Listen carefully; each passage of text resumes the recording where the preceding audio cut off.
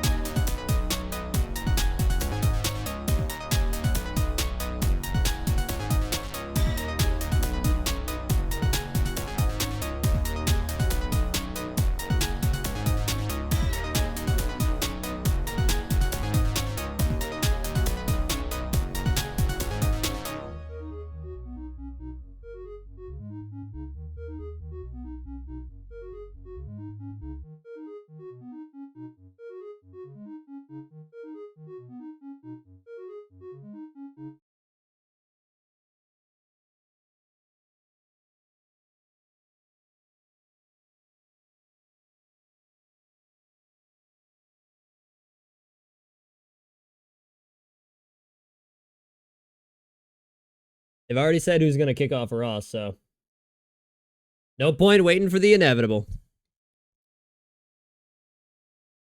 They've already said they showed like 10 minutes before. They always do that. 10 minutes before Raw goes on the air on USA. They always have like a little snippet of they always do like some bogus pan to the crowd and show a couple of cute graphics from the graphics department.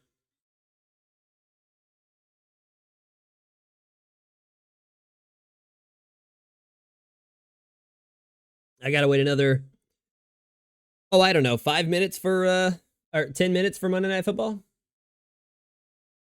Open pack folder. Let me back up the world. So let me back up the world. So no external mod launcher breaks my shit. Dude, this is so fucking ironic. The the Raw after Survivor Series feels bigger than Raw after Mania.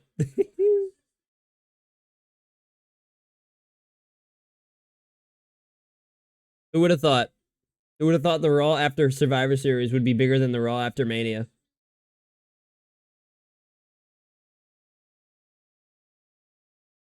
Okay, copy's done. Get me in there.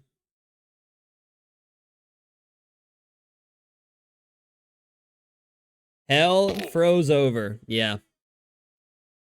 Yeah, Michael Cole said there was a thunderous roar when hell finally broke over. And Phil Brooks walk through the fucking... Not even... Yeah, fuck it. Phil Brooks walked through the curtain.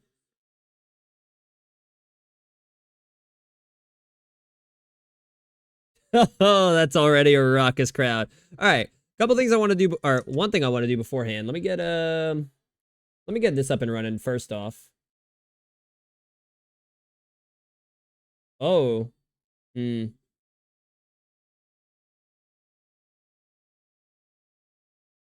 Okay. Ooh, thank God.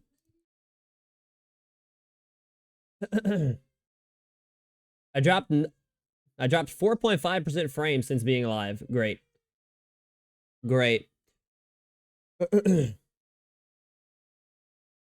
Now we don't just have to sit through Roman Reigns return graphics.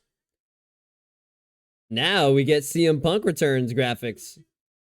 Every time Roman comes back to SmackDown, there's always a big Roman Reigns returns graphic. Now there's a CM Punk returns graphic.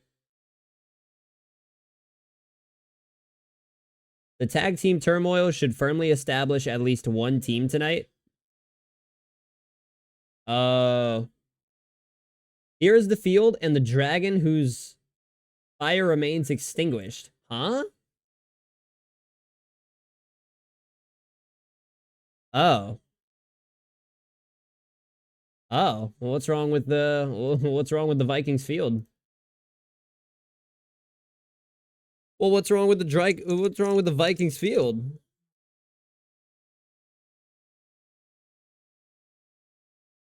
You got your rules and your religion.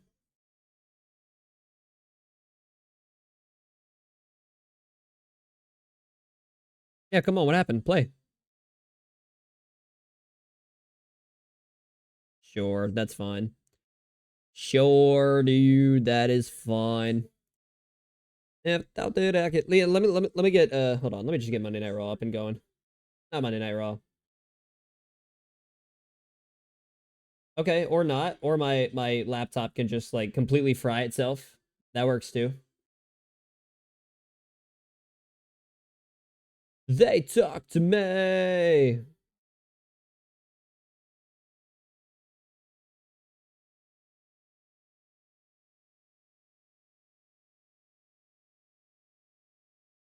They could have done the whole show.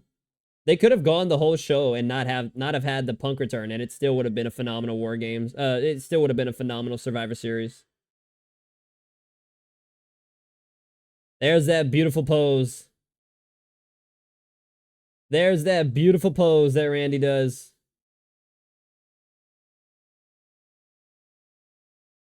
Who would have thought such a simple pose could become so well over with the audience? All right. All right, I got blocks to work with finally. Peace. Boom. I think these are empty. 1, 2, check it out. Randy. I just hear Matt Riddle in my head. Randy. Every time the crowd chants Randy, I just hear Matt Riddle in my head. Randy. Look at that. Look at this. Oh shit. I got hella blocks to work with.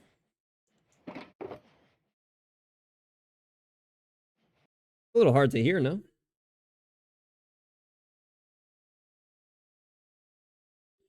A little difficult to hear, no?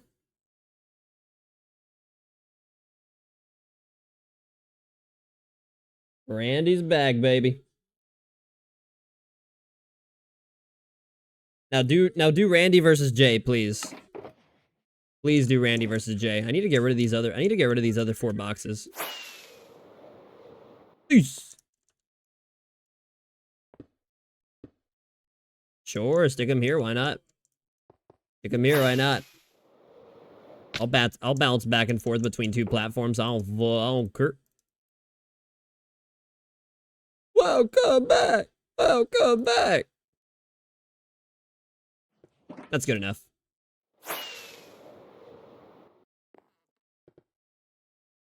No, thank you, Randy. No, no, no, no, no, Randy. Thank you. Thank you for making Survivor Series fucking awesome.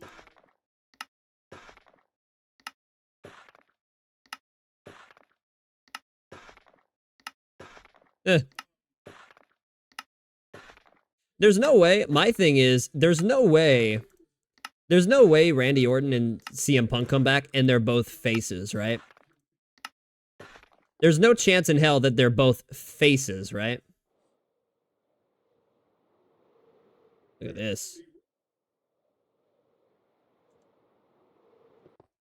Why don't you turn Randy? This probably won't be a popular decision, but why don't you turn Randy heel right away and kickstart Randy versus Rhodes. Randy versus Cody.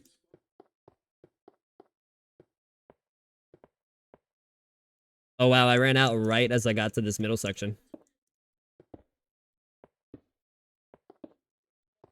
No time to waste. I got one of my fantasy leagues also. One of my fantasy leagues, I'm counting on Justin Fields tonight. What am I counting him on? What am I counting on him to do? Not sure, because I don't know if I'm winning or losing. That's a little an element of solace that I brought upon myself, not checking who's on my opponent's team or checking the score of my fantasy matchup. Because then it just I don't know if you've ever the reason I say that all the time is because a lot of people out there like rely or their mood, a lot of people out there's moods rely heavily on what their fantasy team does. Which is kind of fucking sad, I'm not gonna fucking lie.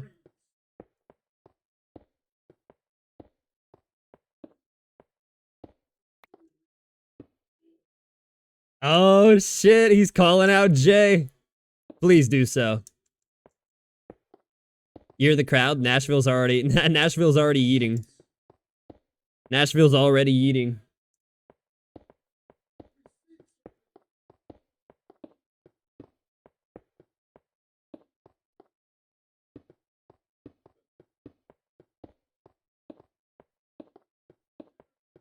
There you go, Randy.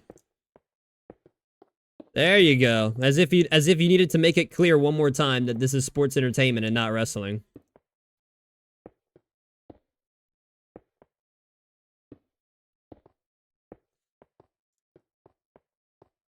Pretty genius move on their part. I'm not even gonna front. Oh, Randy interrupted by Rhea? Oh, okay.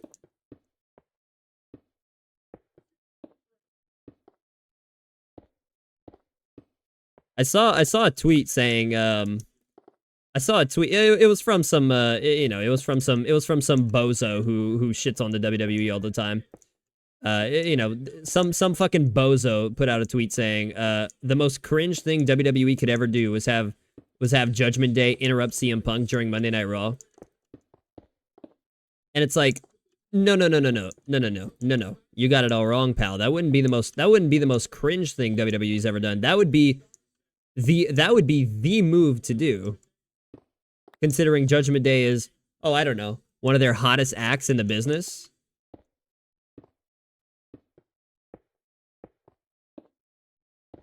No, buddy. That is exactly the type of thing WWE would do. And they should. Is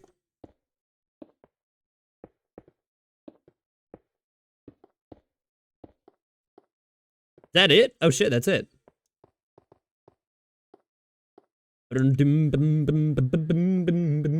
Oh, hold on. Robert Smith, Chuck Foreman, and Adrian Peterson are on hand. That's some kind of backfield.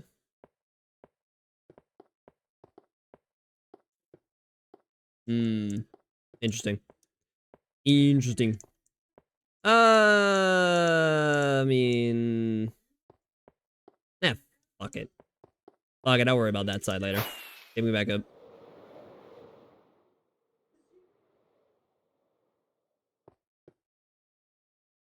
You don't seem to realize... I'm sorry, I'm not... I shouldn't make fun of Rhea Ripley's accent.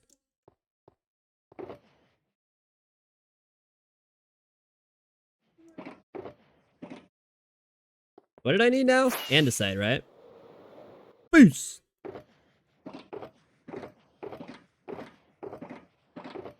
Good, you know, it's a good thing Rhea's not out there with Dom.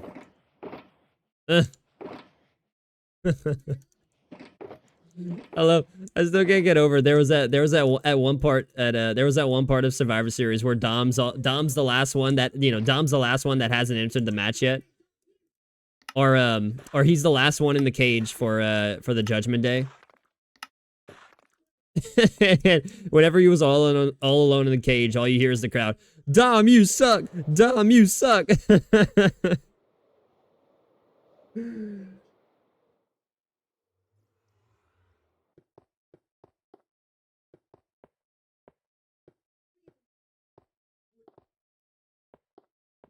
Ooh.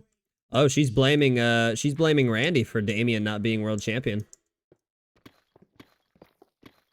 They're taking quite a while for it's taken quite a while for them to it's taken a long ass time for Damian to cash in his briefcase there.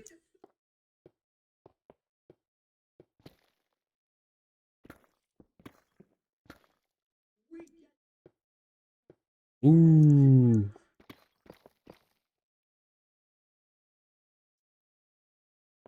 The Nashville crowd chanting RKO. If there was ever someone in WWE to RKO a woman.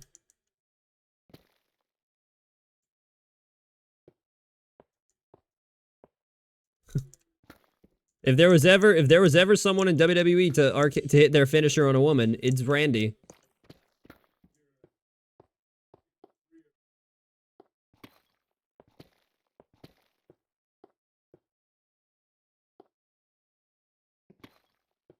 Oh.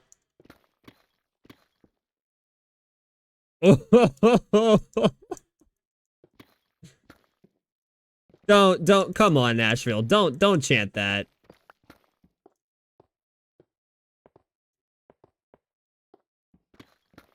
Orton looked Rhea dead in the eyes and said, "Daddy's back." Don't start chanting that, Nashville, please. JPP announces his move to Miami. Oh yeah, I saw that.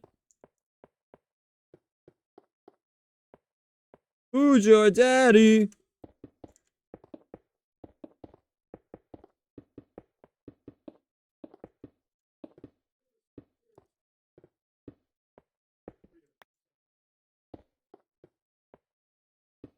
Why does Randy Orton's voice low-key sound a little bit different?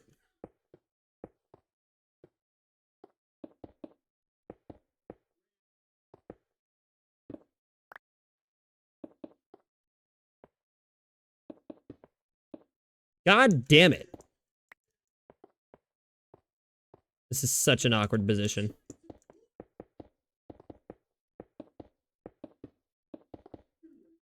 See that? Get me out. Oh no, they're jumping Randy. Randy! There's actually there's an updated image of Matt Riddle out there going around. He's got like a new haircut, brand new look, all that type of shit. Brand new haircut, brand new look. Fucking hell.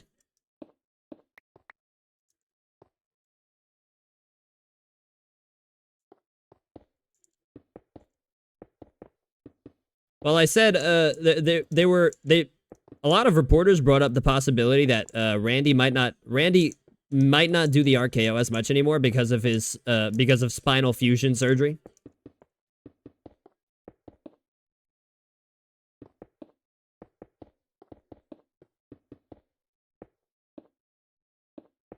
But that's 3 RKOs now in 2 days, or in a span of 3 days. That's 3 RKOs in as many days.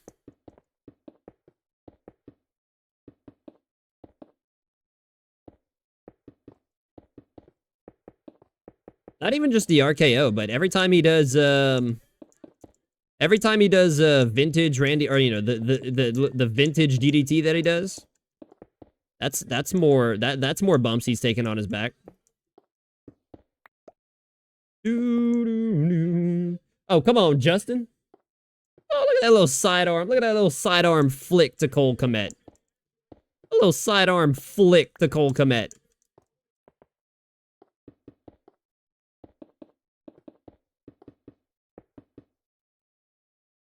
Hey, oh, it's Alpha Academy.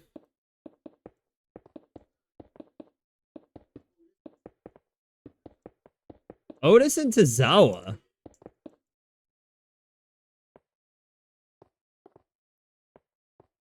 Otis and Tozawa are a tag team. Does that mean Gable's going back for the, does that mean Gable's challenging for the IC title again?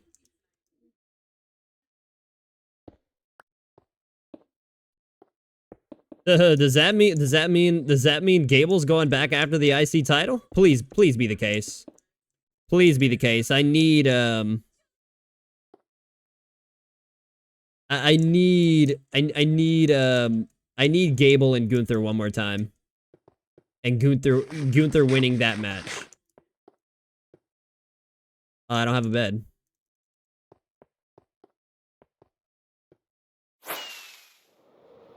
It's Jelly Roll. Hard truth.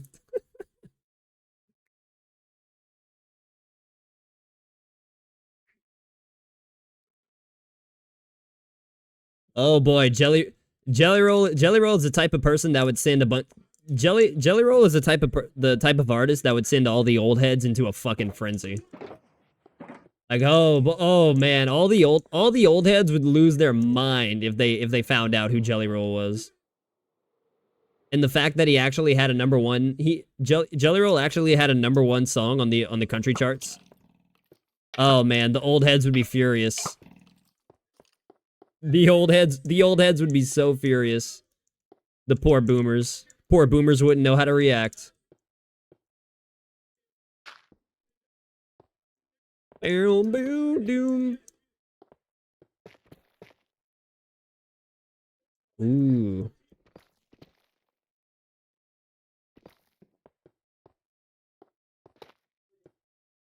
Did I need to break that? Probably not.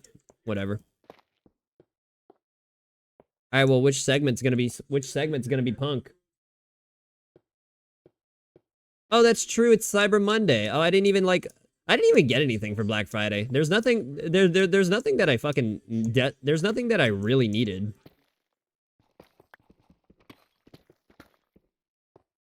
Plus, I feel like all the Black Friday deals are kind of like, especially on a place like WWE Shop or like NFL Shop or MLB Shop, or you know, any big entertainment retailer. Any big entertainment shop retailer. Yeah, they might have like, you know, Black Friday like 30% off, 35% off, some shit like that. But if you factor in like shipping and tax, it's basically gonna come out to the same price. Or you're basically, oh wow, oh look at that. Look at this motherfucker. Boom!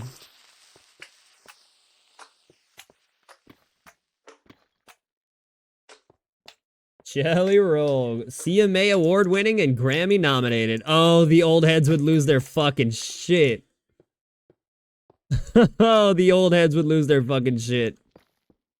Oh man, they just can't handle that. They just can't handle the fact that music from the 70s is just not popular anymore. They can't fucking handle it.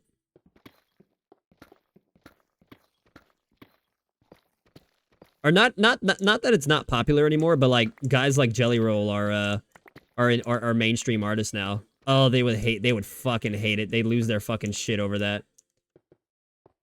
It's just fun. It's just fun to watch people lose their minds over dumb shit. That's like the that's the sociopath in me. That's the sociopath in me. I love watching people lose their minds over dumb shit.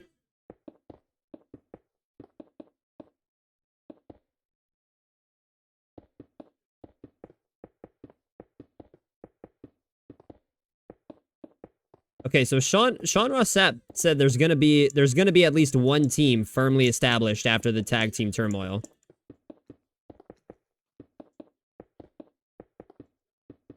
I hope it's Tozawa and Otis.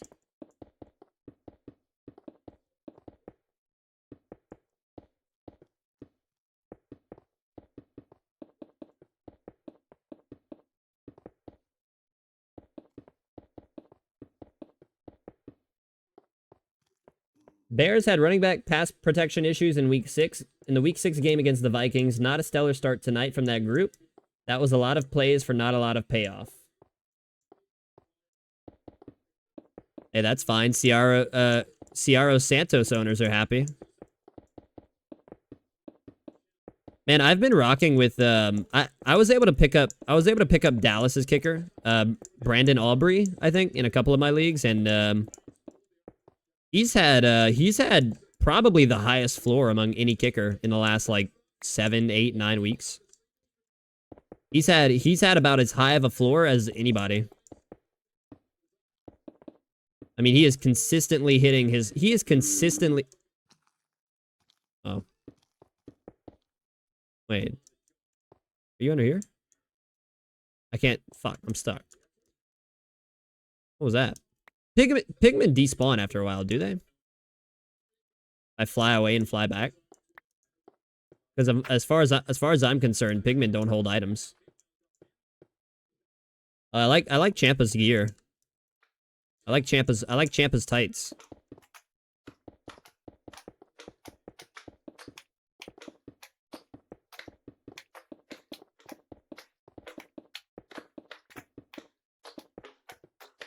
Come on, motherfucker. Bitch.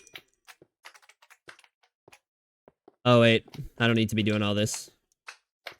This was from a slime that fell off the fucking side, did he?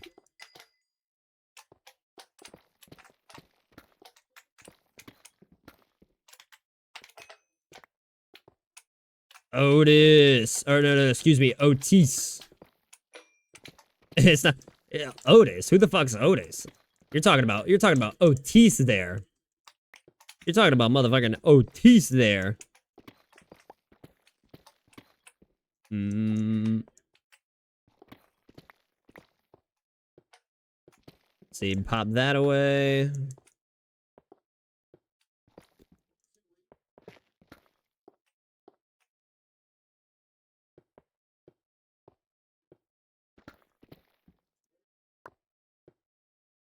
A dink and dunk 13 play, 8-minute, 20-second drive into it. Ciaro Santos' second missed field goal of the season. Oh, he missed it. I didn't realize he missed it. Never mind.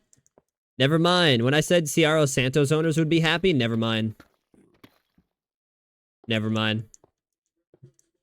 I mean, I can't imagine anybody out there still owns Ciaro Santos in their fantasy league, unless you have a 2-kicker league, which I've seen people do before. Some people do 2-kicker leagues. Some people do 2 kickers per league, which is kind of weird. I mean, play however you want, but they do the same thing with quarterbacks. Like some people have dual quarterback leagues where you start 2 quarterbacks instead of 1. Oh no. Otis and Tozawa are gone.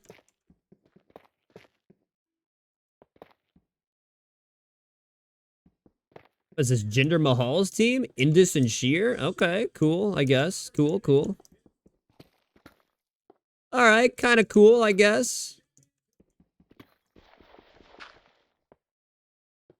I guess Jinder Mahal is just, like, done with it. I guess his in-ring career is just done with.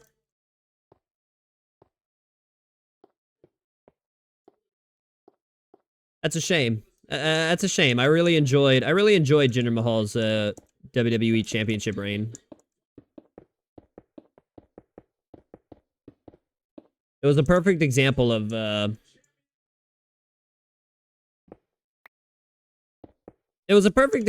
like, you know, trying something out that's new, that's different, and it wasn't bad at all. It wasn't like, you know, Mahal was obviously never a top card guy. Well, he was when he was WWE champion, but that's what I'm saying though. When you put somebody at the top of the card who doesn't normally belong at the top of the card, or isn't always on the top of the card, but you put him in that position anyway, just to like freshen things up a little bit, it was nice. I liked it. I thought Jinder Mahal was a phenomenal heel. Plus, I just enjoyed every single time he said modern day Maharaja. I am the modern day Maharaja. He said that Jinder Mahal called himself the modern day Maharaja more than Roman Reigns calls himself the tribal chief.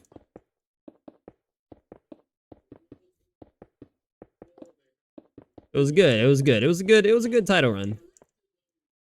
It's nice whenever the champions are unexpected.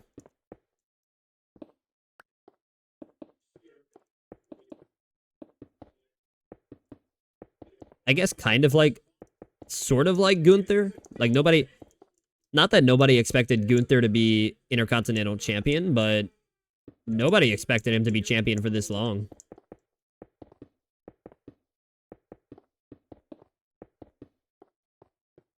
Josh Dobbs went for it all on first. Was a hell of a throw, still didn't get a phenomenal replay. Then Ed Ingram couldn't pick up the stunt.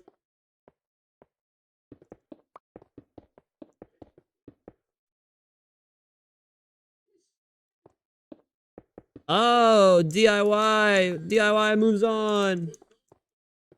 Yes, DIY and the Creed brothers. Fuck yeah. I'm gonna have to rewatch tonight's Raw, because I'm not getting, I'm just kind of half-ass paying attention to it right now.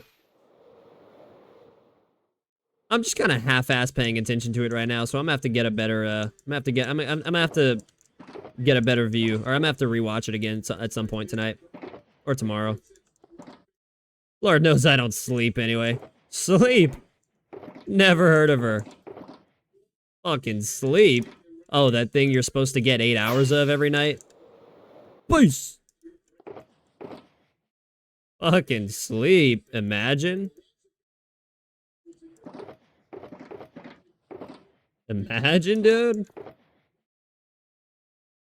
Ew, that sounded like Trevor Lawrence. That sounded like Trevor Wallace for a second there. That was still one of the worst stand-up specials I've ever seen in a fucking long time. Like I don't even hate Trevor Wallace's style of comedy, but his stand-up special was so fucking awful.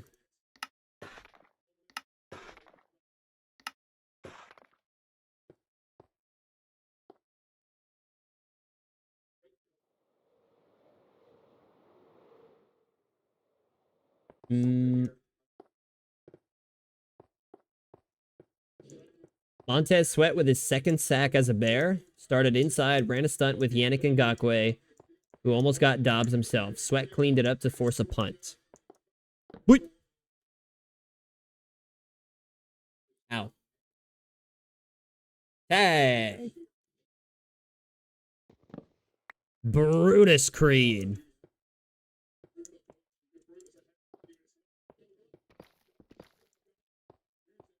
I'm hoping with Julius Creed and Brutus Creed, I'm hoping the Brutus Ball is one of those finishers that gets really over with the crowd.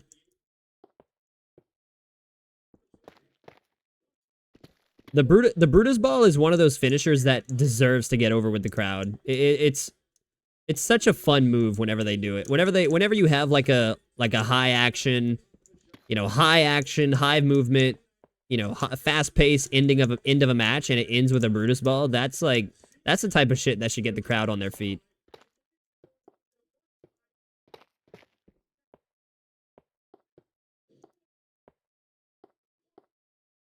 There's the graphic again. CM Punk returns tonight. Damn, they put more effort into CM Punk's return graphic than they did any of Roman Reigns' return graphics. Because like every time Roman Reigns returns to SmackDown, they make this big graphic. Roman Reigns returns. They put more effort into CM Punk's graphic than they did Roman Reigns' graphic.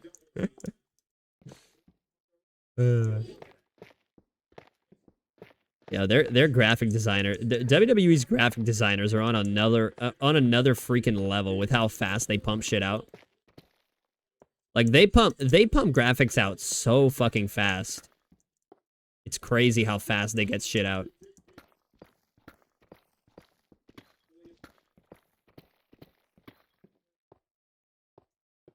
Especially considering that nothing with Punk was finalized until like Saturday morning. So they had a solid, well, I guess they had 2 days to get something up and going. Damn, that sucks. They had to work on a Sunday. And people say graphic designers don't do real work. And people complain that graphic designers don't do real work. That WWE team was probably working on that shit Sunday and today to get that shit ready for Raw tonight. Okay. Stairs. Oh fuck, this is the tedious part. This is the fucking tedious part.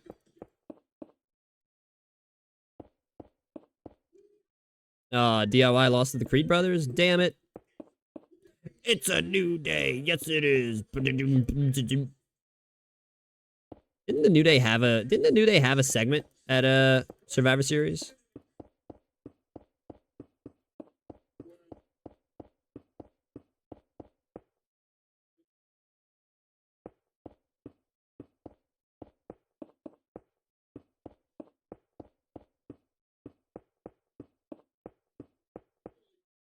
There we go. Is Raw bleeding through my microphone at all? Let's see. No. If I stop talking, it goes all the way back down to 0. No, it goes all the way back down to 60. Never mind. Never mind. Never mind.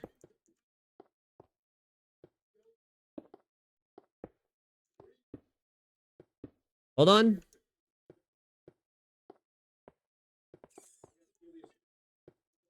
That's the middle, huh? Yes. There we go. What I wanted to do. What I wanted to do. Gotta respect the team that's 3-8 saying screw it and going for it on 4th down. Oh shit, Bears are going for it? Come on, Justin. Come on, Justin. Get something going. Why not? Why not go for it? Oh, they got it. Oh, wow. They left Cole Kmet all alone. Oh, my God. That was the easiest. That might have been the easiest 4th and 10 conversion I think I've ever seen. That might have been the easiest 4th and 10 conversion I've ever seen in my fucking life.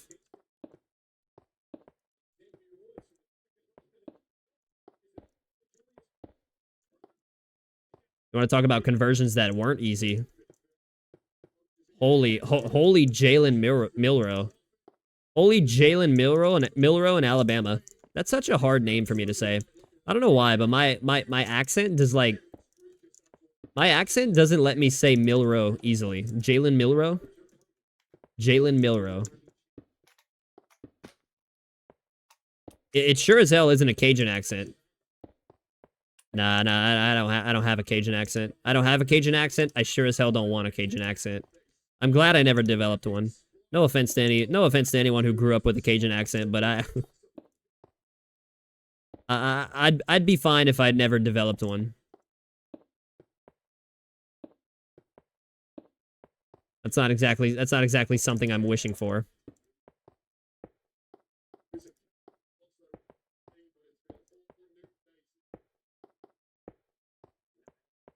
Well, why are they at a commercial break? Brian Flores brought it all, and Cole Kmet deked the Vikings defense by engaging. Justin Fields balling a little bit too. Big 4th down conversion. Justin Fields in the first quarter, 12 of 12 passing for 100 yards. Cole Kmet already has 6 catches for 39 yards. That's not a big average per catch, but holy hell. Big PPR game coming for Cole Kmet. That'd be great if I was in a PPR league, but not a big fan of PPR leagues. If I'm gonna play in a PPR league, I would like the most points per reception I'd ever be okay with is like 0.25. Like a catch in my opinion should be no more, a reception should be no more than a quarter of a point. Half a point is maybe half a point is okay. But then you run into situations like then you run into situations like the Danny Woodhead, it's the Danny Woodhead argument. Under no circumstance should Danny Woodhead ever be a top 5 fantasy running back. But back when Danny Woodhead was still playing, if you played in a PPR league, Danny Woodhead was one of the top running backs one of the top fantasy running backs because of how just because of the amount of times he caught the ball out of the backfield. Even though that's way more common today, it's like still you shouldn't be one of the most valuable guys. If you're not even the most productive back on your own team, you shouldn't be a top fantasy contributor.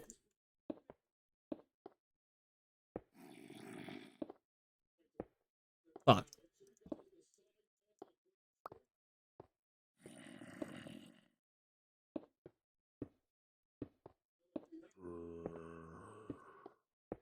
I don't know. If you the most a catch should be worth, in my opinion, is fucking a quarter of a point. Not even half a point, a quarter of a point.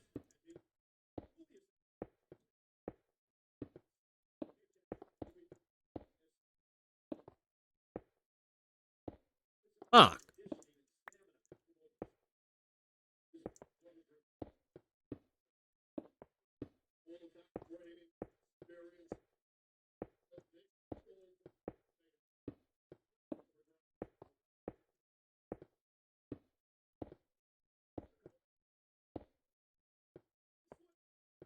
One, two. Oh, Julius saves the match.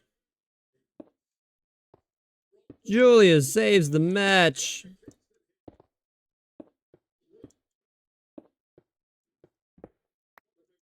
I still hated the decision to have the Street Profits had a tag team title opportunity literally 1 day before Survivor Series. That was a pretty dumb decision. Why would you give a team a tag team title opportunity literally a day before a Big 4 pay-per-view? Like, everyone knew that Judgment Day was going to retain.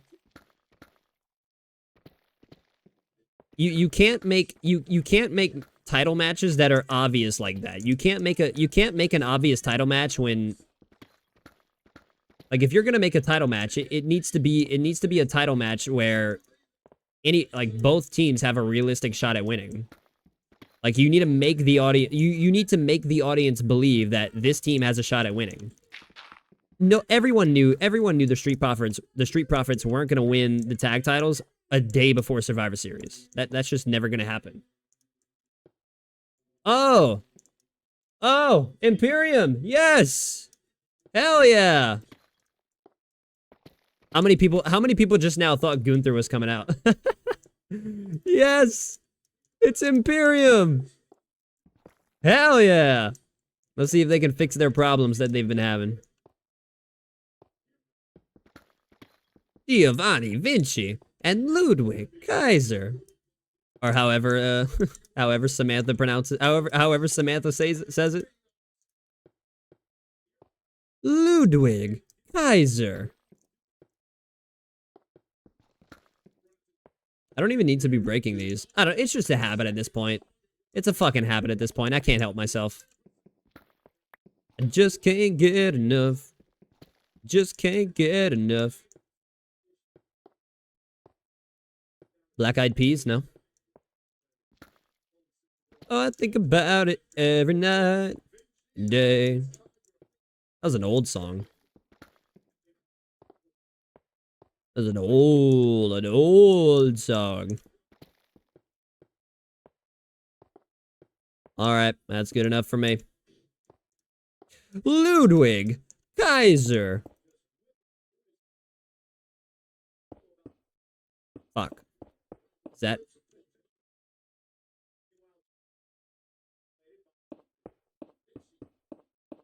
I think that's good. Hopefully. Hold on. Okay, never mind. Never mind. I thought that one was open. I thought that was an exposed block. Thought it was an exposed block. Never mind.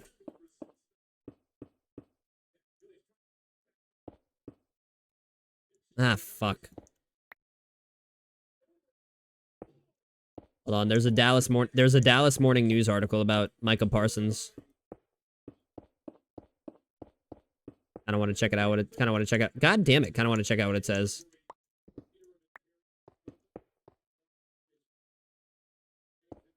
"535th day as Intercontinental Champion." Holy fuck! I didn't realize it. I didn't realize Gunther crossed the 500 mark. Wow. I didn't realize it's been over 500 days. The Dallas Morning News rewatched and charted every holiday penalty Cowboys defenders have drawn this season. Oh, every holding penalty, not every holiday penalty. The Dallas Morning News has tracked every holiday penalty the Cowboys have scored. No, it's every holding penalty Cowboys have drawn this season. Micah Parsons has gotten just 2 calls and none in the past 5 games. Or is that supposed to be an indictment on his pass rushing slump?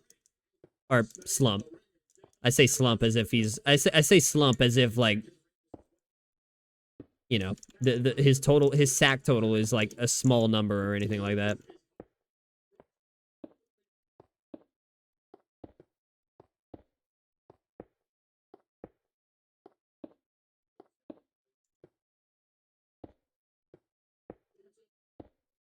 Is that right?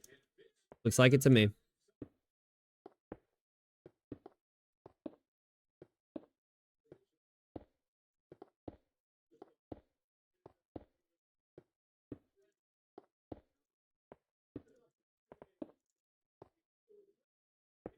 There we go.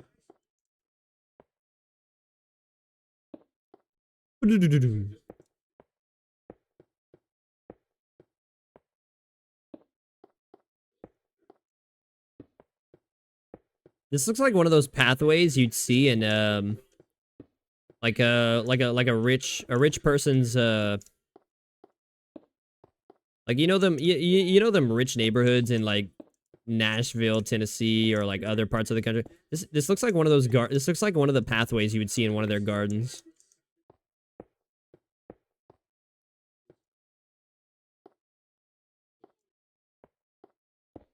There's a house in Nashville, Tennessee, and I'm sure this is more common, right? Like in other big major, you know, large money, you know, big money areas, but I saw there was this house in Nashville that has its driveway and the front door is on one street. And then if you go 1 block down, the backyard, like the back door and the back driveway, yes, they have a back driveway. The back driveway goes out on the other street 1 block over.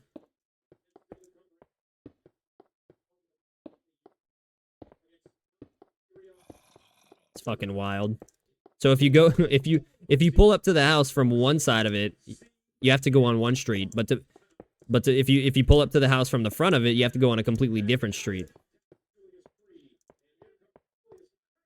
That's fucking insane. Meanwhile, JJ Watt, you know, the former Texans pass rusher, brothers with TJ Watt, Derek Watt. Meanwhile, JJ Watt has a fucking as much money as he made in his NFL career. The dude has one tiny ass wooden lodge in the middle of a big acreage.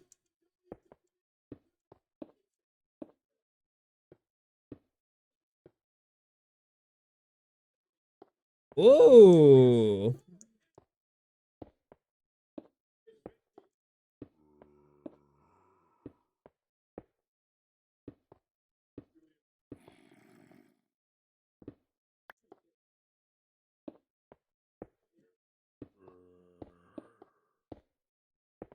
I saw Julius Creed pull off that double back body drop. Well, I don't know. What would you even call that? A double belly to belly belly to belly suplex.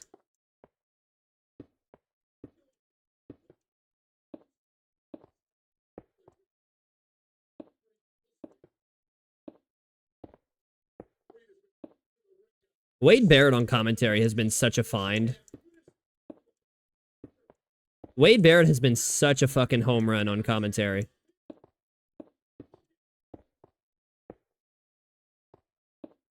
But I mean, it doesn't surprise me that Wade Barrett found a home on commentary. People love Wade Barrett.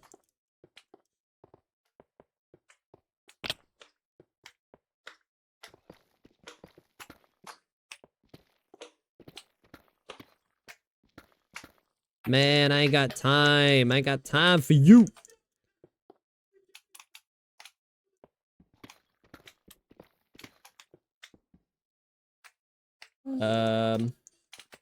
Justin Fields and the Bears have the ball again. Well, I tell you what, if there's one thing that'll cheer Seth Rollins up, it's the Chicago Bears winning on Monday Night Football.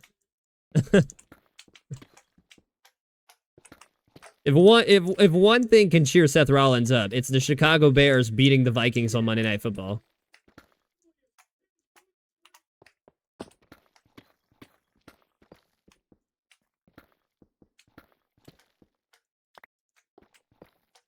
Did he hit the Brutus ball again? I think I heard it.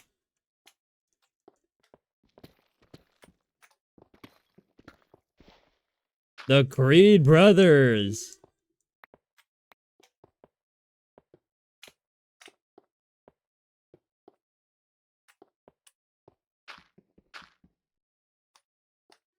Hell yeah. Creeds are the #1 contenders for the tag titles. Fuck yes. Oh, that's awesome.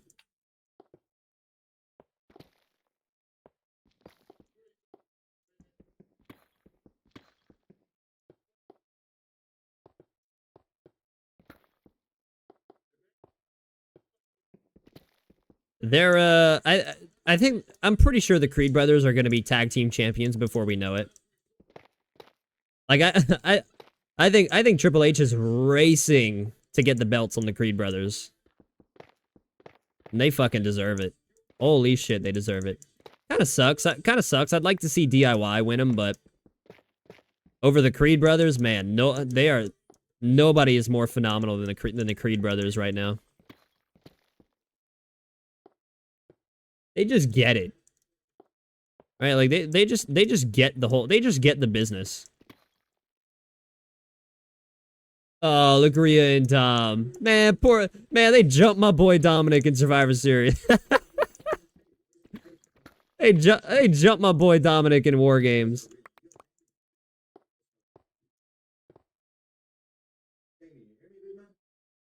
Damien ain't worried about those tag titles.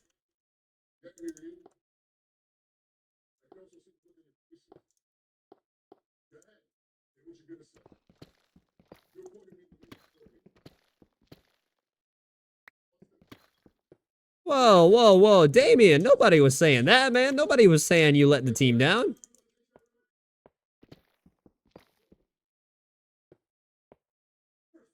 Damien, chill, Damien. Nobody's calling you out. Nobody's outing you.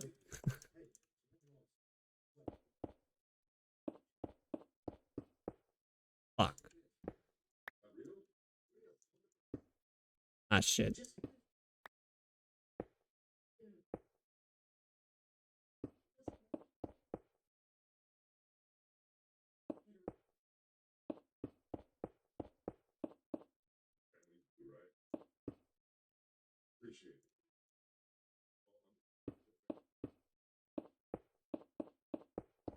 Oh, I forgot JD McDonough was in Judgment Day. I totally forgot about JD McDonough.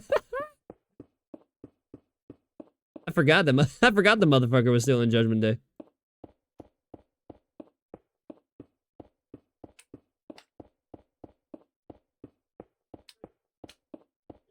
Cody Rhodes. Is that Is that where are they gonna use Cody Rhodes to set up CM Punk coming out? Probably not though. Probably not. Give it to Wesley. Give Wesley one more shot at Dom's title. Was that the one I looked? Was that the block I saw? No. I saw a block elsewhere. That's. I don't know. Maybe not. Maybe I'm just thinking about it too much. Get me up. Get him up. Get him up. Ugly possession for the Bears, who can't capitalize off the Jalen Johnson interception. 2 penalties, a swing pass to nowhere, and an incomplete 3rd and long, resulting in a punt. The Bears, dude. The fact that Justin Fields had 12 completions in the first quarter.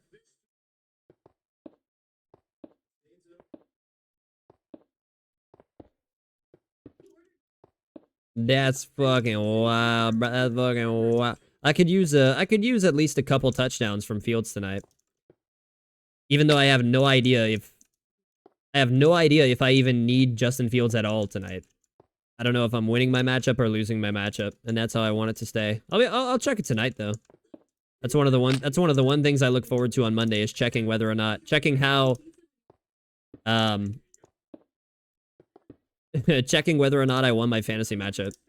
Because I have no clue. I have no clue who's on my opponent's roster, what players my opponent has. None of that. None of that garbage. None of that garbage. An incoming ad break in 2023? No way. It seems like I don't know. Maybe I'm losing my mind, but it seems like ads are a part of our world nowadays. I don't know. I can't exactly tell though.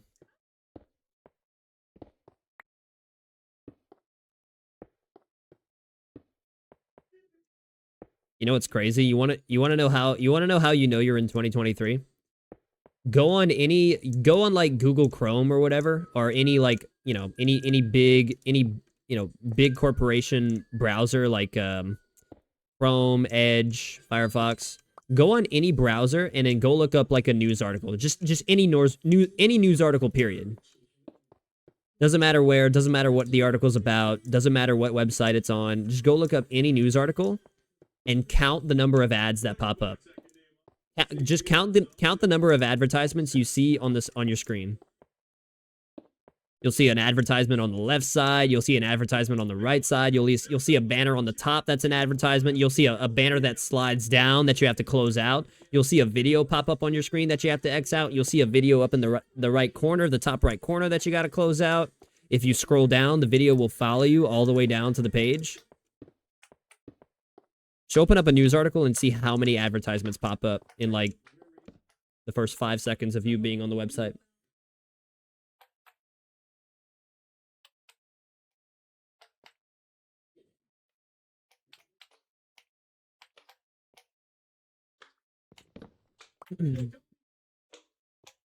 WWE Supercard season. Oh, motherfucker. Oh, I can't wait to not have to deal with slimes anymore. Oh, look at it. Look at this nerd. Blink. Oh, no way. I missed again. Big pop for Cody.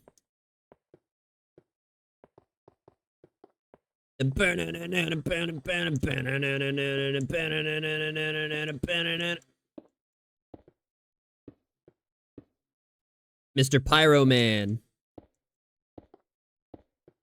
Adrenaline in my soul. Excuse me, sorry.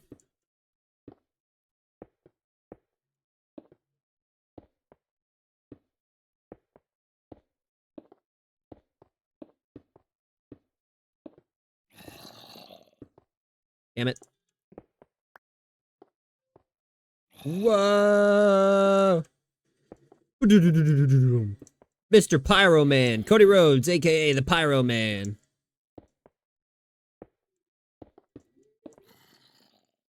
The doctor of They say John Cena is the doctor of thugonomics, while Cody Rhodes is the doctor of pyronomics.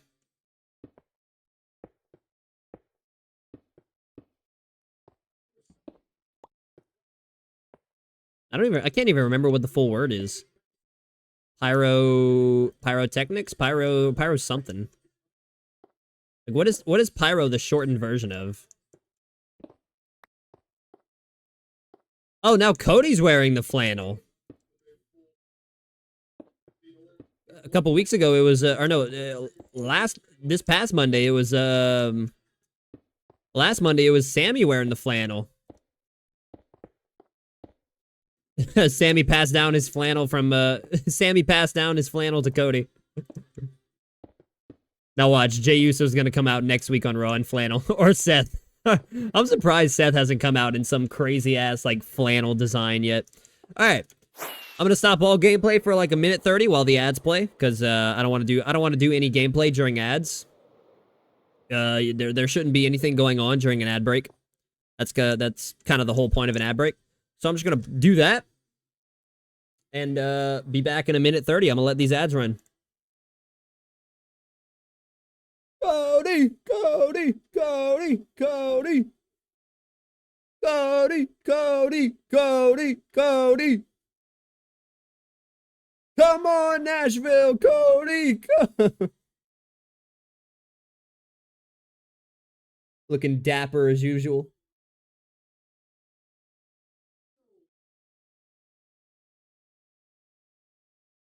Don't ask Nashville what they want to talk about. Watch, he's gonna say, what do you want to talk about? CM Punk chants.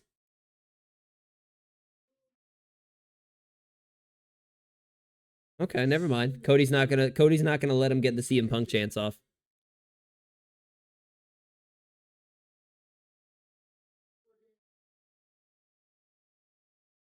The refs are being quite involved this far in Monday Night Football. Are they? Are they? The Yeet Master main event. Jey Uso.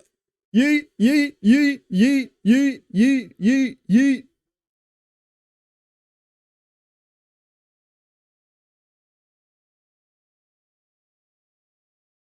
Okay.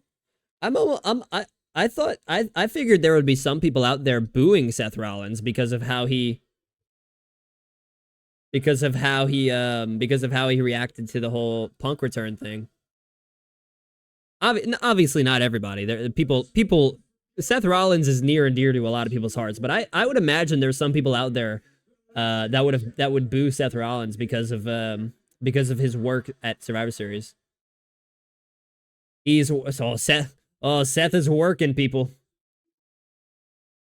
That's one of those roughing the passer penalties where I'd like the officials to explain to Jervon Dexter, all 312 pounds of him, what he's supposed to do there. Oh.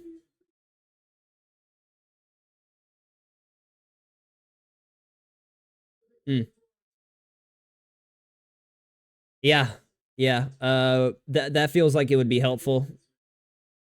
Telling a 312-pound man what he's supposed to do when he's falling on top of a quarterback. How is he supposed to move his body weight so that he doesn't fall directly on top of him? I don't know. It's one of those weird things you gotta live with. Yo, Lynn, what's up? What's going on, Lynn? All right, ad break's over. Wait a minute.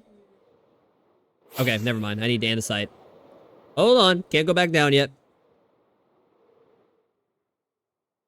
Hold up. CM Punk! CM Punk! There it is. Cody finally brought up CM Punk.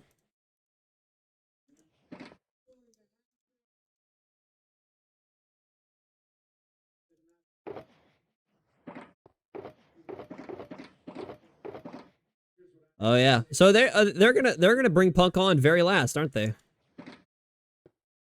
Just got done playing 7 days.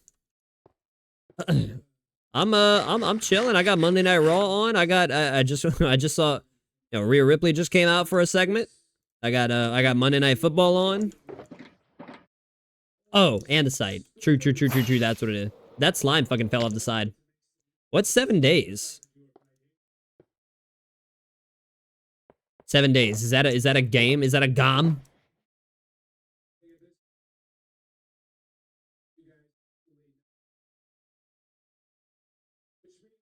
Wait.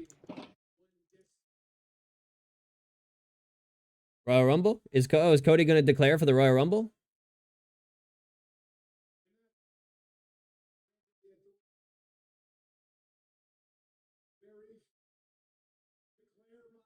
Oh shit.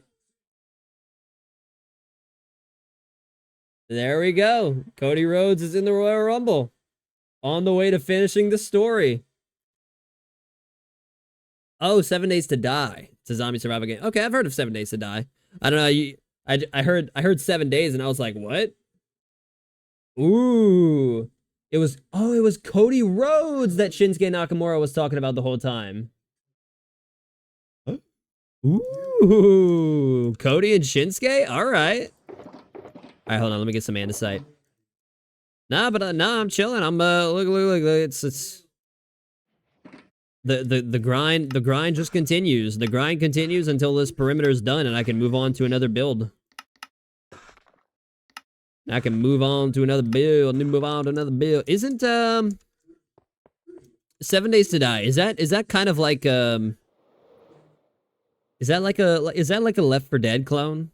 I don't know. I'm not like that's not like a I'm not throwing shade at 7 Days to Die. I'm just like I don't know anything about the game. Oh no, Nakamura's in the ring with him. Oh shit, he missed it, Cody. Oh man, if people just tuned in, they might think that's blood.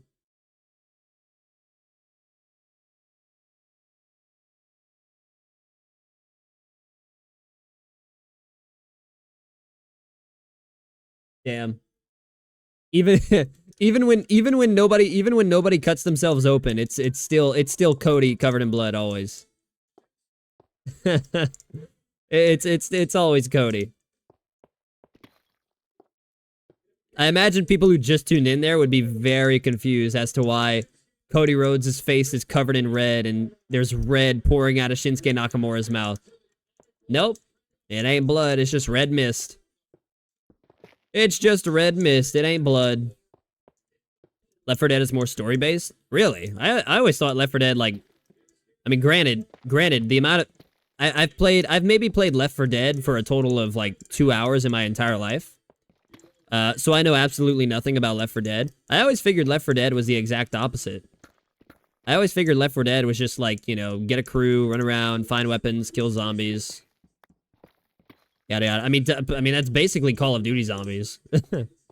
Yeah, that's basically what Call of Duty Zombies is.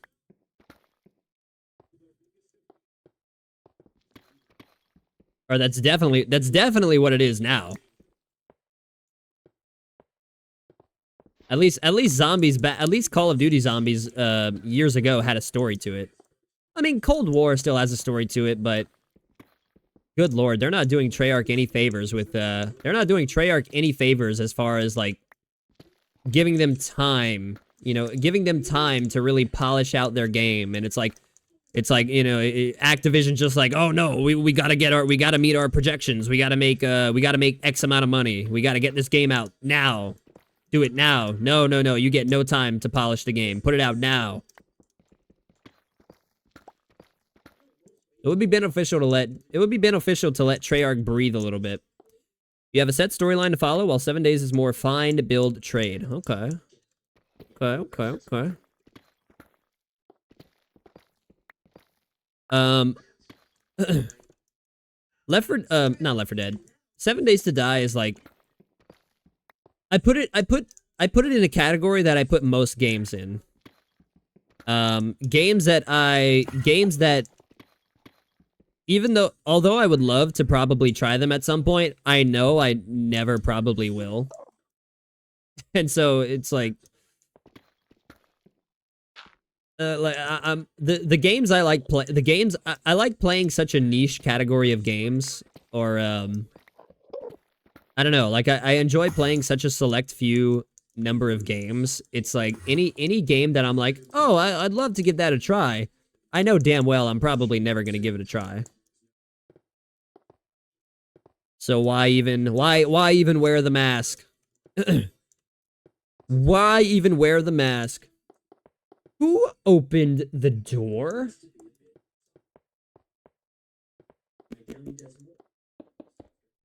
Who opened the door?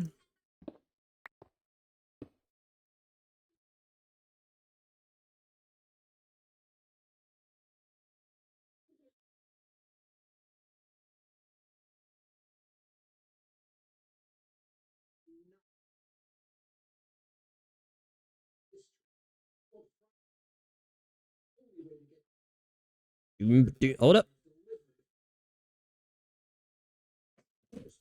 Okay.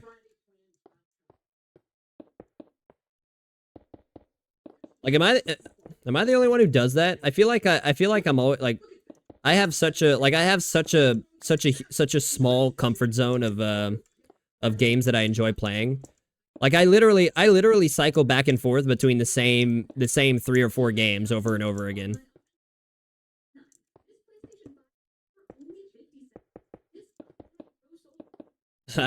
The games that I cycle back and forth between are like, it is a really small number of games, and I know damn well I won't be trying out most of them. You know, I know damn well I won't be trying out a lot of new games that I would love to try out.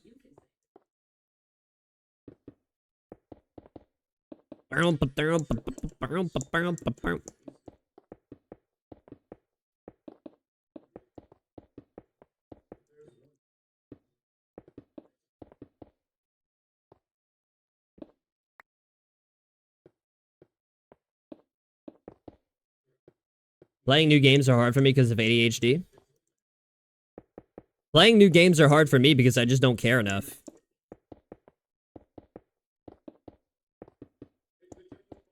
Playing games are hard for me because I just simply don't care enough. I mean, there's obviously some new games that I am anticipating. Like, I know I'm waiting on Treyarch's next game to come out. I'm pretty excited for Treyarch's next game to come out. I'm also excited for, even though it probably won't be till at least another 2 years, GTA 6, obviously. I mean, that's...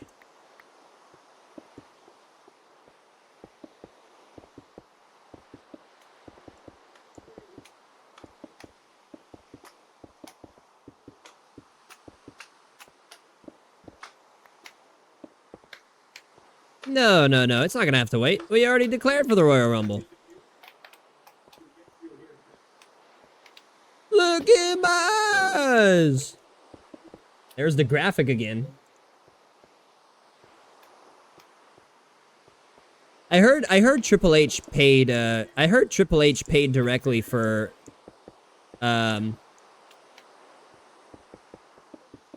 I heard Triple H personally paid for the license to use Cult of Personality by Living Color.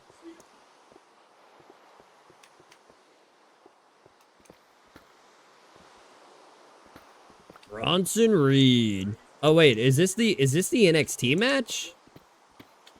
No, huh?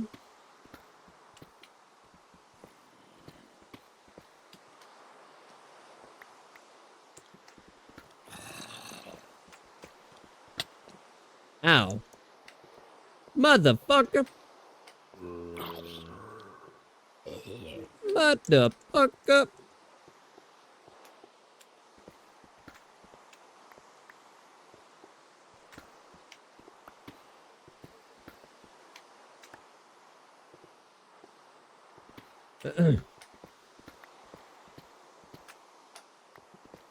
Or is this just an additional match going into tomorrow? Is this completely separate from his little ordeal with Wesley? No, not Wesley. It's Wes Lee. 2 names. Pretty clever, right? Pretty clever from Shawn Michaels, right? It ain't Wesley, it's Wes Lee. Jalen Johnson knew it. A pick six dropped. Oh no. Oh well, I'm kind of glad he didn't. I'm kind of glad he didn't get the pick six because I need points from Justin Fields. I don't need points from. Well, I don't know what I need from Justin Fields. I'm just assuming. I assume every week that I'm losing by like 20 or more points. So every week I just assume that I need 20 points from my quarterback. And a shitload of touchdowns from the receivers.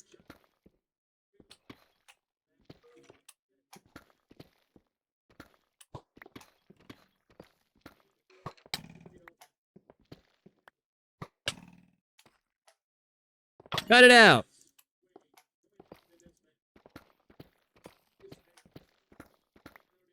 It's interesting. It's interesting to see the amount of people who are, you know, tuning back into Raw tonight because of CM Punk. And just have like absolutely no idea what's going on in the show because they don't watch the show like at all. The only reason a lot of people are even watching tonight is because of CM Punk. And it shows because there's so many people who just have no clue. There's so many people who you know don't know any of the storylines, don't know any of the build up, don't know any of the new guys, don't know any of the current feuds that are going on, don't know anything about any of the matches that are going on. It's like, damn, it shows you guys really don't watch the show. It shows how many people really don't watch the show at all.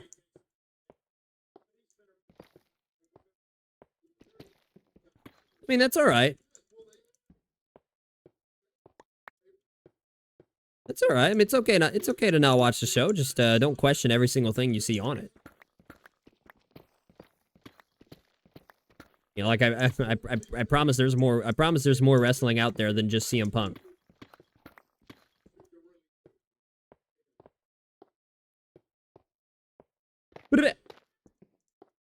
Wait. I can't see all that. See what I mean? That's all underneath shit. I can't get to it. It's all underneath shit. I can't reach it. I'm short. I'm short.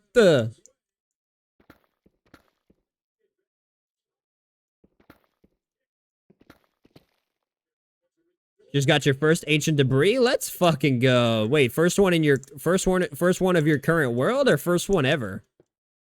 Oh shit, is that your first ancient debris ever?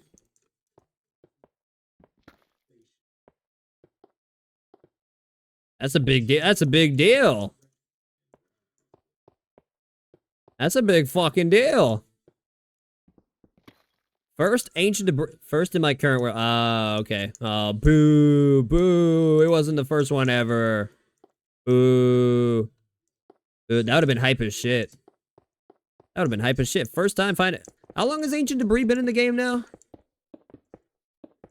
When was the Nether update? Wasn't that 116 or some shit like that?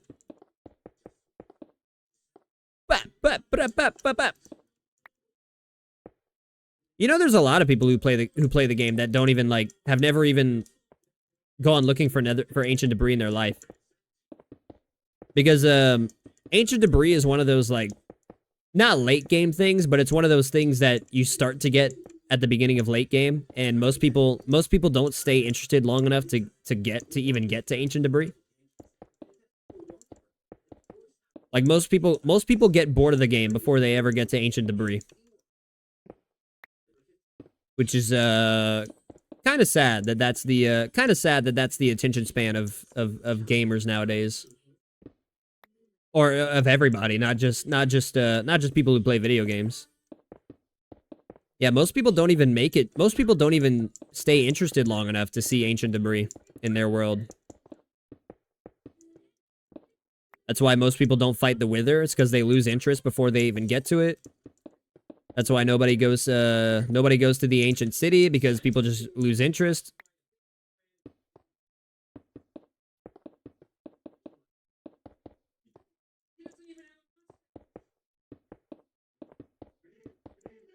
You know, if it's not fast paced enough, if it's not action packed enough, They get bored and move on.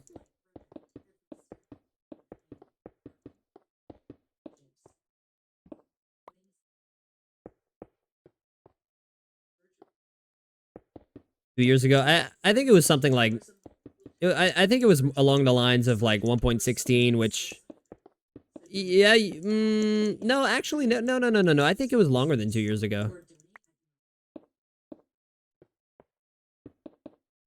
I know it was at least 2 years ago.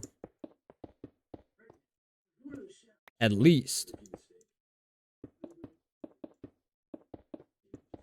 Because 2 years ago was when, 2 years ago was when they were just releasing the what you call it? The wild update? No. Or like 2 years ago was when they were releasing the second half of what you call it?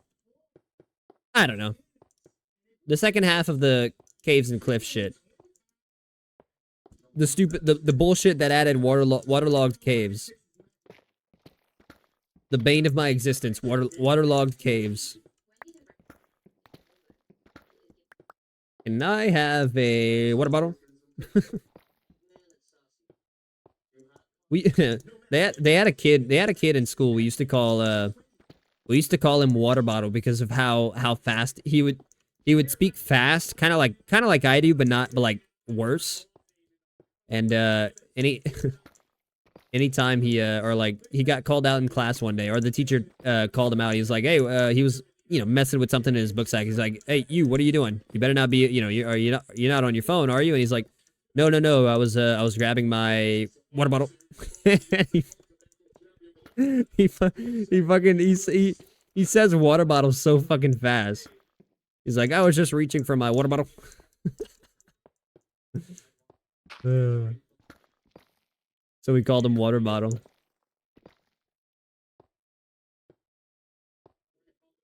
The man spoke abnormally fast. Kind of like I mean, kind of like me, but just picture me, but like 5 times worse. Because I've been told that I've been told that I talk pretty fast before.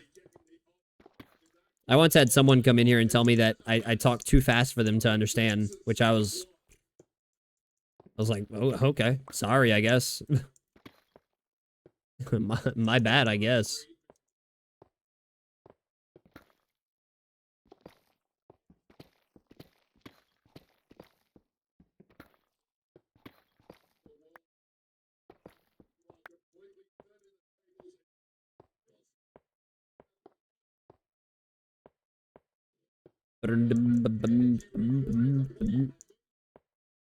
All right, looking good, looking clean. I don't see any other blocks that I gotta get rid of. Oh. All right, that's good enough.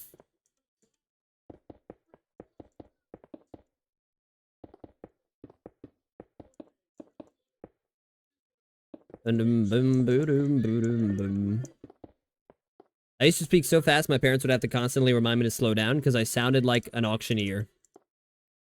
You too, huh? Well, my parents never told that to me. I don't know. Like, as far as like, when I'm just in my, it's mainly when I'm just streaming. Like, if I'm, a lot of the times, because there'll be a lot of times where I'm not holding a conversation with anybody, so I just have to, I'm just rambling on about my own thoughts. And, yeah, no, I tend to speak too fast sometimes. Or if I want to if I'm trying to get to a certain point, I'll, speed things up a little bit, get to the point a little bit quicker.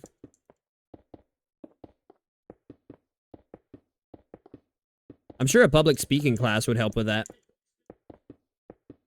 Lord knows they offer a bunch of them at my university.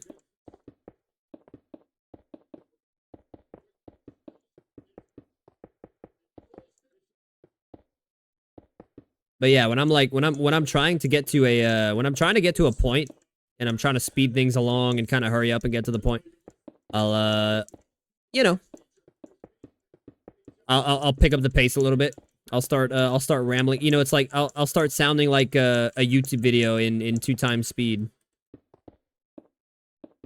It's like setting a YouTube video to 2 times speed.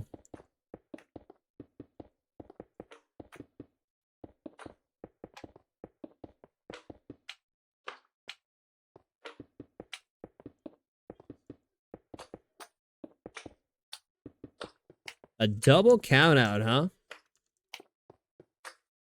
Ow. You know, you don't hit as often, you don't hit as quickly as your you know, the big slime boy. Ivar and Bronson. Yo, this is a slapper. This is a meat slapper, literally. Two giant men going at it in the ring.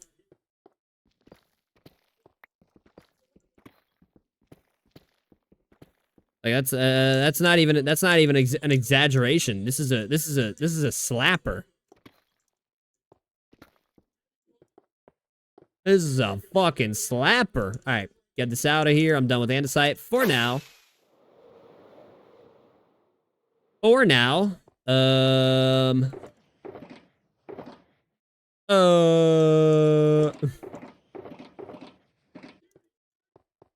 Stone brick, I think. Peace. Give me that. There we go. There's the stairs. Look, it's another Jason Jordan sighting.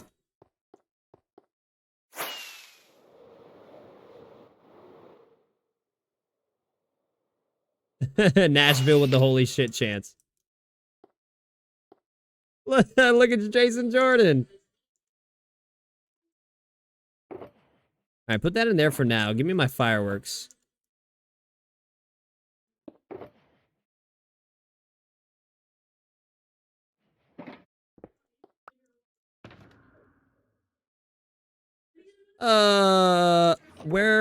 What? There we go. Found it.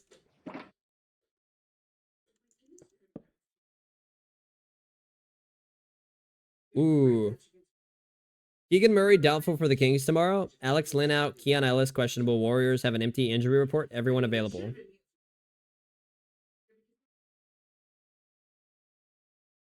Ooh. Oh, I didn't even notice the Vikings uniforms tonight. Oh, I like them. I like those. Those look really nice.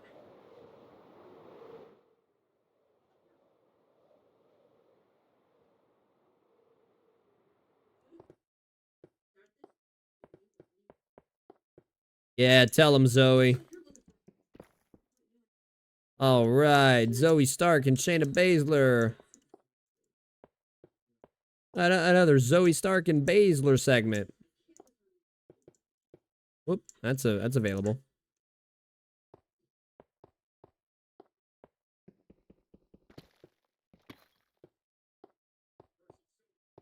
Ooh. Oh, that was already a match.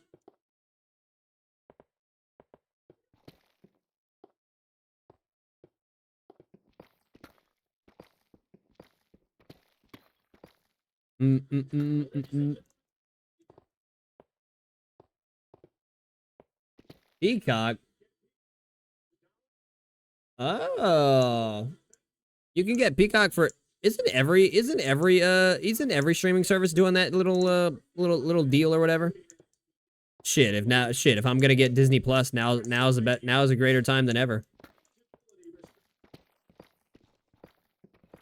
Oh, but is it one of those like it's one of those like for new subscribers only? Yeah. It's a wash. It's a wash. It's one of them new subscriber only things. Why do they do that? Like, so what if I've subscribed to your service before? I can't use your Black Friday discount? Like, what kind of donkey shit is that? That's like saying, oh, if I've bought a shirt from your website before, I can't use a Black Friday discount on future purchases. Like, what? What kind of business model is that? That's a poor fucking business model. What?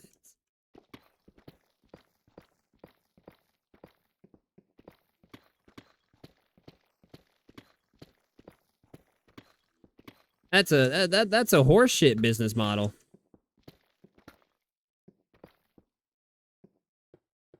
So, purchase my course. I'll show you how to make millions just from working from home.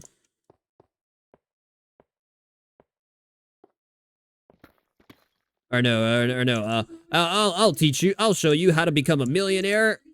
How to become a millionaire just by using your phone. Subscribe, purchase my course, and I'll teach you today.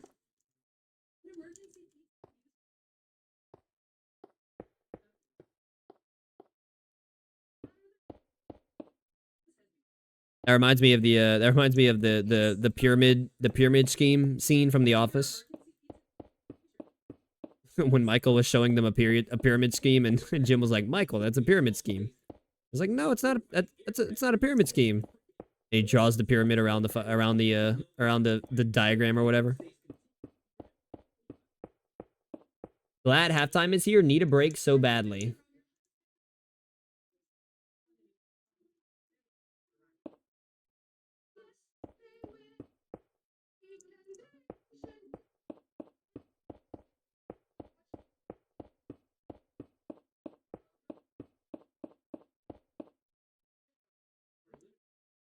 Let him slab. Shit. Slab, right? Right.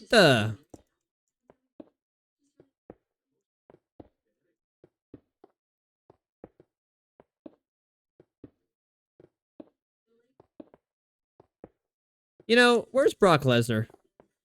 Where's Brock Lesnar when nobody expects him?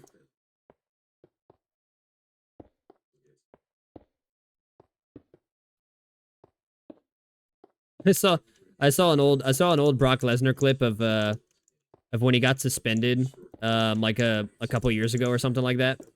Like fake suspended, not like, you know, him getting suspended was a part of the show. And when he came back from his suspension, he got up in Adam Pearce's face backstage, and he was like, you know, Adam Pearce, I want to tell you something. Me getting suspended was one of the greatest things that's ever happened to me, because I got to enjoy my favorite pastime, moose hunting. And in typical Brock Lesnar fashion, he went on this long ass tangent about moose hunting, and he was like, you know, I killed a 300-pound moose, and I hung the moose up, and I gutted the moose, and I butchered him, and when I was done, I had him taxidermized, and I put him up on my wall. And I put him up in my trophy room, and I actually named him something. You want to know what I named him, Adam Pearce? He's like, I wanted to name him after you, Adam Pearce, because you suspending me allowed me to enjoy my favorite pastime, moose hunting. So I named him Pierce. It was the longest, like, most pointless fucking promo I think Brock Lesnar's ever done in his career. Was this long ass shit about moose hunting. That was a real segment on Raw. I saw that clip. I saw that clip pop up again recently. God, that shit was funny. I was like, what was Brock Lesnar fucking on about? Yeah, Lynn. Yeah. He went on and on and on and on about fucking moose hunting. I don't know if that was like scripted or anything, but like, or maybe Brock was going off script a little bit, but that motherfucker went on for a solid 2 minutes about moose hunting. He's like, you know what I named him, Adam Pearce? I named him after you.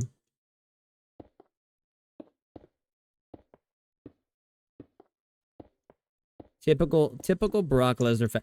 This is why that's why Brock Lesnar doesn't tell stories.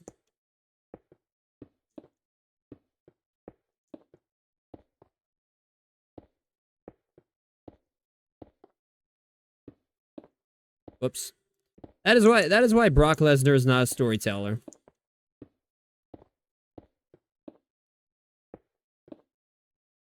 More or less, more than anything, Brock Lesnar is just more often than not, Brock Lesnar is just a cog in someone else's storyline. Ah, fuck, I fell in a hole. I fell in a hole. Punk is live on Monday Night Raw.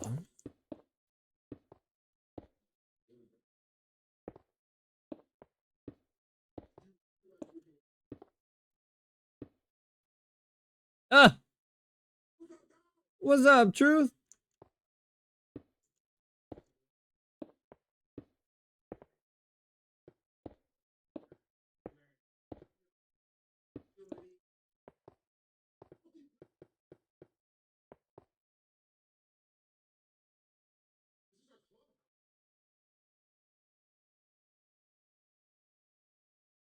That's fucking hilarious.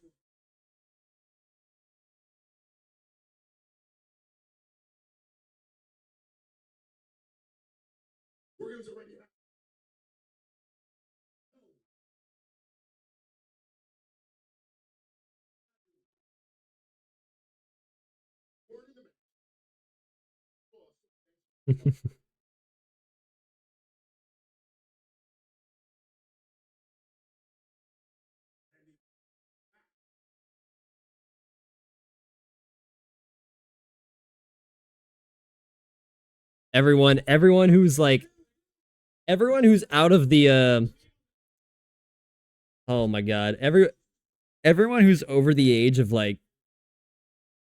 I don't know, 50 or 40 who's tuning into Raw probably have no clue who Jelly Roll is. They probably have no clue that Jelly Roll's even like a they probably have no clue that Jelly Roll's a platinum Grammy nominated artist. That's fucking fun.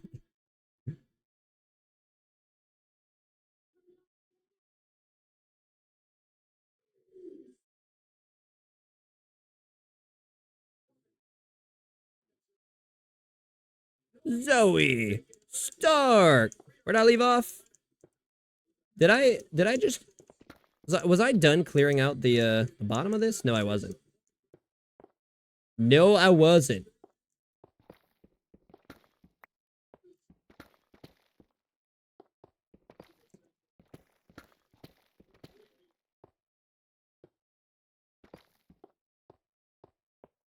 Boom, boom, boom, boom, boom.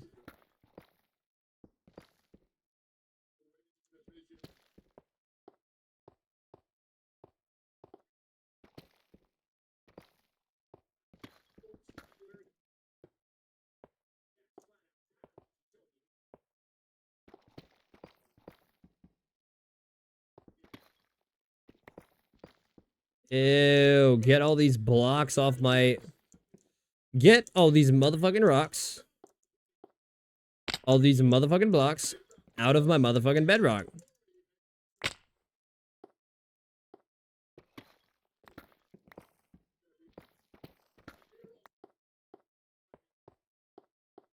Yeah. Well, that just now they showed the real return from Survivor Series. Well, you thought CM Punk's return was big? Nah. They just showed the real return from Survivor Series. Our truth, baby.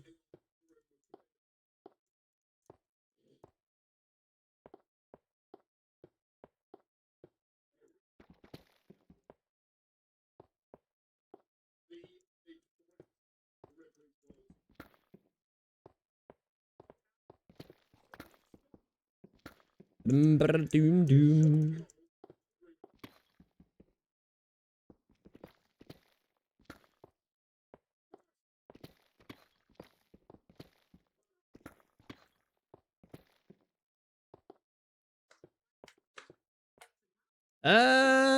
Do I need to do something? Yeah, fuck it, whatever. Whatever. Oh, please don't. I don't have time. Please, I don't have time. Like, get away. Yeah, you can stay around like that. Yeah, just don't stop me from mining shit. Ooh. And it's just one block. I'll let it go. It's just one block. I'll let it despawn. It's just one block. It can despawn.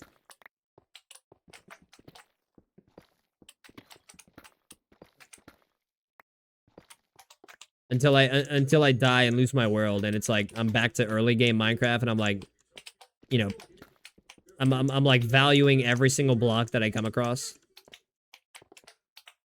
Okay, I think that's everything. Oh, maybe.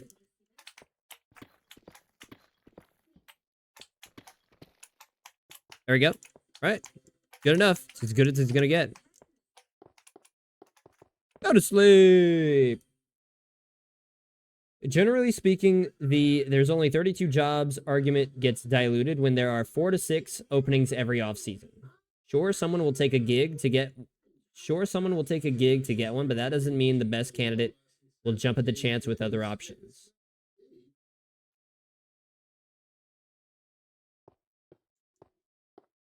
Oh, is he talking about head coaches? Must be talking. He's got to be talking about head coaching gigs. Yeah, I mean, there's only 32 gigs. Gets really diluted when there's a heap of head coaching firings every single year. I always love when people get their hopes up for a new head coach, knowing that because there's some statistic out there that like 80 or like over 90% of all head coaches in the NFL history have gotten fired at some point, or like. Or I don't know, like almost every head coach ends up getting fired, no matter how successful or unsuccessful they are, right? The only head coaches who don't get fired are the ones who end up being like all-time greats, or, going on these all-time great dynastic runs.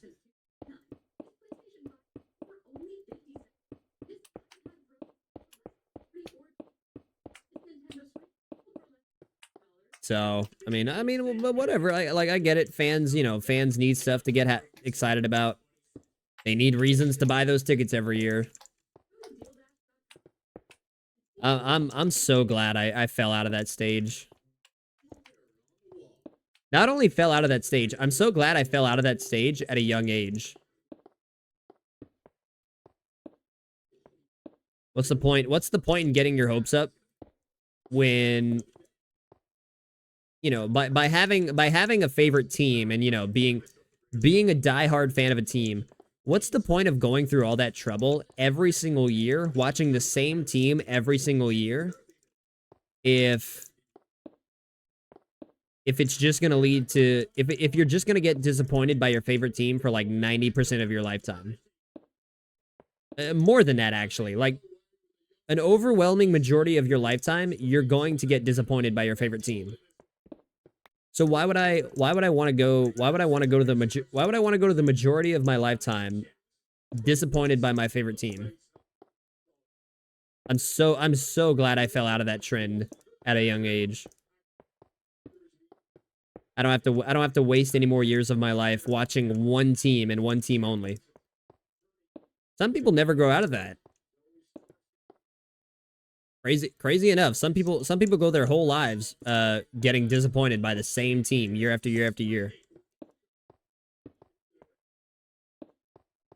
And sure, your team might win it all one year.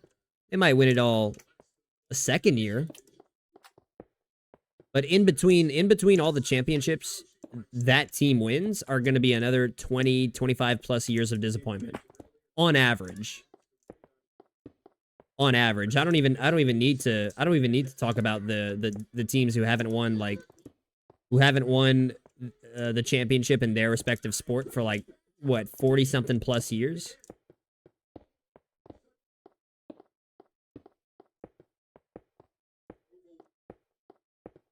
Like unless you're born in the same time period that your team becomes a dynasty,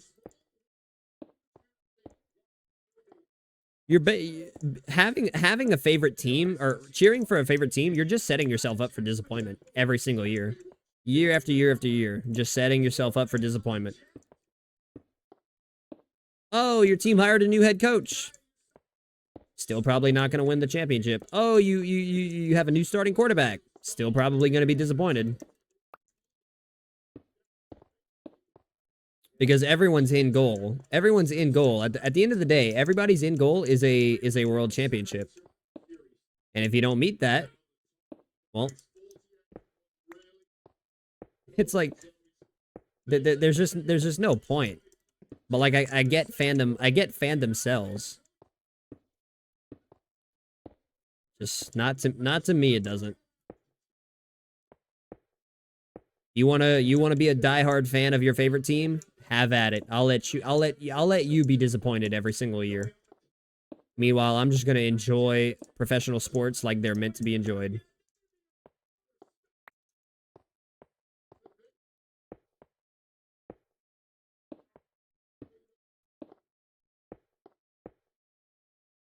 There's also people that actually like there are people out there who shed tears whenever their team loses.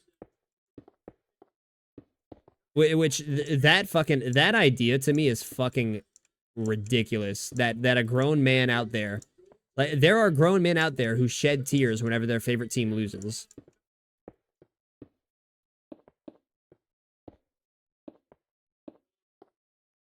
And if your favorite team is that important to you to the point where you're crying after every game that they lose, or every big game that they lose, you maybe it's time to, like, you know, drop sports entirely out of your life, and maybe it's time to find a new hobby at that point. If you're a grown man, and you're, you know, your favorite team losing makes you shed tears, like, it's probably time to start rethinking your priorities. I mean, I watch sports every single night, and it's always enjoyable for me because I don't have that attachment. I don't get attached to teams that fucking much. I mean, I don't have favorite teams to begin with. I don't have favorite teams. I don't get attached to any team. And by not having a rooting interest, it makes sports that much more enjoyable to watch. You know, it's more enjoyable watching all the different fan bases just scream at each other all year long.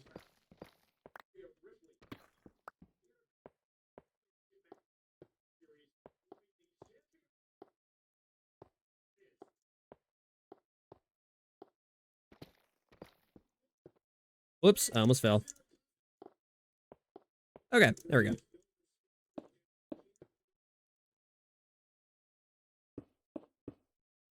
They're replaying the Intercontinental Championship match. Man, there were a couple moments in that Intercontinental Championship match where I thought The Miz was gonna do it. And probably a lot of other people thought the same thing too.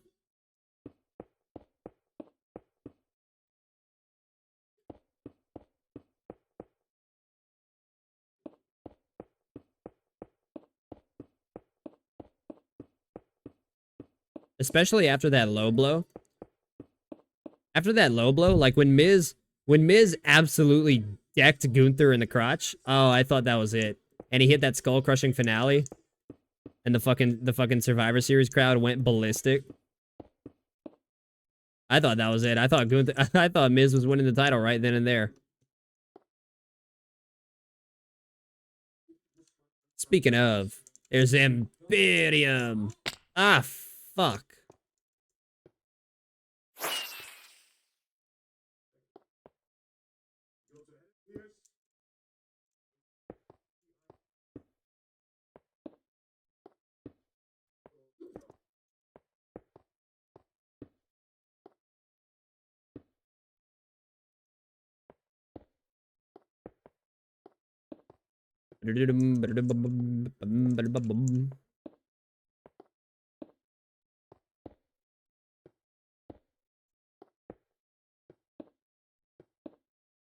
Oh, what the hell? What happened to Monday Night Raw?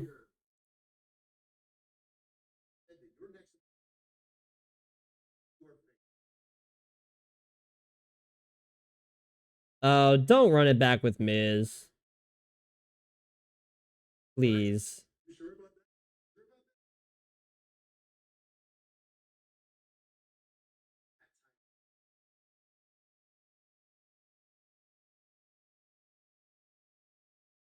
Please don't run it back with Miz.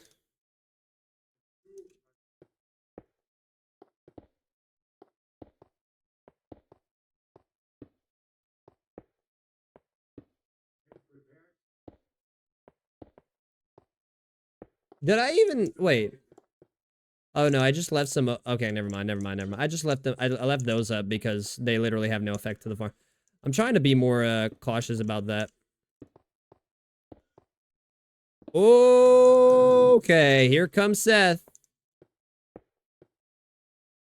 Okay, here comes Seth. Seth is about to show everybody in the world that he is working them. He is working them like a Swiftie.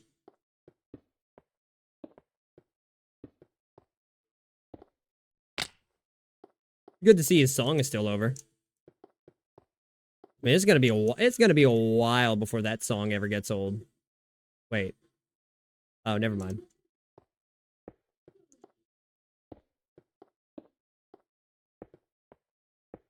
Tell you what though, that Rollins Punk feud at Mania is about to go fucking wild.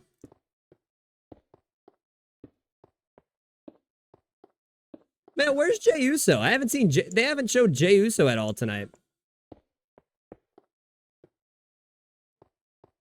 That was an interesting decision to go for it. Heck of a tackle by Kyler Gordon to stop TJ Hawkinson short of the sticks. A big opportunity for the Bears here, getting to start at their own 45. Oh, come on, Justin Fields. Put it in the end zone. Through the air or through the ground. I don't care. Put it in the end zone, Justin.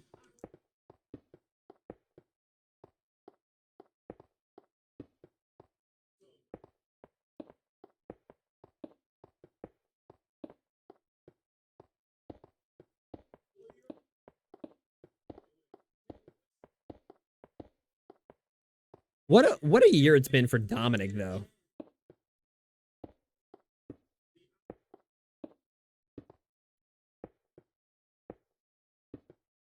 Fucking Dominic Mysterio has been regularly featured, not only on NXT pay-per-views, but on like the big pay-per-views as well.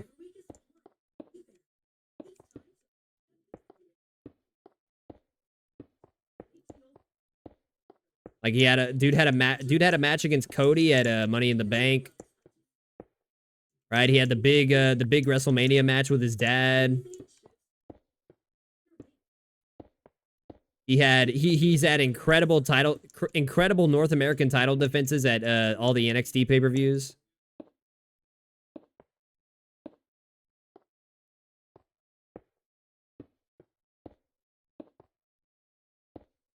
It's dark.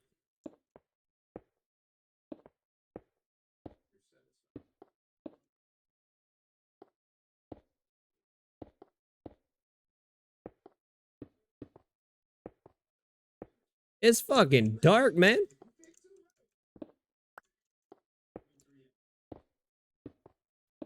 Ah, fuck.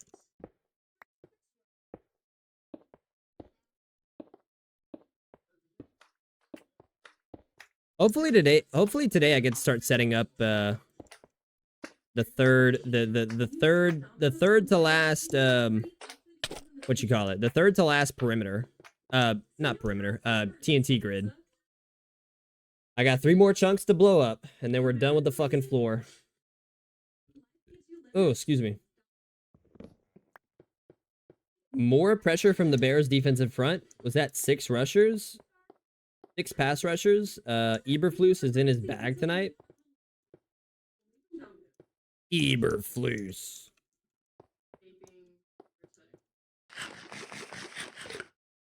Sounds like the opening to the EA Sports, an EA Sports game. Eberflus. Chicago Bears. All right, I need an andesite. Ace. Ooh. Oh, piss off. I made that. I don't even need to be over here. Whoops.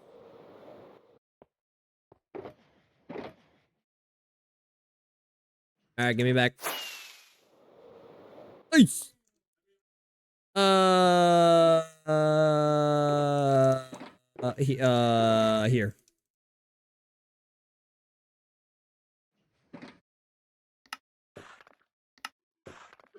Do a little bit of stone cutting.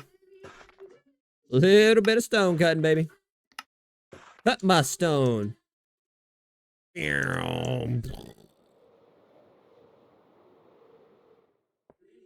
Cut that stone. Talking about andesite. Talking about andesite, of course. See, like that's good. I don't need to be breaking those. I don't need to be breaking the blocks that are covered by bedrock.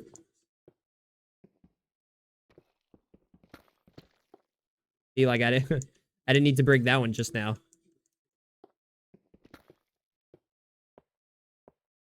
It just it sucks because whenever I don't see, like I miss blocks like that. See, like blocks that are tucked underway underneath here, and that's spawnable. That's very spawnable for mobs. That is very spawnable. Oh yeah, bet. Dude, the song they use for Survivor Series, they've been killing. WWE has been killing it lately with the songs they use for their shows. Like, come on, War Pigs by Black Sabbath for Survivor Series. Come on, come on.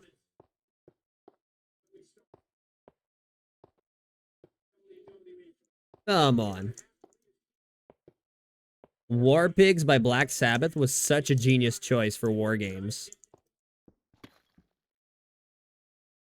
There's Seth, baby. Why does Seth look like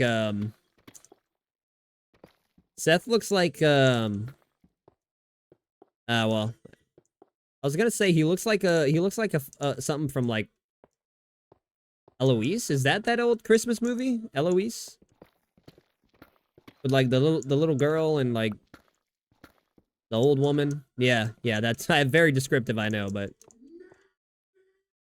Nashville. Talk to him, Seth. Monday Night Rollins.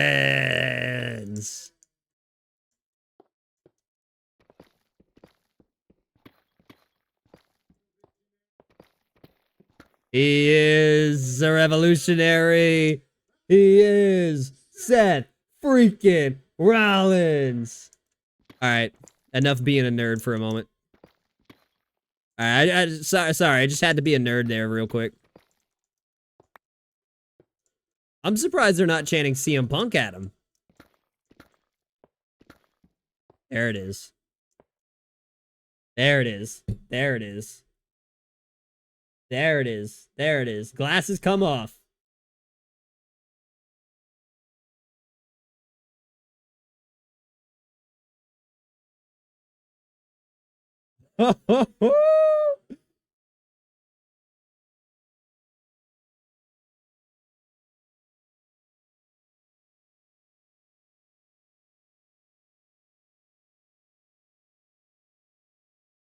He is urging on them Punk fans.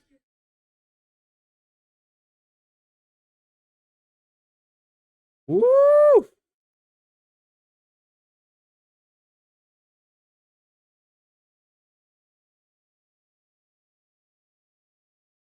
Ooh.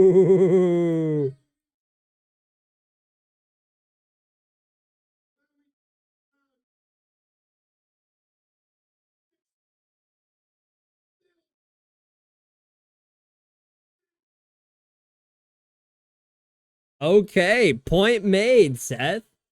Wow. Seth is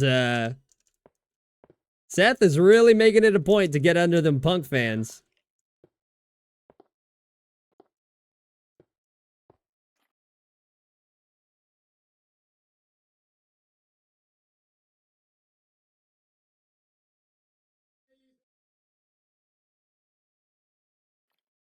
That's awesome. That is awesome.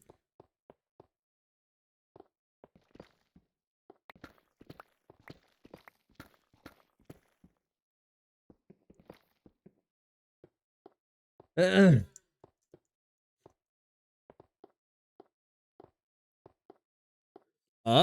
Seth went talk to Adam Pearce. Title match on Raw?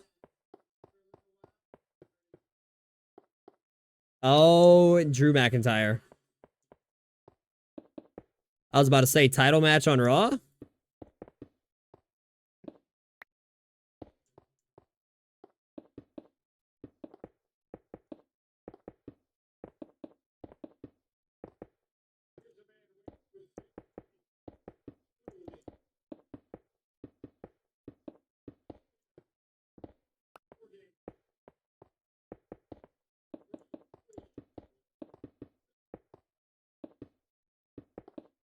Can we? Are they making a title?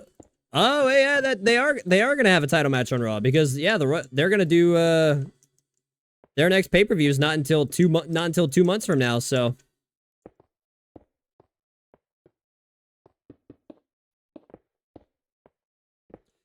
their next pay per view is the Royal Rumble, and that's not until 2 months from now. God damn it! Can I stop placing double slabs like a jackass?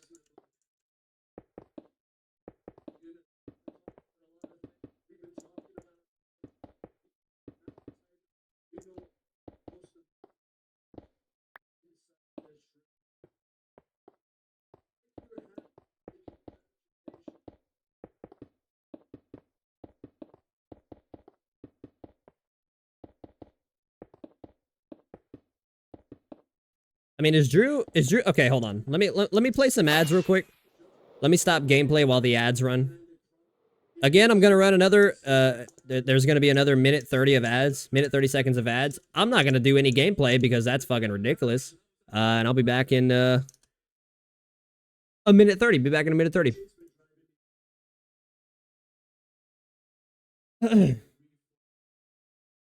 That's good to know, though.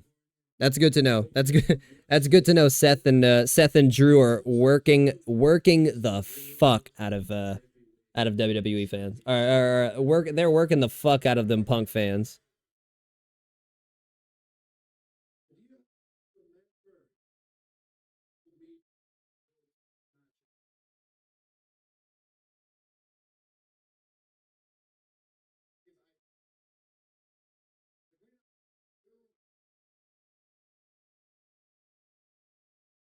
Hmm. Seth is really harping on that point.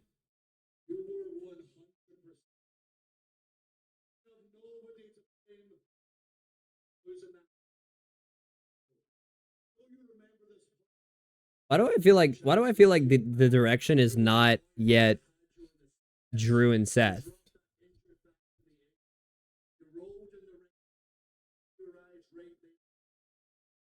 They're not gonna do Punk and Rollins at Royal Rumble. That's like a pipe dream.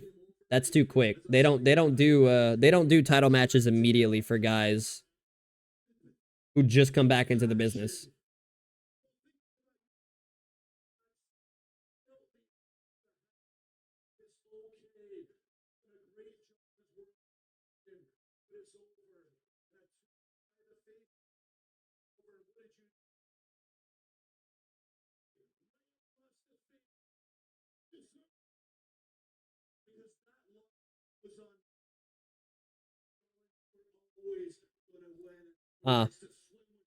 Look, Josh Jobs on 2nd and 9. Screen pass to absolute. I have absolutely no clue.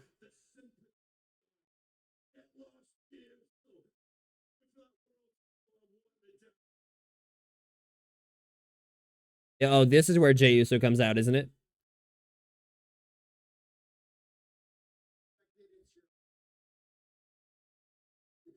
This is where Jey. What are they doing with Jey Uso? I haven't seen Jey Uso once tonight.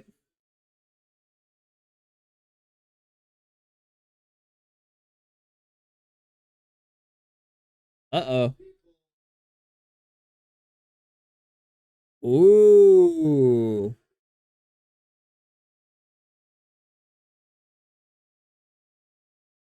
Ooh.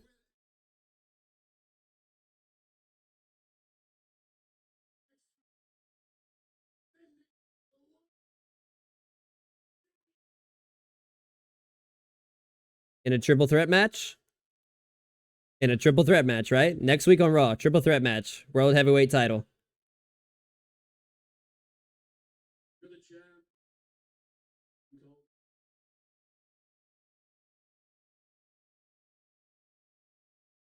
Jay and Sammy.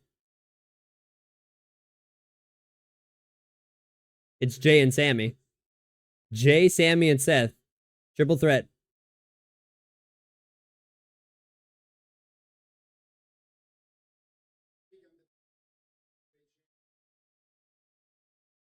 Oh no, it's Jey Uso. Oh, look at Drew McIntyre's face. Yeet, yeet, yeet, yeet, yeet.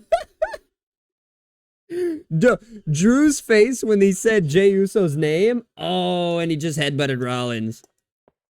Dude, oh my god. Drew McIntyre's face when he said Jey Uso's name. Oh my fucking god. Woo!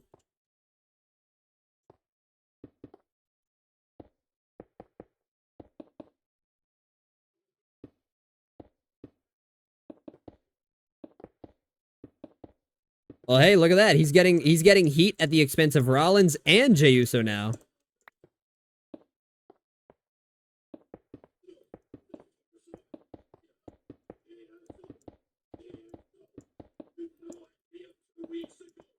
Oh, that's true. Drew McIntyre did beat Jey Uso. Oh shit! They just sent Drew. They just sent Drew. They just sent Drew McIntyre to the back of the fucking line. No fucking shot. It's just me, Oos. Yeah, I was wondering how long it was gonna take for Jey Uso to come out. There he is.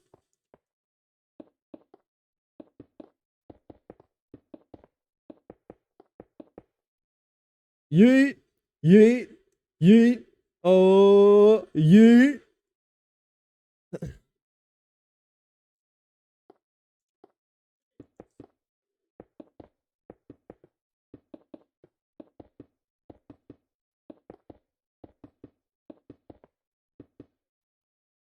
I'm so glad. I'm so glad the yeet chance became a thing.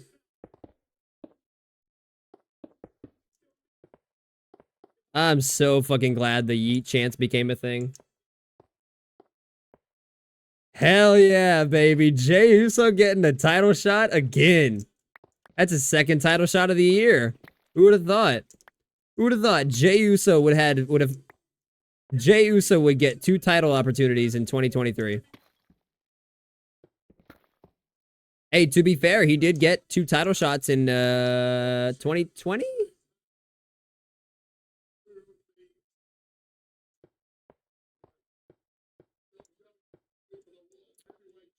2020 or 2021? I can't remember exactly.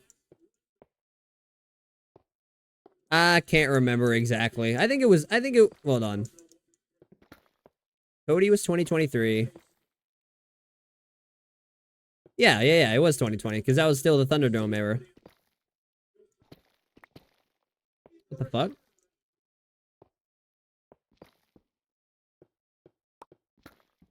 But they are showing that CM Punk graphic any chance they can.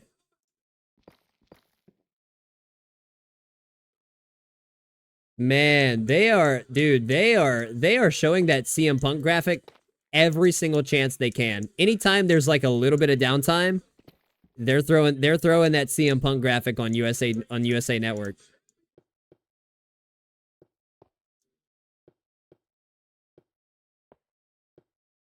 I wonder how, like, you know, microphone aside, like, you know, Punk's obviously gonna come out later on and, you know, do his little promo and whatnot.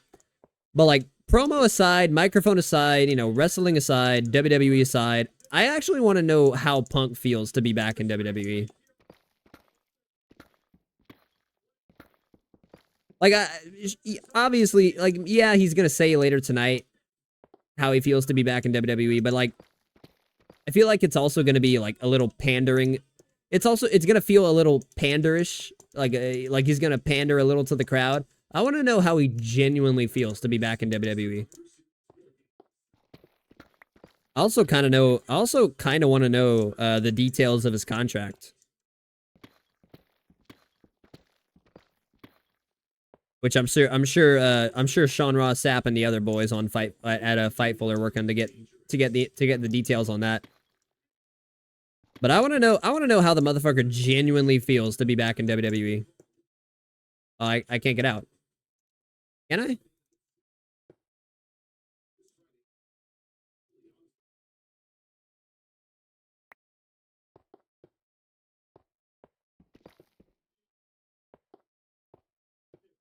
Nah, that one doesn't need to be broken. All right, cool, done. All right, done. Let's go. Give me a second.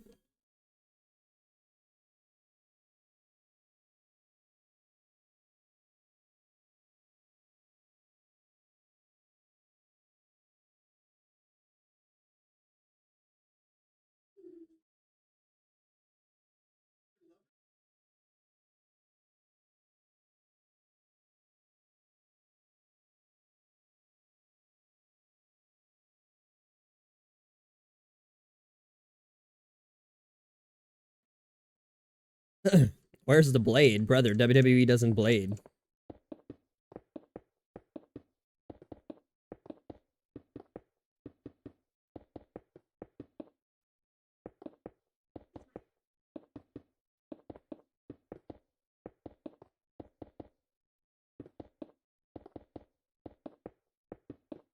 Where's the blade? Brother, they don't WWE doesn't blade.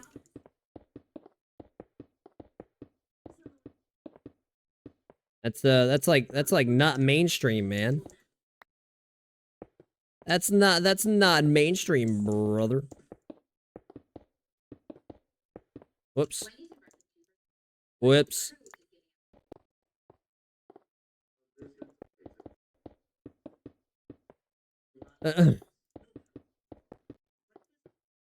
Last week ended a 20-game win streak for the Bears when they had 3+ interceptions in a game, dating back to 2008. They've got 3 interceptions tonight. And what's the score? 6-3. Well, so much for Josh Dobbs. So much for Josh Dobbs' comeback tour.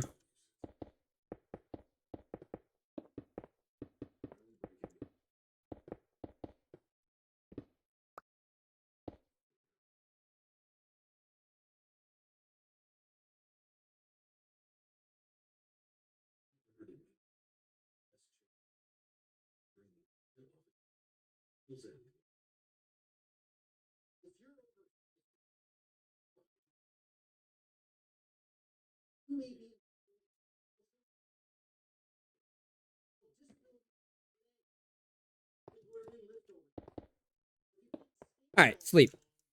In my bed, dude. In my bed, dude. David Ferroni said it best. This Monday Night Football game sucks. I mean, it'd be pretty cool if like, I don't know, Justin Fields could get into the end zone. Oh, motherfucker, I know not. Bitch. Bitch.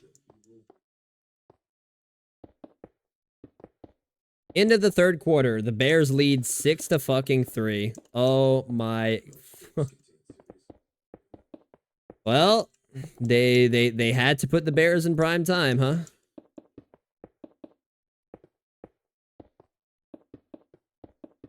They just had to put the Bears in prime time.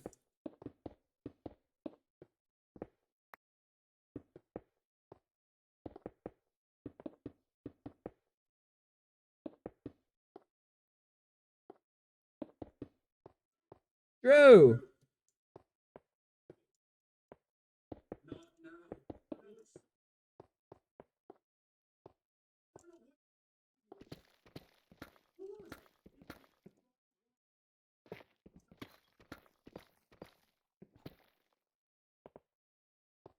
Sammy's chewing Drew out.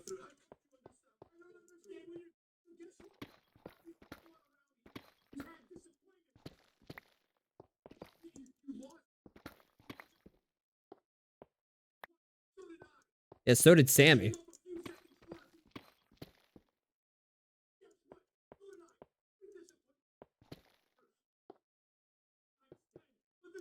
Ooh. Damn, Sammy's chewing Drew out. Woo. Easy, Sammy. Go easy on Drew.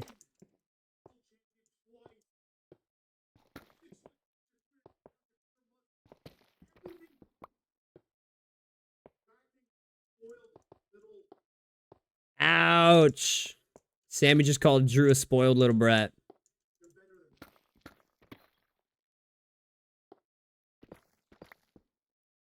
Watch Drew just headbutt Sammy.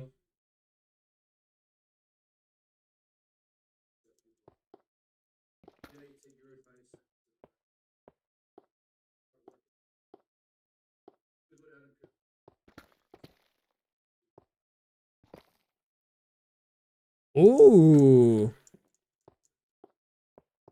Oh.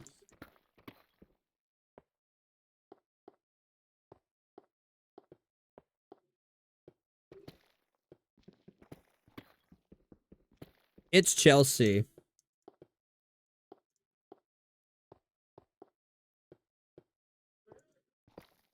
Oh, yeah, there's... Oh, wait. Is there a women's tag team championship match tonight? I don't know. I forget. I don't know. I forget. I forget. But Chelsea Green is on my TV screen, so that's, you know, that's a treat any night. That's a treat any night.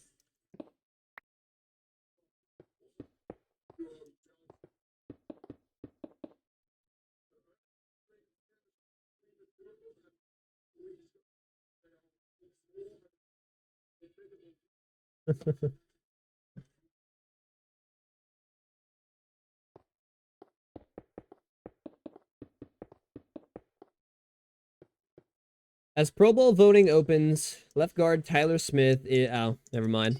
It's one of it's a piece about a Dallas Cowboys left guard.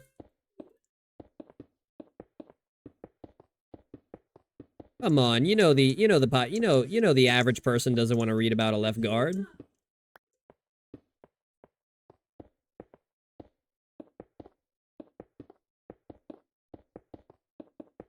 You know the average NFL fan doesn't want to read about a left guard. Ciaro Santos just hit a 55-yard field goal attempt. Now it's 9-3 Chicago Bears.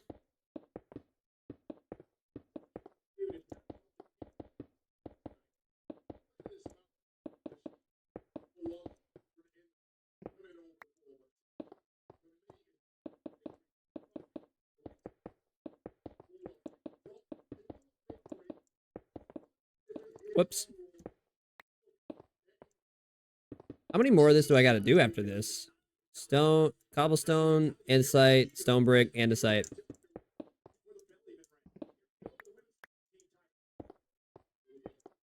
Weird. Weird. I felt like when I did that corner, it went by much faster.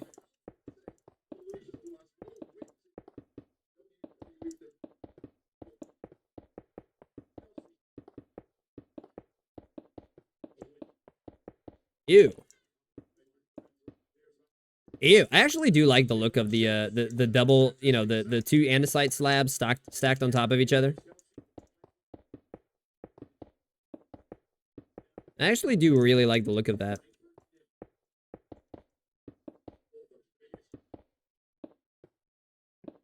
If only I could keep it that way, you know? If only I could keep it that way. But that ain't possible. That ain't possible, Brett. Brett. Excuse me, I apologize. I didn't mean to burp like that.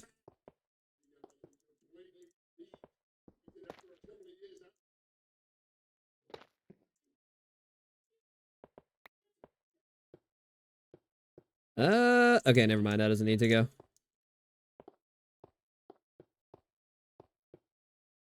Patrick Mahomes.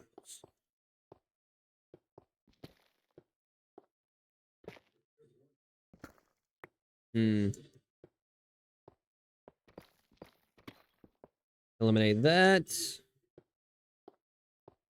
Pretty sure I did most of these. Like, I think I accidentally did most of this when I was clearing out the last section. You know, I wonder if this, I wonder if some of the primetime games that we've had this year being so atrocious, I wonder if that changes the NFL strategy next year. When when determining who gets primetime games and who doesn't. Because holy hell, we've had some stinkers of primetime games this year. I mean, we've had some fucking stinkers in prime time this season.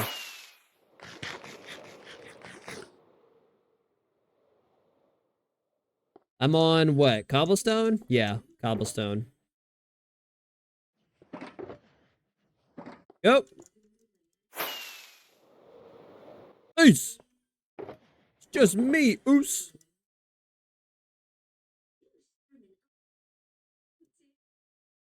Yeah, I don't need that many.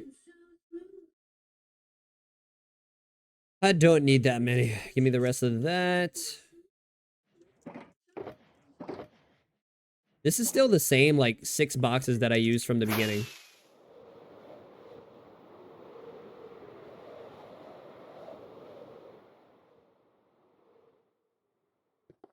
Strangers we embrace.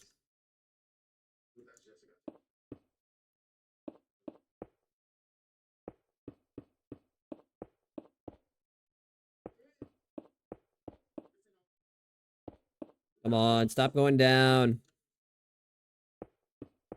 I wish there was a way you could straighten yourself in this game. Like, head on to a block. Okay, there we go. There we go, there we go, there we go, there we go. I got a groove. Whoops.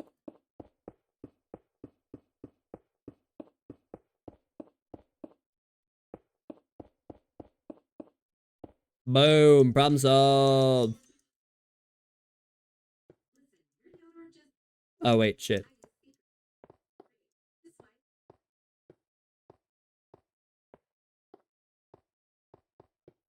This be the middle. That be the middle. That be the middle.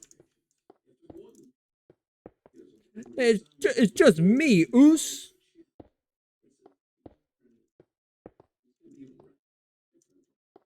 Y'all like that remix? Y'all like that remix, though? Y'all like that remix? I went in there. I was like, it's just me, Oos. Right. Yay. The fucking fast lane press conference living rent free in my head.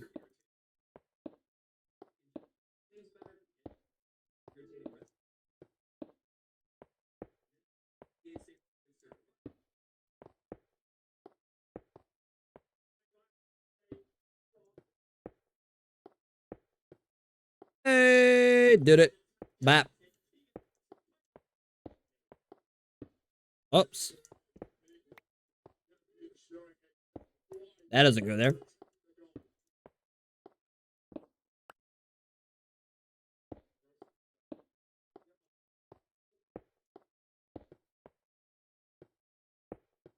Take notes, take notes, Tony Khan. Look at look at the amount of screen time that WWE women are getting.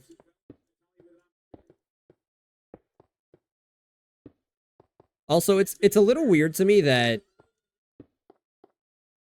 AEW still doesn't have women's tag team championships.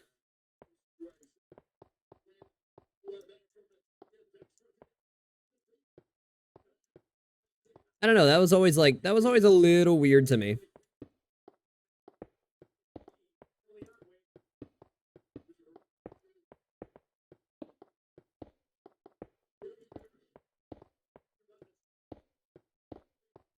I mean, they have the TBS championship for the women, but I don't know. I don't know. Feels like there should be women's tag titles.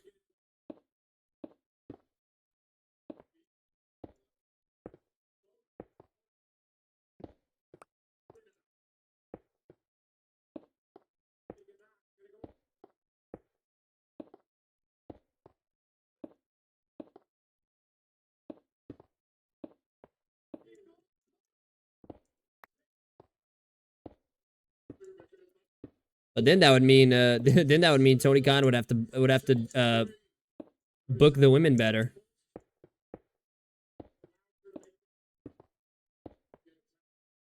And I don't think they're that comfortable with the women's creative yet.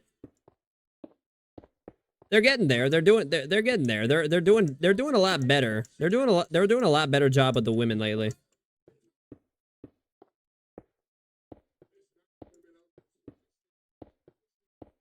Whoops. Ow, wait. Oh. And fuck you. I don't got time for skeletons. I don't got time for skeletons, man. The Joshua Dobbs story isn't nearly as cool as it was a few weeks ago. Yeah, because Joshua Dobbs isn't a franchise quarterback. There's a reason Josh Dobbs has been on as many teams as he's been on.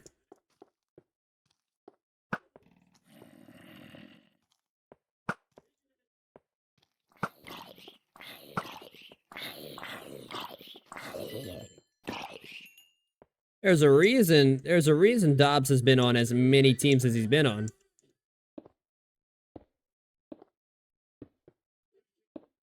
Which that's all right. I mean, there's nothing wrong with being labeled as a backup quarterback. I mean, that's what, or not a backup quarterback, right? Because every backup quarterback at some point is probably going to have to play because of the rate that quarterbacks get injured. But there's nothing wrong with being a short-term starter. Because that's what Josh Dobbs is. He's a short-term starter. He's not the answer for any team.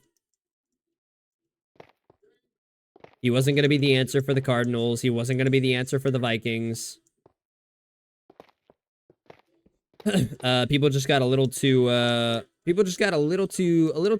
on people just got a little too carried away with the Josh Dobbs story. He was amazing for those few weeks, but that's not sustainable. It's a better story than it was him being a good quarterback. Which farm? Which farm are you talking about, King?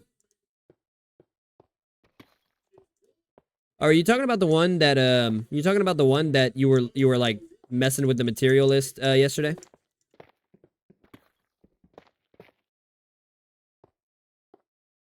You talking about the one that you were Shulker? Ah.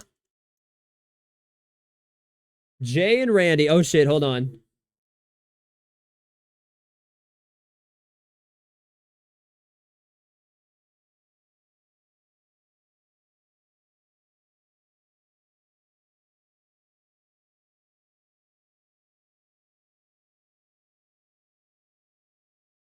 Jay Uso's apologizing to Randy.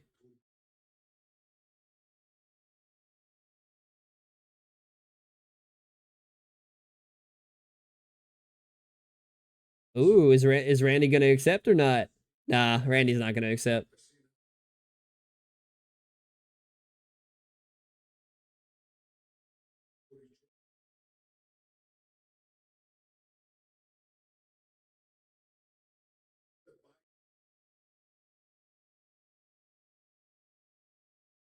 Ooh.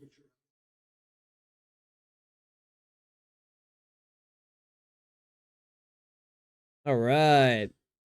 Jey Uso apologizes for how things happened with the Bloodline and Randy Orton. Orton says as long as Jey Uso is out of the Bloodline, they're good. I don't know. Randy does have a history of double crossing people.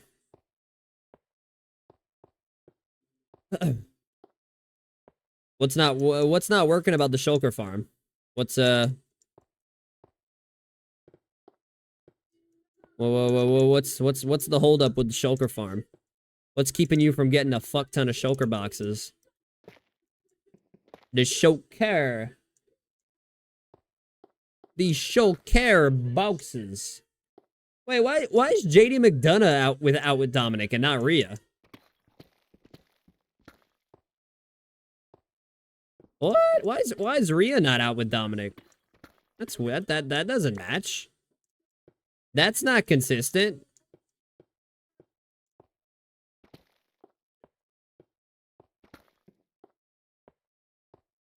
As in, it's supposed to. As in, it's supposed to produce shells, but it's not.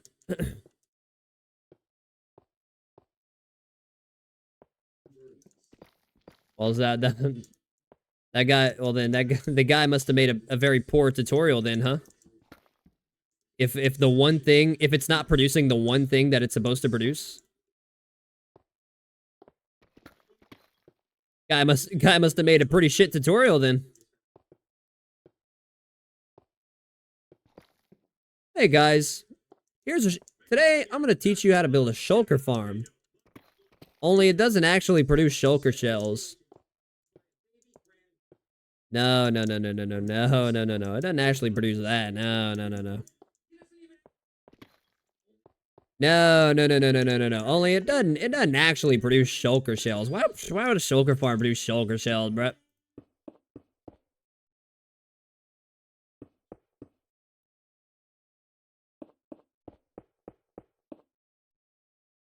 Well, is it something you can,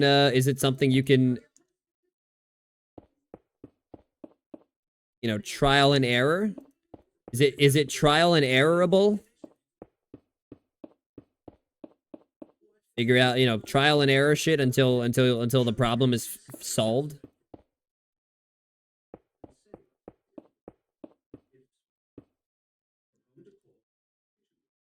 Wait. Oh, I didn't even craft them into stairs. Oh, I'm a fucking moron. I was about to say, no way I ran out of cobblestone stairs that quickly.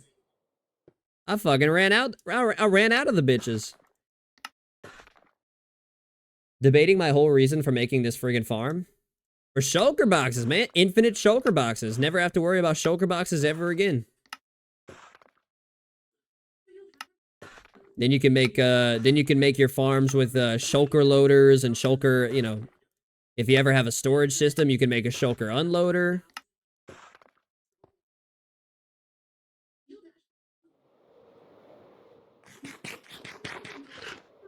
The $1 million half sack for Daniel Hunter, or Daniel Hunter. Hit 13 sacks on the year, which is good for another 1 million incentive. Jeez.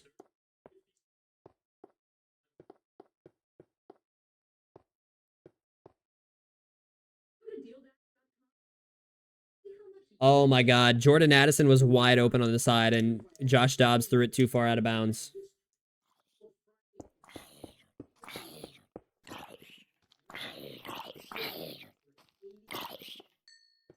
That's what I want. I want infinite. I want to get to a point where I have infinite shulker box. I want to get to a point where I never have to worry about shulker boxes ever again. Like, I mean ever again.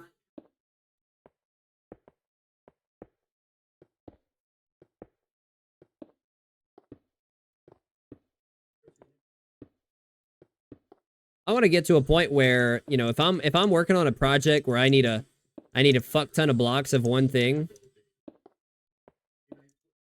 I want to get to a point where I don't have to go back and forth, emptying my shulker boxes, making sure I have some that are, you know, not full of anything. I want to get to a point where I just have boxes and boxes and boxes, and I can just use as much as I want and just delete them when I'm done. Right? Because isn't that what a shulker unloader does? Doesn't a shulker unloader like delete the box when it's finished unloading? Isn't that the whole premise behind a shulker unloader? How much longer until Punk comes out? Shouldn't be much longer. Raw's already been on for like 2.5 hours now. Should be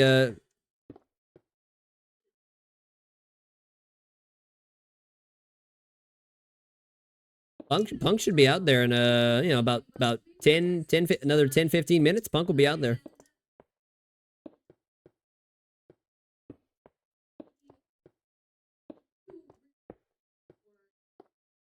You're back. Uh-oh.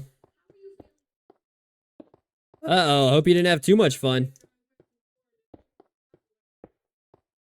Hope you didn't have too much fun. I mean, whatever you were doing, it couldn't have been better. It couldn't have been better than me placing down slabs and stairs for 2 hours.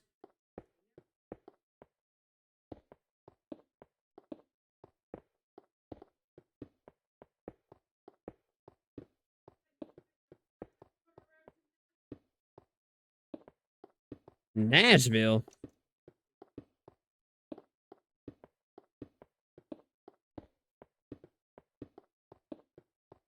Like, imagine if I could, imagine if, like, you know, upon finishing, upon using a shulker box of, like, stone stairs or whatnot, I can just dispose of that shit.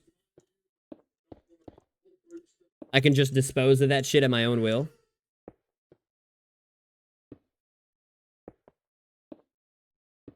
I hear voices in my head, they count to me, they understand.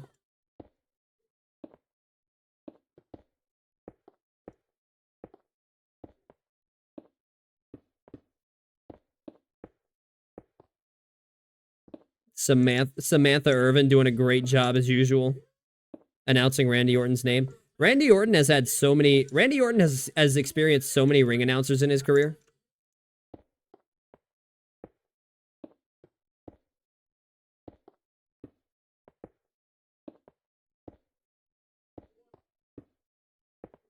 Like Randy Orton has had so many his whole career has spanned so many ring announcers in that amount of time.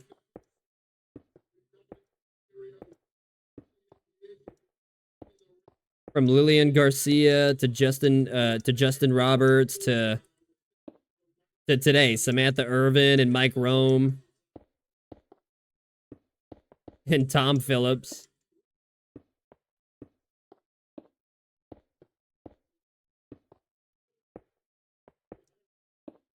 Whoops.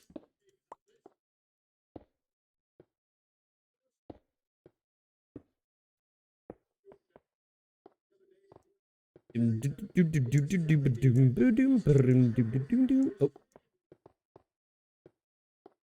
Got my first netherite in forever. I'm proud of myself. Well, I'm proud of you, Lynn. I just want you to know I'm proud of you, Lynn.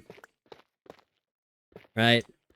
I know the stuff I do. I know the stuff I do in this game are like absurdly, you know, absurdly beyond what anyone else normally would do in this game, but I'm proud. I like seeing players get milestone items. Hardcore? Yeah. Yeah, the real question, Lynn, are you in hardcore or not? Doesn't matter if you aren't. Nah, it's on my realm. Well, only you know, only 12 more pieces of ancient debris until you have a only 4 more pieces of ancient debris until you have another piece of netherite.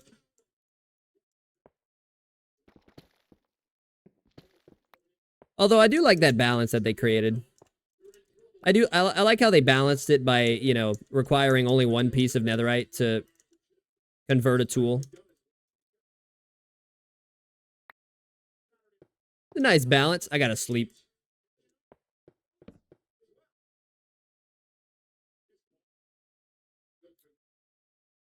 And I'm teaching someone the game. Well, that's always nice. You're probably getting somebody their first piece of netherite. You're probably helping somebody get their first piece of netherite. Yeah. Oh, excuse me. I apologize.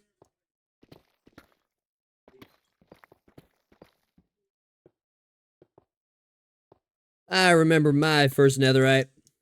Actually, no, I don't. I don't remember my first netherite. I don't remember my first netherite at all.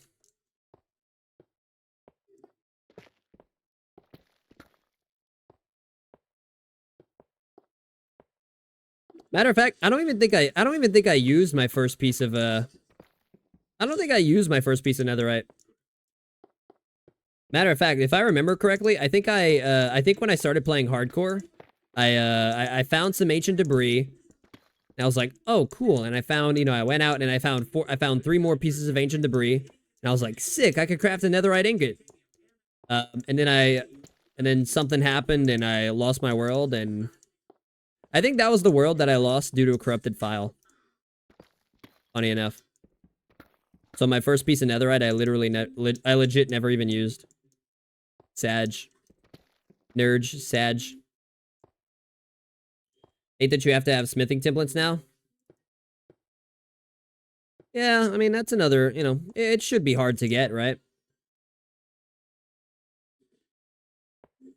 It is the best thing in the game. It should be a little difficult to get, no? Plus, even if you choose not to use netherite, like if you think if going to a bastion is like too not scary, but like if you're too worried about dying going to a bastion and getting killed just to get the template, diamonds are still more than viable. Diamonds are still way more than viable. It's just not the best anymore.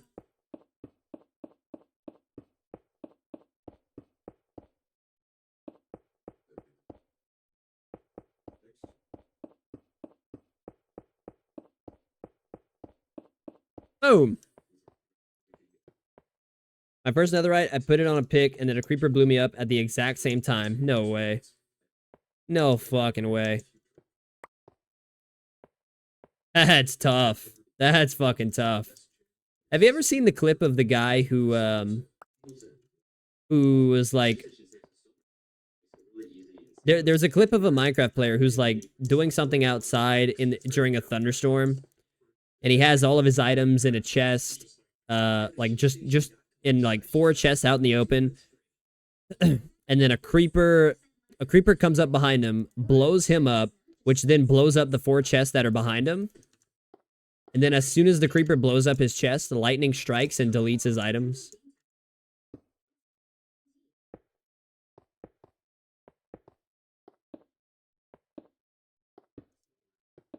It's a fucking hilarious clip.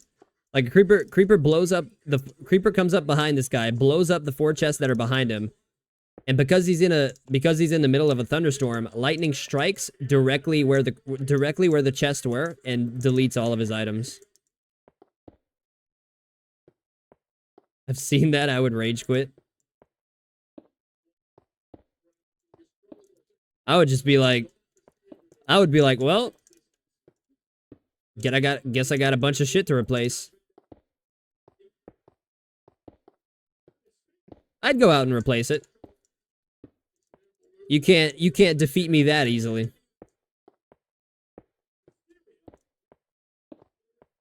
You can't defeat me that easily.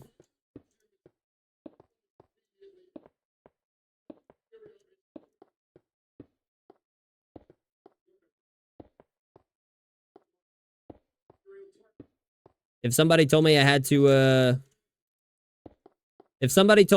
restart this farm from the beginning, I would. I would. I just missed. I missed.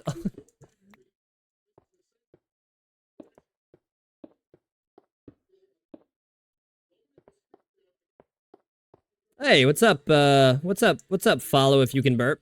I follow if you can burp.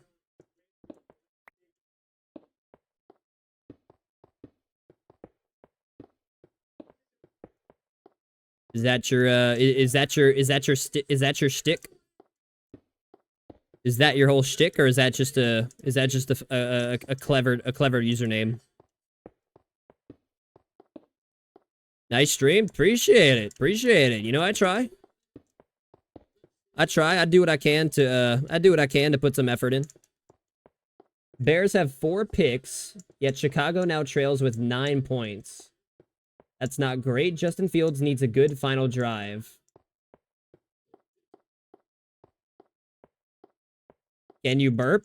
Well, of course I can burp, just like every other human in existence.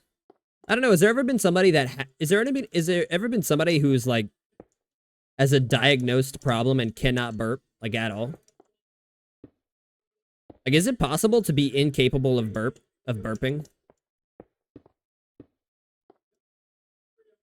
Many can't. Bullshit. That's like a natural way of your body releasing gas, ain't it? Bullshit. But also, can you do loud ones? Not on command.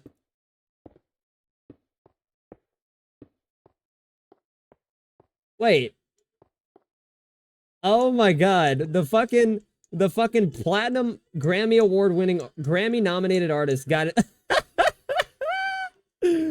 Ain't no way. Ain't no way. Ain't no way Jelly Roll did that. Bro, fucking Jelly Roll just shoved Dominic all the way back to the ring.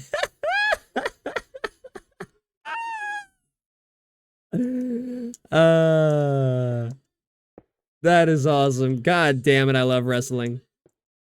Can you burp on command? Nope. Sure can't. Is it possible for someone to be incapable of burping? Yeah.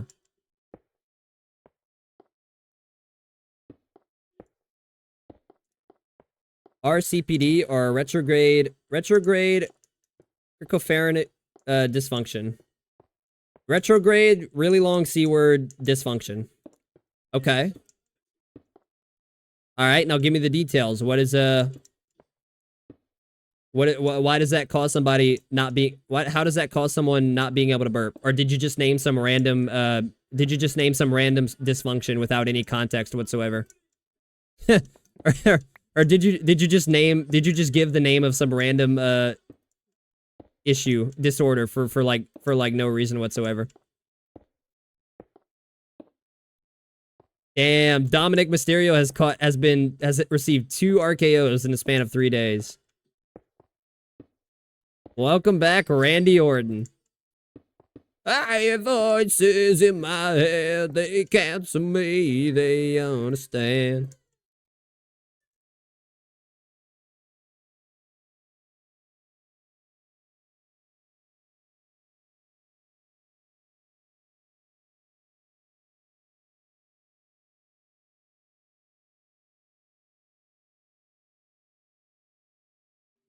It causes the really long C word muscle to the inability to relax, thus no burping. It can be treated with Botox. Botox? Really?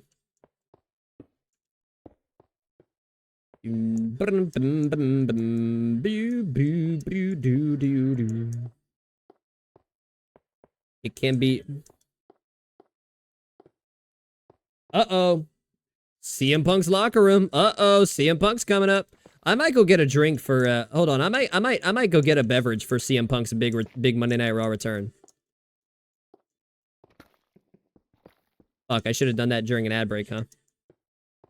Well, Lynn, do you know somebody who has this, or do you just like do you just know, like, do you know off the top of your head that is a disorder, or like a, you know, a diagnosis or a dysfunction?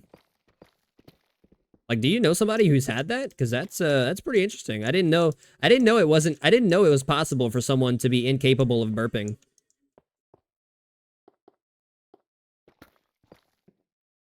No, I Googled it. Oh, well.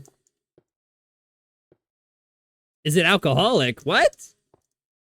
Is what alcoholic? Oh, no. No. It's just it's a no. It's an energy drink. I don't do alcoholic beverages. Only on occasion. I only do alcoholic beverages like maybe once a year. Let me do that, actually. Let me go let me go grab a drink for CM Punk's big return. Let me go do that. I got some leeway. Here, stare at my ugly ass green logo while give me like stare at my ugly ass green logo and give me like a minute. Last time I got drunk, my sister got me wine drunk and I almost backed into a tractor. Wow. Wait a minute. You were behind the wheel? Come on, Lynn. Come on, Lynn. That's not a good decision. You were behind the wheel wine drunk? All right. I'll be back in like 60 seconds.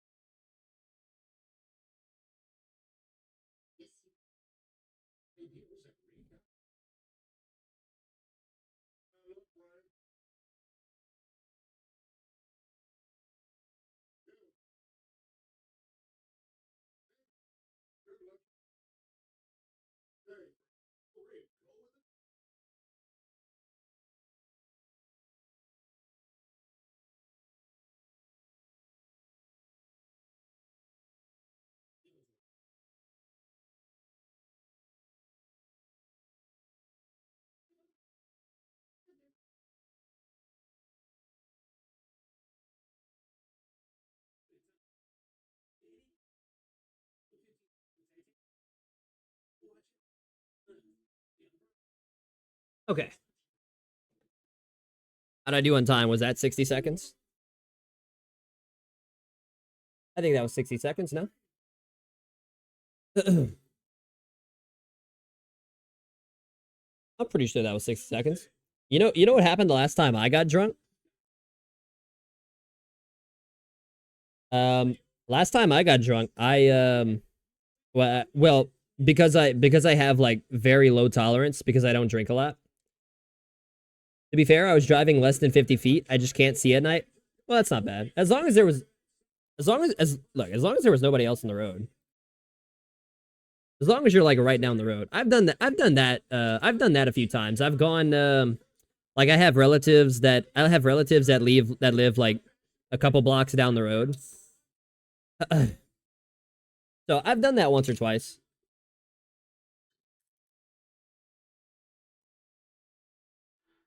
There's Punk's music, baby. For the first time, holy shit. For the first time in almost a fucking decade, CM Punk is on Monday Night Raw. Wow.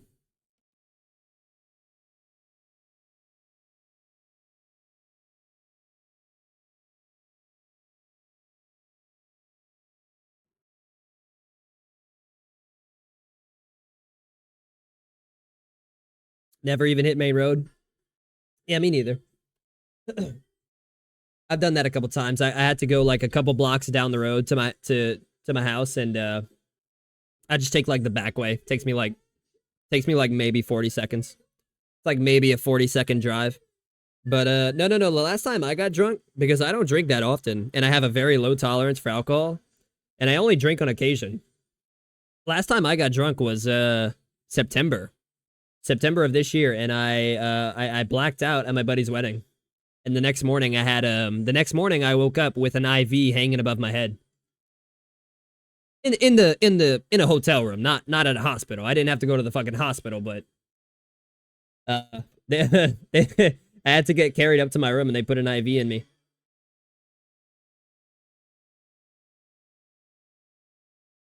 Not fun. Well, the wedding was fun. The wedding was a great time. Just not the next morning.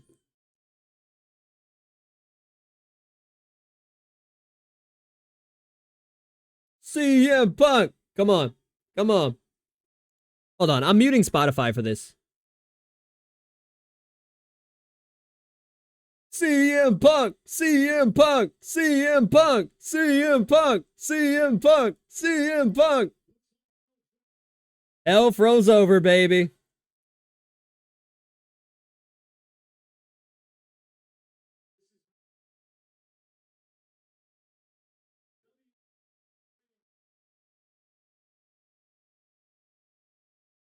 Oh my god.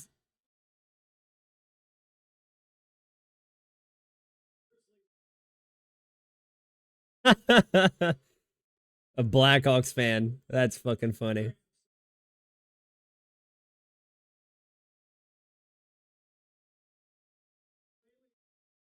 My 21st, I did 7 shots, drank 48-ounce mixed drinks and 2 beers, and it was fine until I stood up and then I hit the ground. Jesus Christ. So you weren't fine. So you were fine until you realized, oh shit, I was never fine to begin with.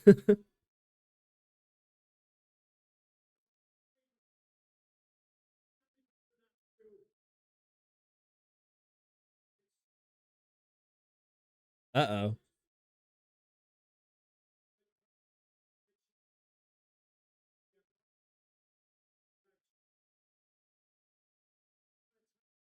CM Punk said he's changed.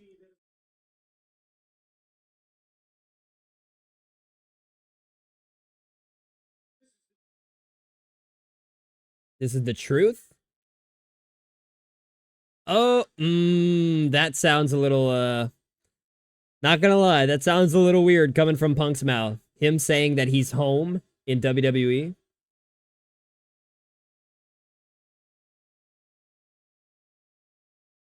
yeah, Lynn, you were fine until you realized I was never fine to begin with.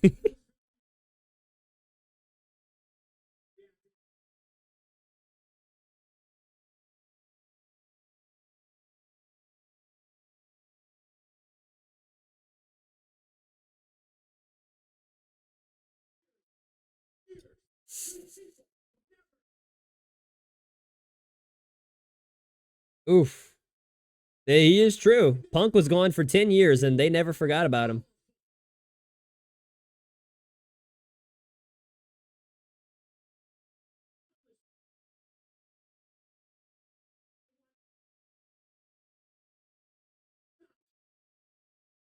They never did. That is true. Well,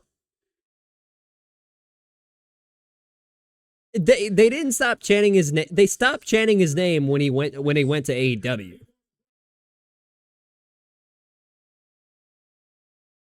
I mean, there hasn't really been a whole lot of CM Punk chants the last like 4 or 5 years.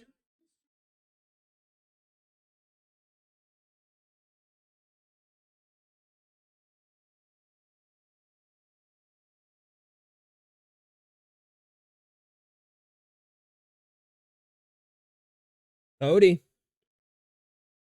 CM Punk said CM Punk said a wise man once told me I'd have to leave to get everything I wanted.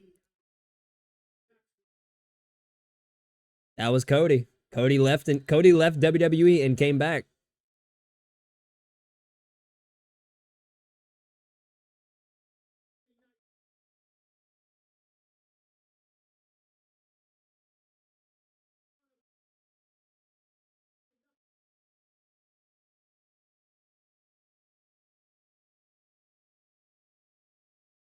That's been intentional grounding all year. Dude, I'm so uninterested in this Monday Night Football game.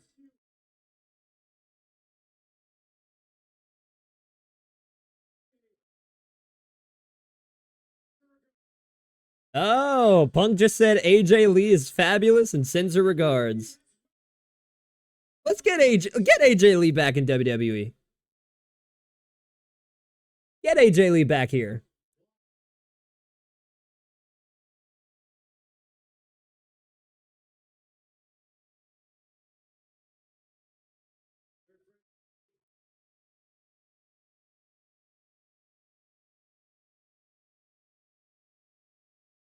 Is Field scared to scramble because of the fumbles?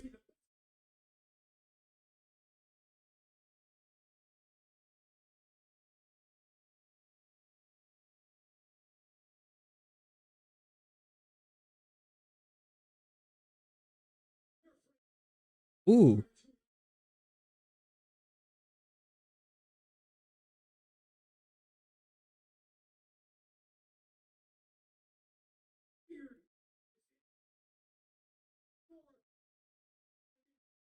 Ooh. Punk is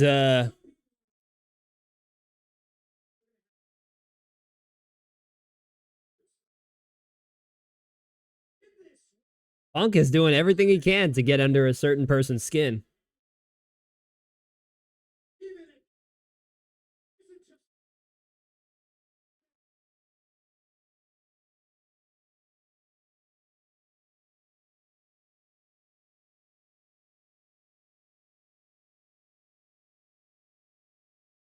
Punk said Punk said everyone was happy to see him except for a couple of people that are afraid of him raising the bar.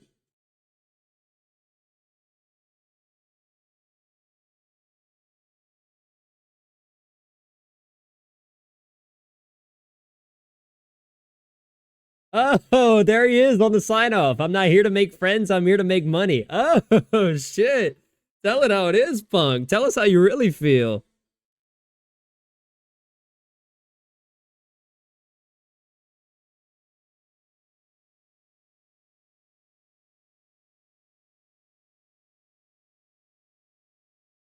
I caught that. I caught that right as they went off air. Punk said he's not here to make friends. He's here to make money. Oh.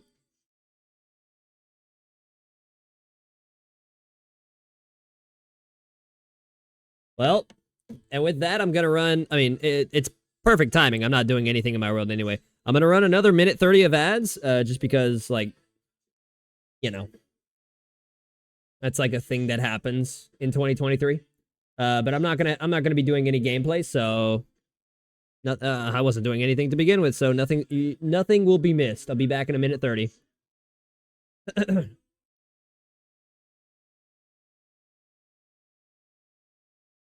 In a minute 30.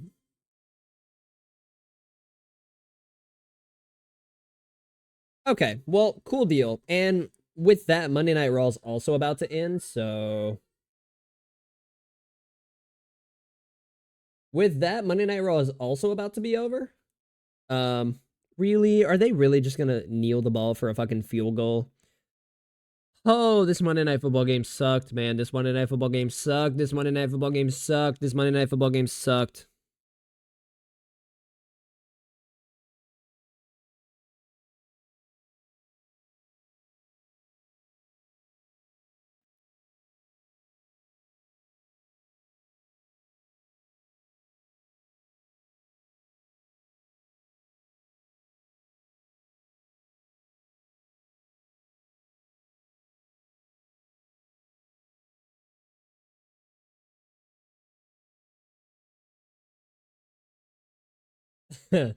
Yeah, please. I love that Punk brought up AJ Lee.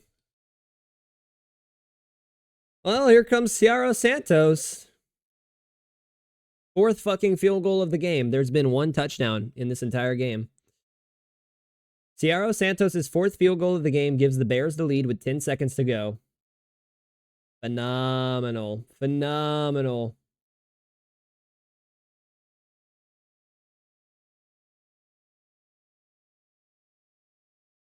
Clock's winding down. They gotta get it off. And the kick is good. Is good. Hey, on the bright side for Seth Rollins, at least the Bears won.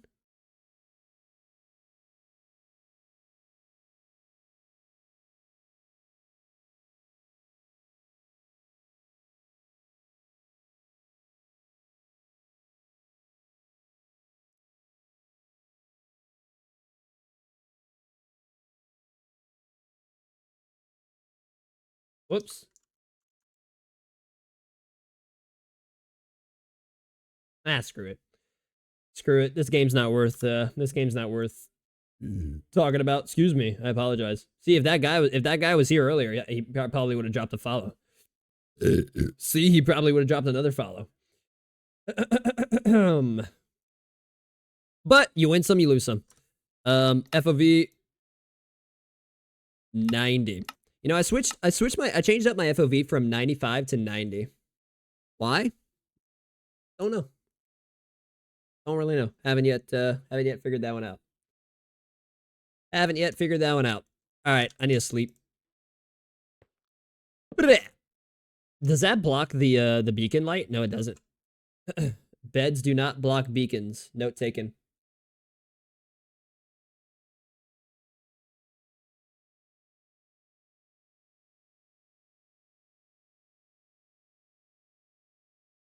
Wait, what happened? This place has deflated like a balloon. Justin Fields drove the Bears down the field. A 30-yard field goal by Chicago. Or a 30-yard field goal has Chicago up 12-10, a Monday night meltdown. I mean, could you call this a meltdown if it like wasn't really that good of a game to begin with? All right, like this is a pretty. I mean, look, I don't want to like shit on anybody. I'm not gonna. Shitting on NFL teams is not my thing, but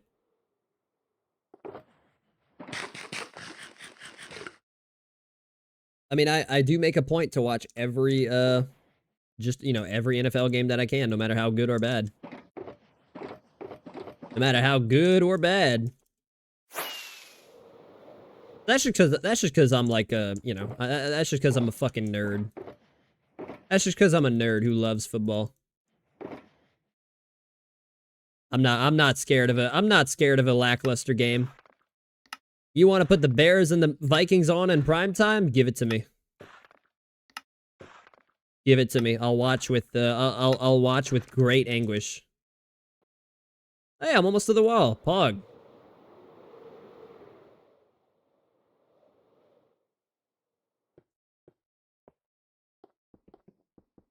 Ah, man, just imagine. Just imagine if that gas would have came a little bit earlier. That dude would have been like, "Oh my god, you burped. I'm gonna follow your channel now." Oh. Hey, hey, look at my Twitch name. I'll follow your channel if you can burp.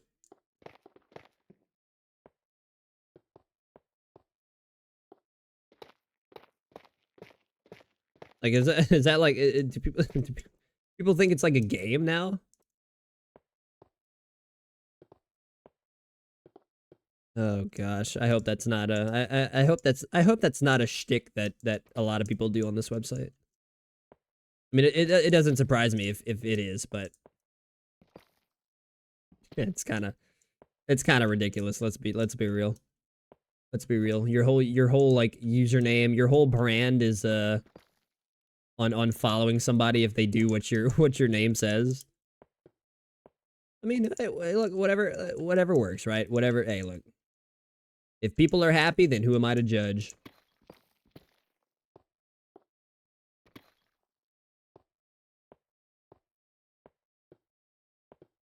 You know, they didn't really give Punk they didn't give Punk that much time to talk. They gave Punk about what, 10 minutes? Maybe? Like they gave him maybe 10 minutes?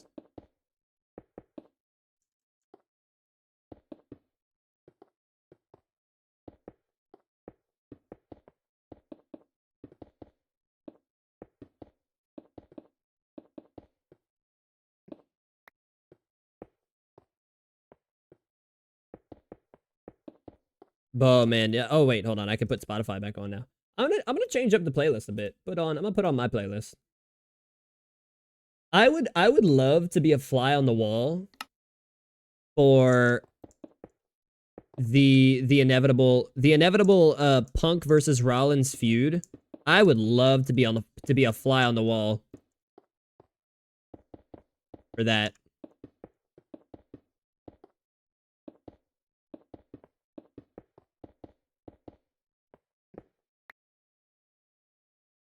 Actually, tell you what. Tell you what. That's actually hold on.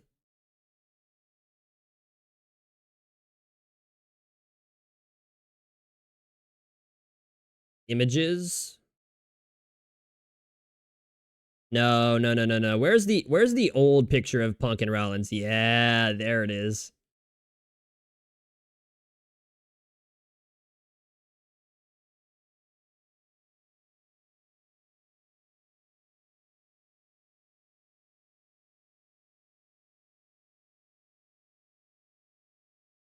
How do you spell fruition?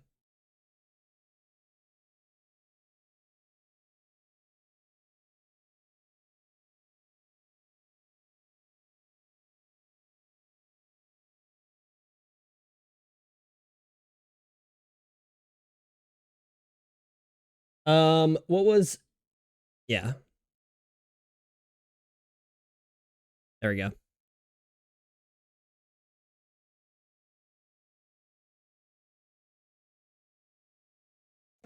There we go. The fact that the fact that CM Punk and Seth Rollins is actually, you know, that feud is actually possible in 2023. It's still not fucking processing for me. I still haven't. It still really hasn't settled. It's gonna take a few weeks for me to actually process Punk being back in WWE.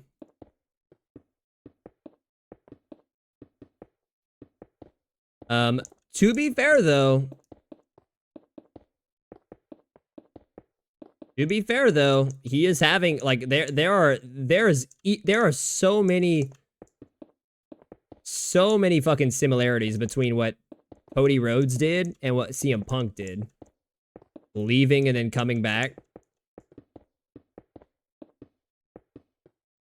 So many similarities.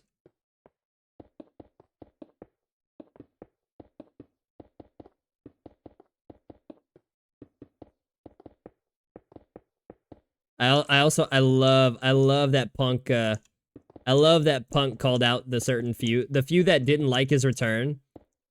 Or, you know, like on screen didn't like his return. The few that didn't like his return, I love how he called them out and said they're scared. They're scared that the brass knuckle is in his back pocket and they can't reach it.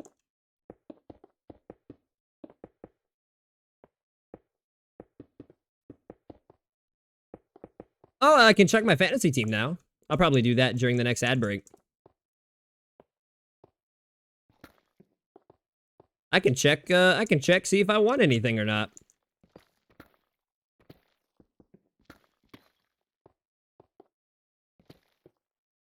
La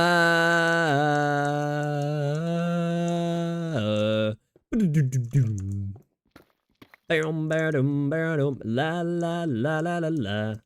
Favorite Post Malone song at the moment. A second favorite. Second favorite. Chemical is I don't for some reason I'm still obsessed with Chemical.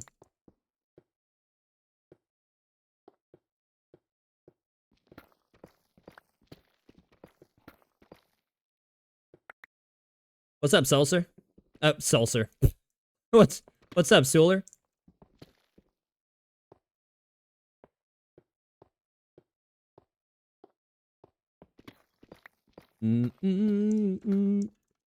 I can finally see who my opponent was who my opponent fielded this week. No pun intended. No pun intended. Not much. Watch that Epic Monday game. Oh, I had to put Monday Night Raw on the side. I had to put Monday Night Raw on the side of it because that was I could not give that game my full attention.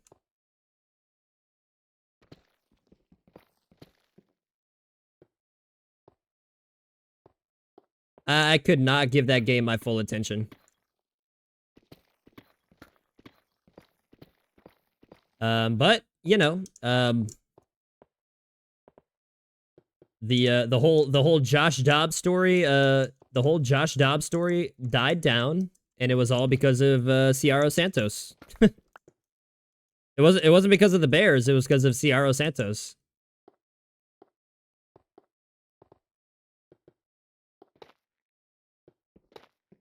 Sure, Chicago got 4 interceptions. They didn't do shit with them though.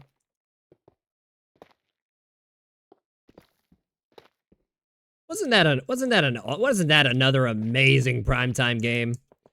I wonder if that's going to make the NFL completely rethink their strategy for picking Monday Night Football games. Or like picking primetime games in general. Like I wonder if that makes them like rethink their selection process.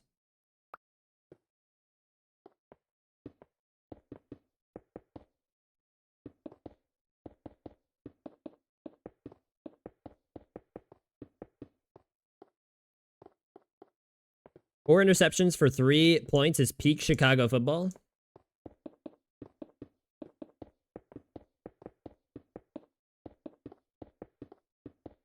Wait, is that all the points they got off of turnovers was 3?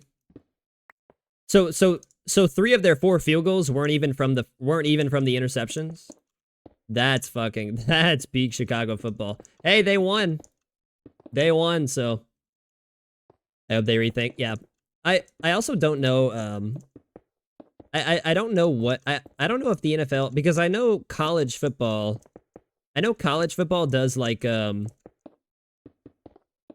not a draft, but all the big networks get to select which like what their primetime games are. I wonder if the NFL does something similar. So like NBC, like each week, then all the networks get their pick of primetime games.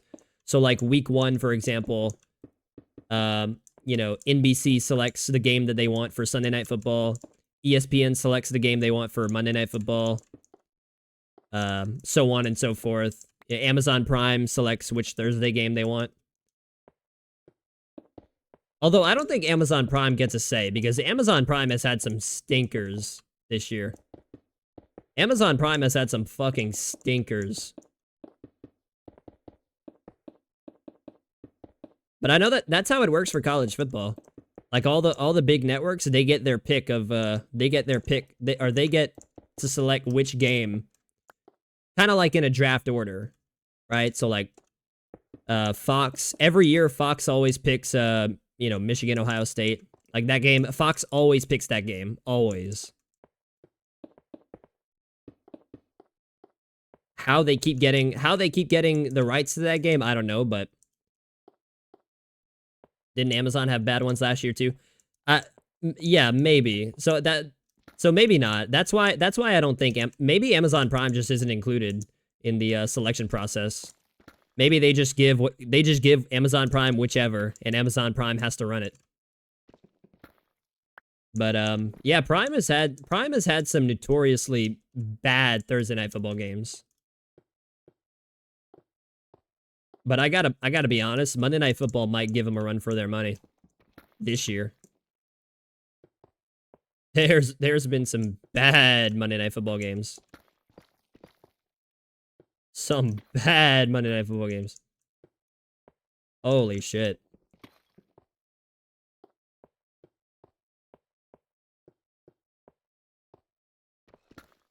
But like I also understand why they wouldn't want to flex, or why it's difficult for them to flex games out of certain time spots, because like imagine if you bought a ticket to the Monday Night Football game, thinking like, oh, the Vikings and Bears were gonna, or where was it? It was in Minnesota, right? Next week Thursday is Pats and Giants too. Wait, no, Pats Steelers. Wait, I thought it was Cowboy. I thought the Cowboys were on Thursday Night Football this week. Oh, you're talking about next week Thursday. Okay. Hod. So we're gonna get so we're gonna get Bailey Zappi versus Tommy DeVito. Come on, who doesn't want to watch Bailey Zappi versus Tommy DeVito? Who doesn't want to watch Bailey Zappi versus Tommy DeVito? The Tommy DeVito, the Italian Donnie. The Don.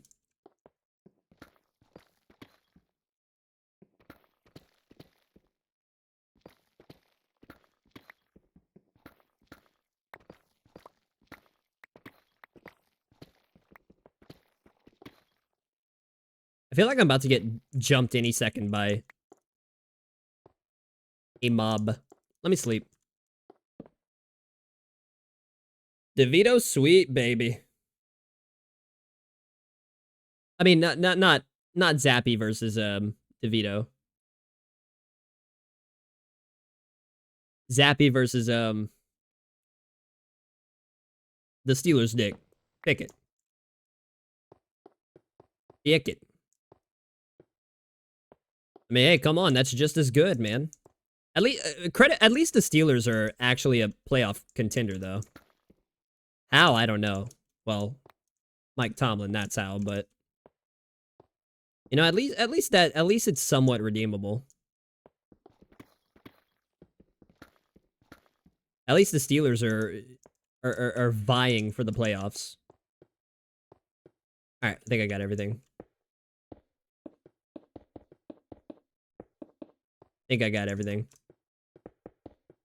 But yeah,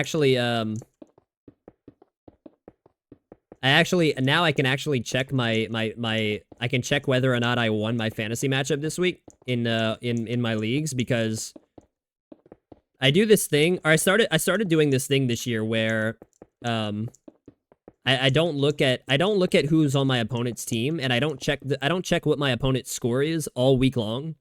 because I don't want that to be in the back of my head while I'm watching the games. I want to watch the games completely free of any outside involvement. You know what I mean? Like if I know who's on my, if I know the Steelers did pull a win post Matt Canada. Oh, I forgot they fired Matt Canada.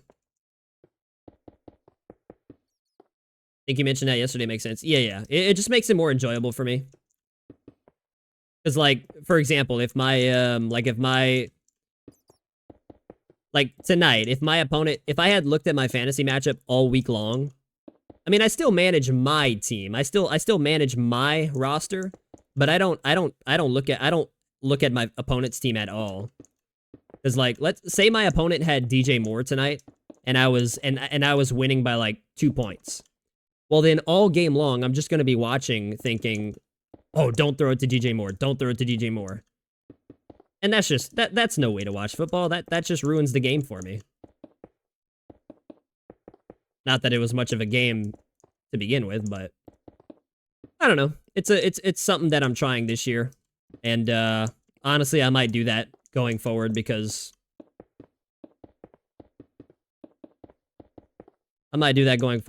honestly, me looking at the score all weekend long is not going to change the result. So I'll just say fuck it. I'll leave it alone for 4 days and check it on Monday. I'll check it Monday whenever the final game is played. All right, I need stone brick.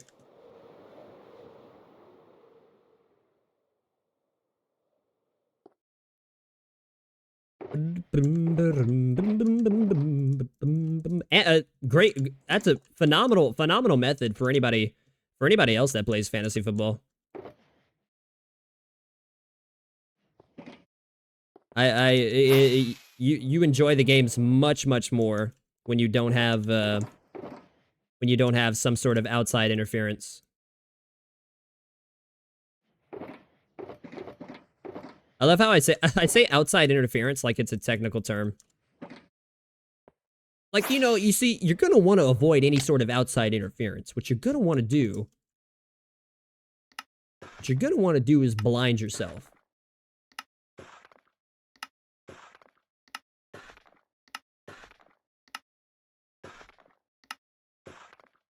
Tommy DeVito, baby.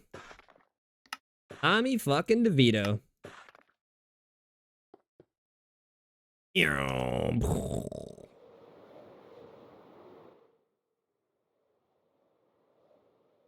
I really think people are exaggerating how difficult it'll be for the Panthers to hire a quality head coach in the offseason. There's no salary cap in coaching contracts. So as usual, a big bag of money, perhaps bigger than the competition, should do the trick.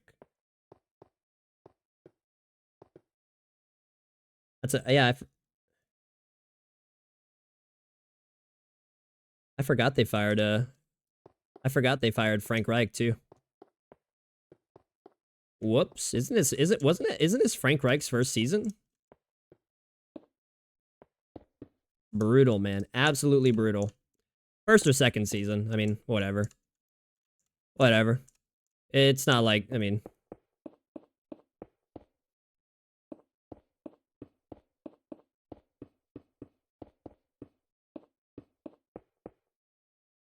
they must really want to make it work with Bryce Young. They're obviously not going to move off of Bryce Young. They're not moving off of Bryce Young anytime soon. Panthers kind of cleaned house, it seems. But did they fire somebody else other than Reich? Oh.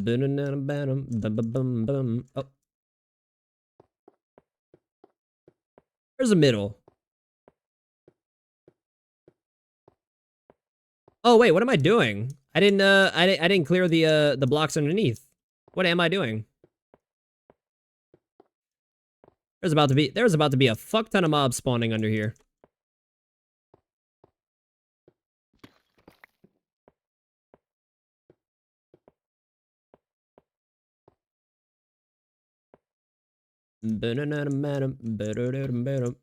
This right here is, well, never mind. I was gonna say this is probably what discourages most people from making perimeters. Get me up! This is probably what discourages most people from making perimeters, but there's a lot more factors than just this that discourages people from doing perimeters. There's a lot of other factors that discourage people from making perimeters. I'm fucking trapped in here again. God damn it. Whatever, I'll use a rocket. I'll burn a rocket, whatever. Boom, boom, boom, boom. Like, oh man, yeah. God, the worst parts about the perimeter are, are flossing the bedrock. Flossing the bedrock, man, really, really hard part about a perimeter. Oh, actually digging it and clearing it with TNT? Nah, that's the easy part. Nah, that's definitely not the hardest part of a perimeter. Commend to anyone who can do projects this big. Hell yeah, man. I mean, I know better than anyone.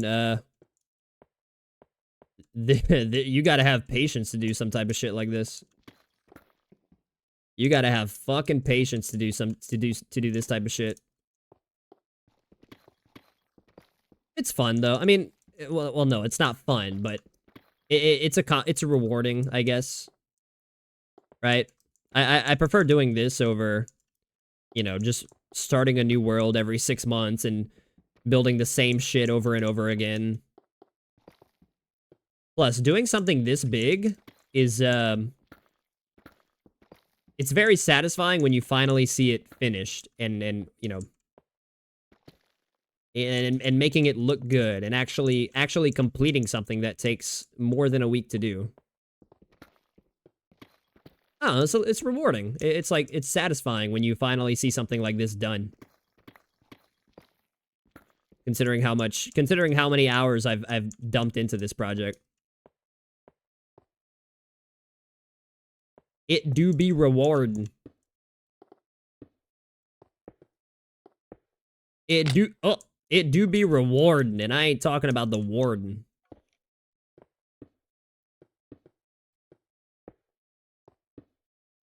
More rewarding than the warden. More rewarding than the warden. Get it? Because the warden's, like, not rewarding at all. I think that's right. Yeah, that's right. The warden ain't rewarding anybody.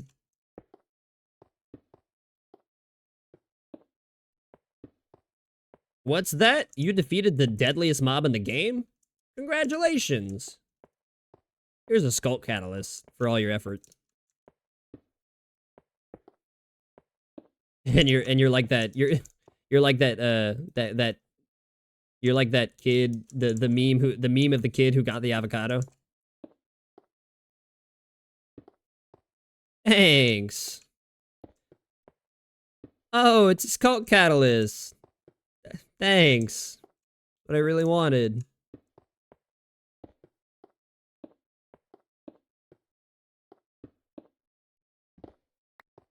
Now I can, I'm so glad I have a Sculpt Catalyst. Now I can,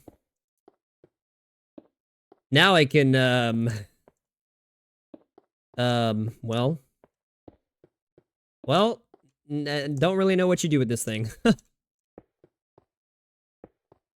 like, well, I don't exactly know what you do with this, but thanks for it anyway. Thanks for it anyway. It's the thought that counts. Appreciate it. It's the thought that counts. I don't know what meme that is, but I'm curious. You know, the meme of the little kid who gets like an avocado for Christmas, and he's like, it's an avocado. Thanks. Never seen that?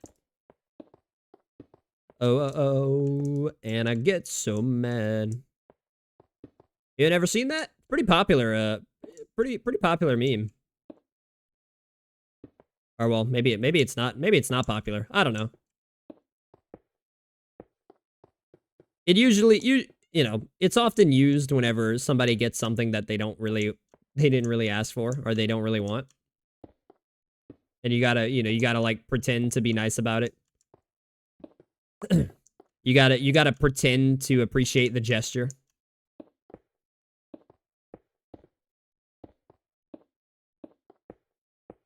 Whoops. Whoops.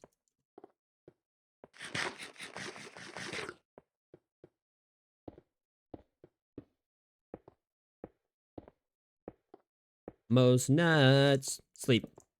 Sleep.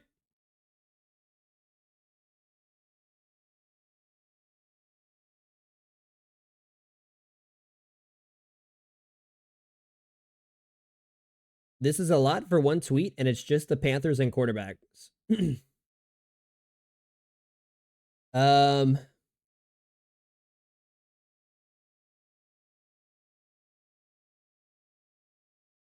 Oh, wow.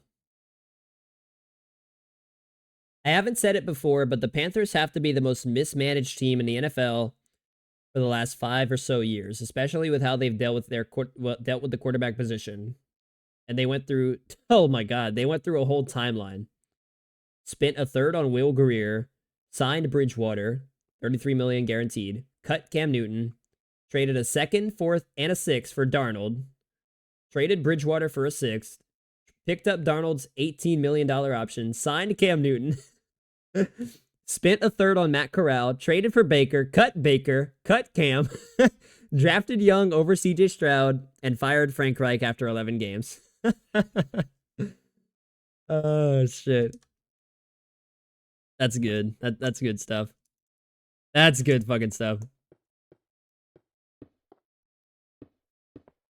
God damn, how many times did they sign Cam Newton? How many fucking times did they, how many fucking transactions did they do with Cam Newton? Signed Cam, cut Cam, signed Cam, cut Cam. Signed Baker, cut Baker. And now Baker is, well, competing for the NFC South. Oddly enough.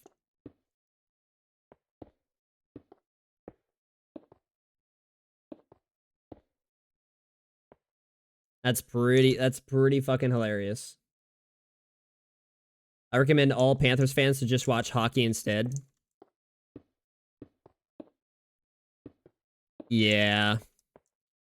Yeah, I recommend all NFC South all fans of NFC South teams to just like, you know, take a pass on this year. Would it be a sin if we just would it be a sin if we just, I don't know. Can we make the Dallas Cowboys like an honorary member of the NFC South? Just so none of those teams get into the playoffs. Would anybody be upset if like the Dallas Cowboys were like an honorary member of the NFC South? You know, let Philadelphia win the North, or let Philadelphia win the East.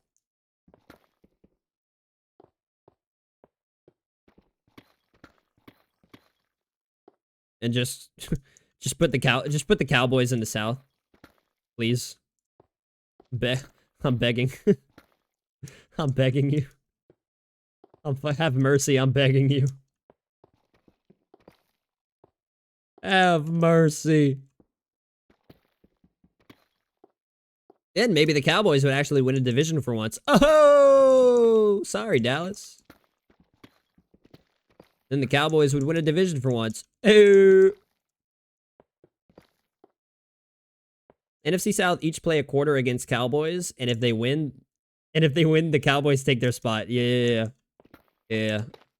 Or no. Take like the best players from the best players from each NFC South team, combine them into one team, and then have them go up against the Cowboys. Winner, whoever wins, if the Cowboys win, they go to the NFC South.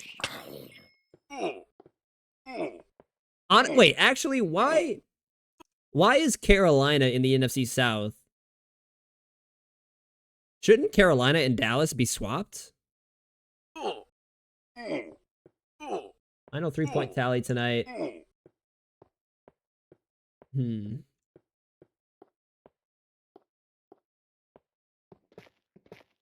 Geographically,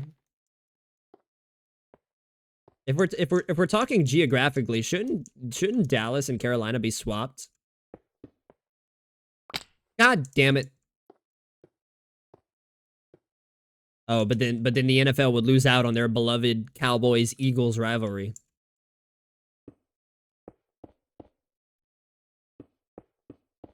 They should do a they really should do a major like geographical realignment of divisions. I think so too, Solser. I mean, Solar. How do you say your name? Can I just get like a phonetical? Can I get a phonetical pronunciation so I'm not like second guessing every time I say it? I wanna say saucer. Every time I see it, I want to say saucer, as in flying saucer.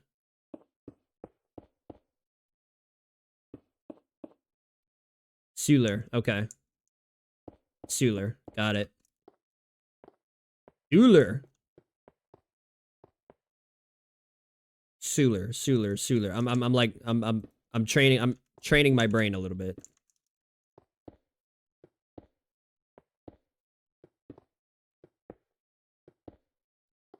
I'm training my brain a little bit because it's pretty fried after I do have low sanity for a reason. My brain is fried after, you know, placing slabs for well over 3 hours. Chiefs ain't West. True. Chiefs ain't West.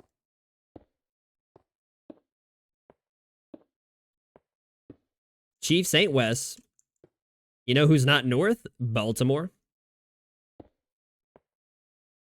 You know who shouldn't be in the AFC North? Baltimore.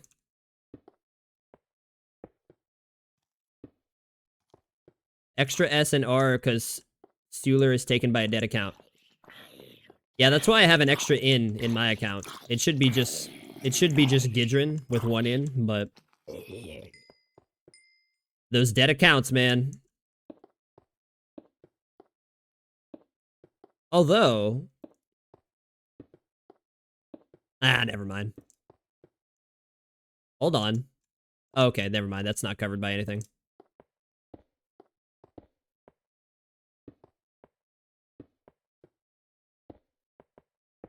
I was gonna say like maybe I was gonna say I wonder if I sent like an email because I'm an affiliate now. I wonder if I could like send an email and possibly get Gidrin with one in, but I'm not even a fly on the wall. I'm just like the rest of the other, you know, millions of channels with like little to no following. It would probably just get ignored or probably just deleted.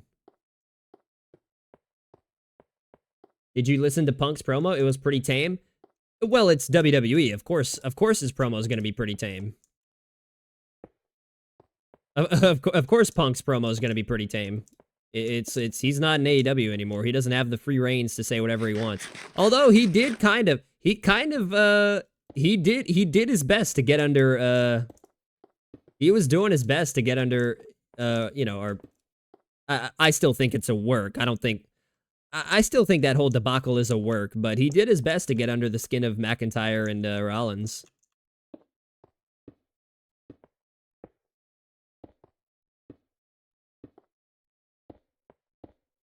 But yeah, it was pretty tame. It was pretty tame for the most part. It feels weird. I'm not gonna lie. It feels really weird for CM Punk to call WWE home. Oops. It feels really weird, him saying that WWE is his home.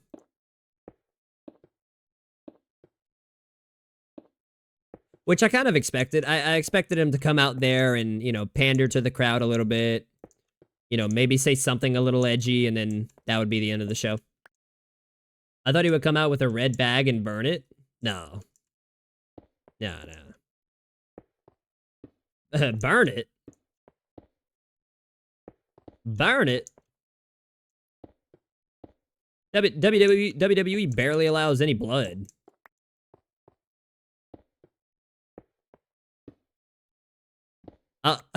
I said whenever Nakamura blew the mist on Cody Rhodes, because the mist was red, I was like, somebody's gonna tune in to that segment and think that Cody Rhodes got bloodied, when in fact it was just mist from Shinsuke Nakamura.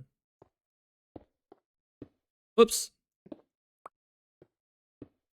Yeah, believe me, I had to have Raw on the side of Monday Night Football because I don't know, for some reason ESPN just hates primetime audiences, I guess.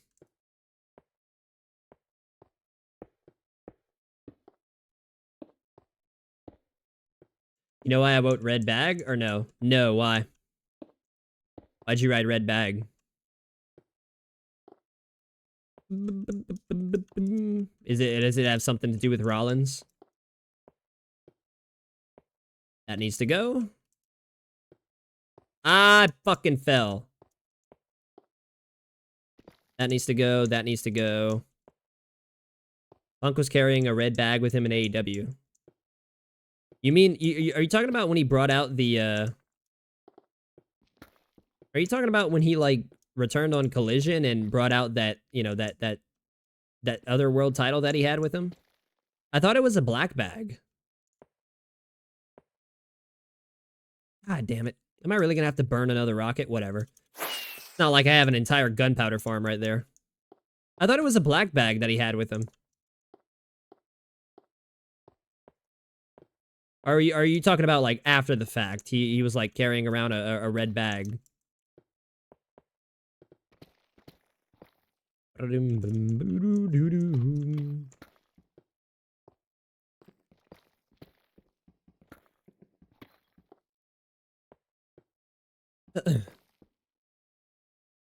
Yeah, I thought he's gonna toss it into a trash can and light it on fire. Imagine. Yeah, not in WWE, he won't. Not in WWE, he won't. He's gonna have to be, he's gonna be a lot more tame. I don't know what people are expecting. Are people expecting Punk to be, like, more edgy? You know, just because it's CM Punk? Like, he's gonna be way more tame because of, like, he doesn't have the freedoms that he did on AEW. He doesn't have the same freedoms on that show that he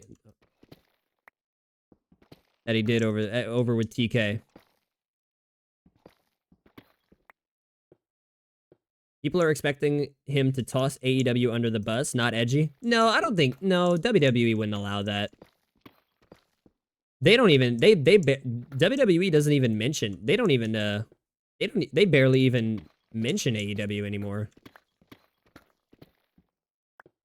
Or they'll never mention AEW directly, but they don't even reference AEW that much anymore. The only one who still references AEW is Cody, right? Like, every now and then Cody will make a gesture about the other place, right?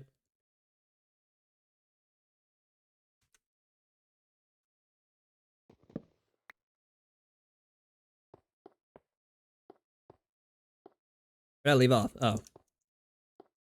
Wait. Oh.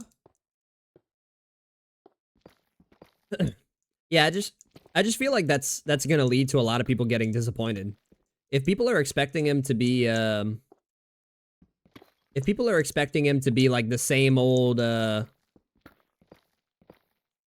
you know, say whatever's on your mind, you know, super edgy CM Punk like he was in 2011, I feel like a lot of people are gonna be disappointed. I feel like a lot of folks are gonna be disappointed. But you don't really, he doesn't really need to be edgy to be a big draw. If he just goes out there and, we know he's terrific on the microphone. Like, there's very few better than Punk on a microphone. If he just goes out there and has good programs with people, he's gonna be one of their top stars by by April. I mean, he already is. How much did his shirt sell? How much did his Survivor Series shirt sell in like 24 hours?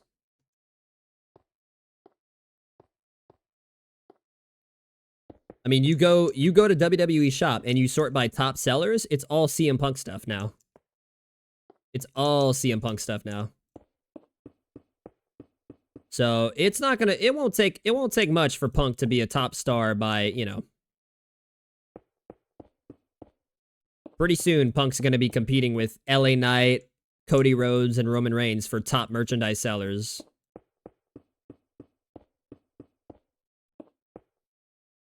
Which I still can't even believe. I can't believe how well LA Knight stuff is selling. Like, I knew LA Knight was over, but I didn't think he would be like, I didn't think he would be the top merchandise seller at any given point. That was a surprise to me. I don't want him to throw AEW under the bus, but I and others thought he will. I'm sure a lot of people thought he would. I'm sure a lot of people thought he would go out there and completely shit on Seth Rollins. And vice versa. I think a lot of people thought Seth Rollins would go out there and put CM Punk under the bus, which Seth kind of did, right? Seth kind of did that when he was like, "Oh, come on, that's all you got? Come on, get it out of your..." Right? He kind of did that with Punk fans, but that's not really WWE's thing. They don't really allow that kind of stuff. Or it's rare, right? They don't. It's rare that WWE doesn't stick to the script or memorize the lines, because life is a movie that they've seen a 1,000 times. I don't know the lyric. I don't know the lyric, man. I don't know the lyric. Oh no, Lil Wayne said it better than I ever could.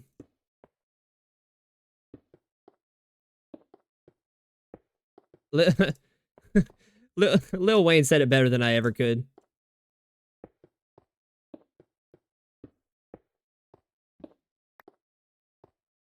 I mean, you got to think also, there's probably people who tuned into Raw tonight for CM Punk who haven't watched Raw in years.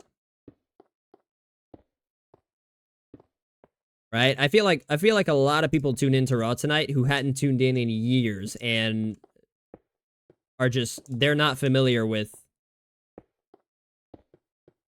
like, are absolutely not familiar with how the show works, or like WWE style.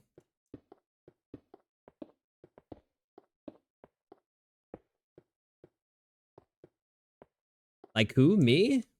Like me what? I watch Raw just about every damn week. I'm saying a lot of Punk brought a lot of people back to Raw. Did you tune in for Punk? Oh, of course I tuned in for Punk. Of course I tuned in for Punk, but I also watched the 3 hours before CM Punk came out. And I also watched the years and years of Monday Night Raw before Punk was ever even back in WWE.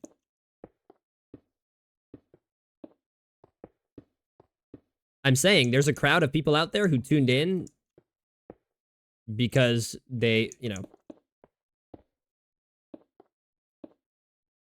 there's a crowd of people out there who came back to WWE just for CM Punk. Just because they heard the news that Punk was back in WWE.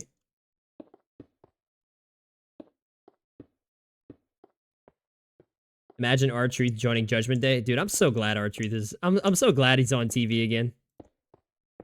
I fucking love R-Truth.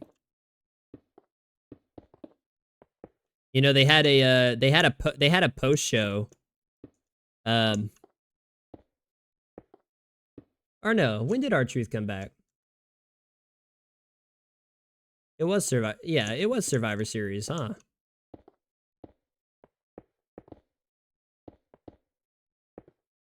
Hmm.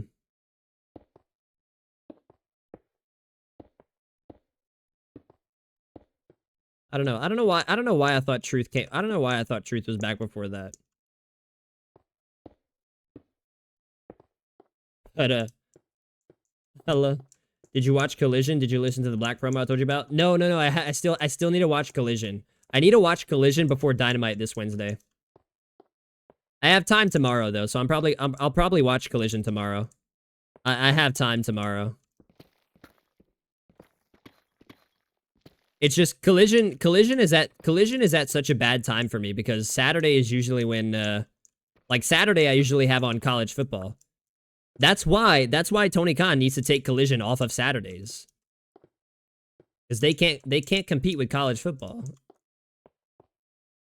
I mean, I get Tony Khan doesn't want to compete against the NFL cuz he like kind of, you know, he's involved with the Jacksonville Jaguars, but I don't know.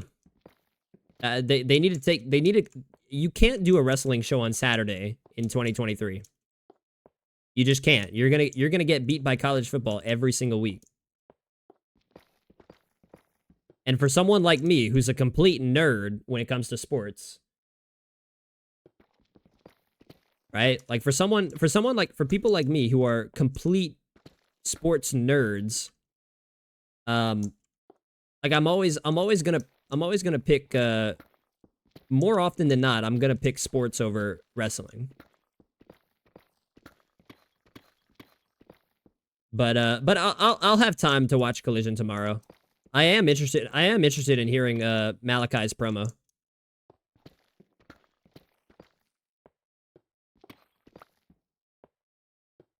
Saw that MJF is injured. Is that a work or no?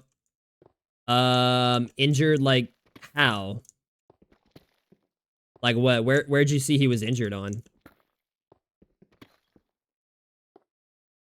I wouldn't be surprised if he was injured. I mean, have you seen the matches he's had recently? Good lord. I wouldn't be surprised if he's injured.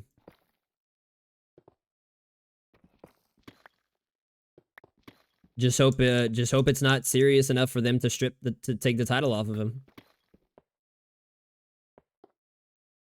Wrestling sites. I mean, it might be if it's something small, right? Like if it's something small, it might just be like a Roman Reigns type thing. Because remember Roman Reigns was hurt. Roman Reigns got hurt during SummerSlam. In his match with Jey Uso, he got hurt during SummerSlam, and you know, he was fine. He was fine after a few weeks, but it might just be I don't know what the injury is, but it might just be something like that. If it's something small, you know, just don't have him wrestle as much as he's been lately. Come on, then. Stop screaming at me. Quit screaming at me, motherfucker. Motherfucker. I need andesite. Torn labrum? Is that small? Oh, God. Is that... I hope that's not what he has.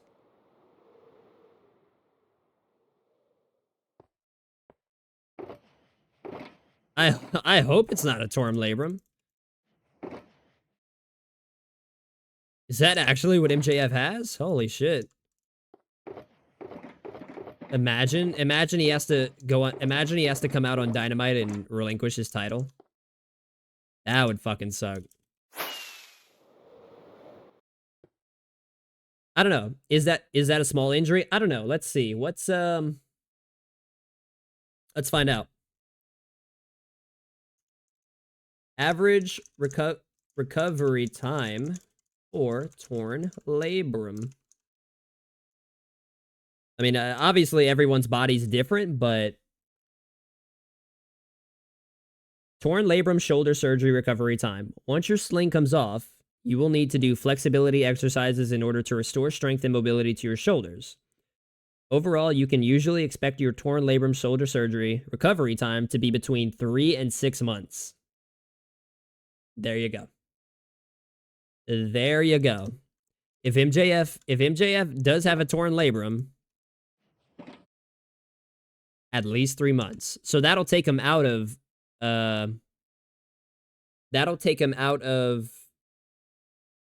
fuck, what's the next pay-per-view? Gold Rush? No. What's...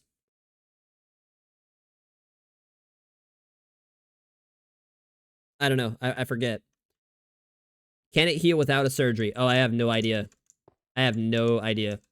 I mean, you'd hope that he would take the surgery and you know, look after, think about long term. Think about long term, go get it worked on. Come back in 3-4 months and World's End. That's why. I don't know why I was thinking it was like something. I don't know why I thought it was something like gold hour, gold rush or something like that. Yeah, World's End in Long Island, right? Long Island, New York. Damn. Oh shit, that means he would miss World's End in his hometown. Wow.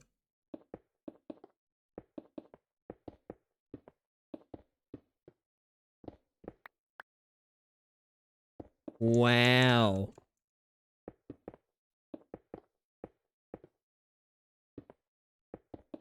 I hope not. I mean, I haven't heard anything about his injury, but man, I hope it's not that serious. I don't know. I haven't heard any reports on an MJF injury. That would suck though.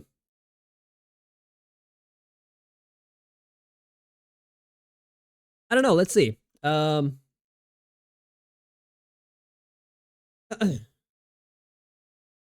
a torn lab Here we go. Can a torn labrum heal without surgery?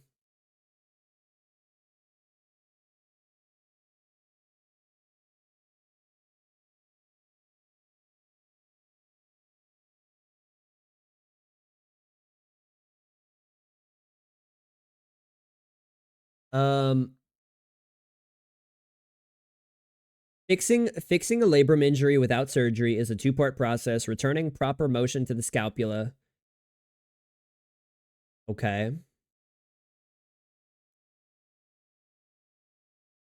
Hmm.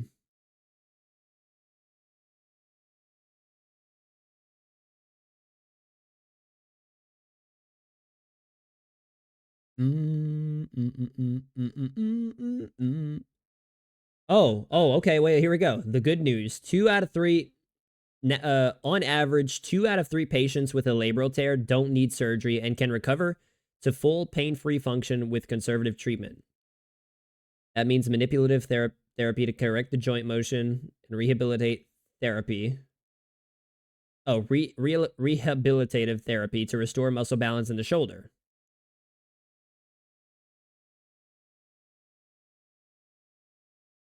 The one third of patients who require surgery are generally those with clear traumatic injuries that result in larger labral tears.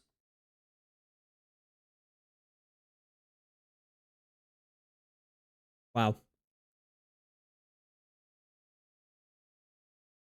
Oh, wow. That usually means labrum repair surgery if you're under 40 years old, and labrum repair plus bicep tenotomy or tenodesis. I don't know what that is if you're over 40, but the goal should be to avoid surgery if possible. Okay, maybe he's fine. Maybe he'll be all right then. Maybe he'll be able to make maybe he'll be able to do full gear. I mean, full gear. Fucking World's End. Yeah, I don't know. That's a tough one. That'd be tough if he's it would be tough if he had to miss time due to his due to a torn labrum.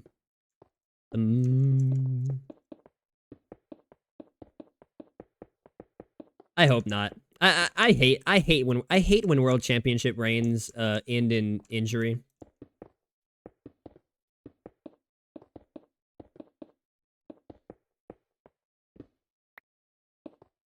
I hate that.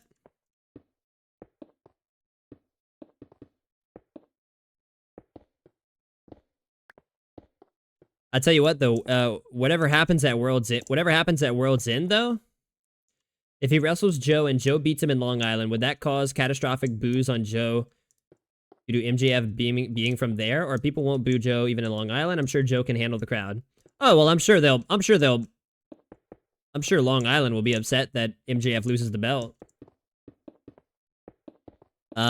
Besides, Joe is, I mean, Joe's Joe's basically a heel in this situation, isn't he? Um,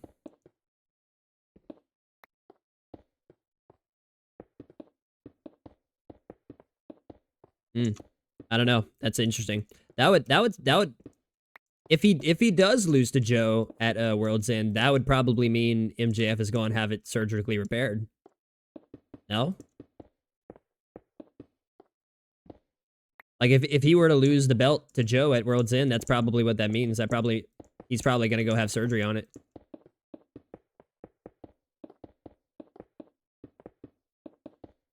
I don't think it heals. I don't think it heals without surgery.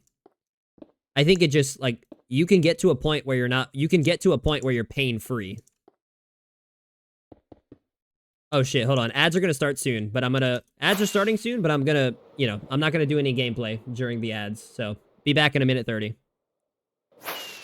I'll sit up here. I'll sit up here while the ads are running and come back when they're done. And they won't be 3 minutes this time. They will not be 3 minutes this time. That was a fucking mistake. That should not have happened.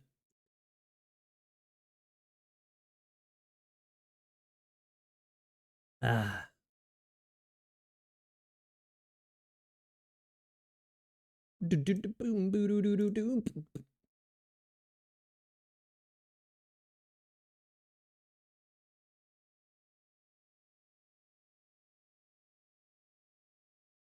Or maybe they should. I don't know. Ooh.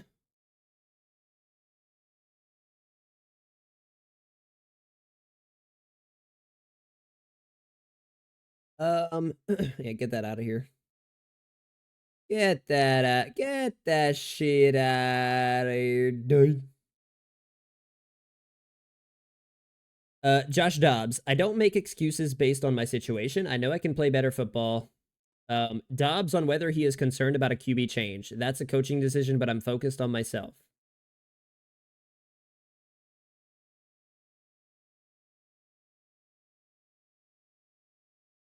I'm gonna get up and walk around for a little bit. Let me go stretch out the legs for a few seconds. Ooh.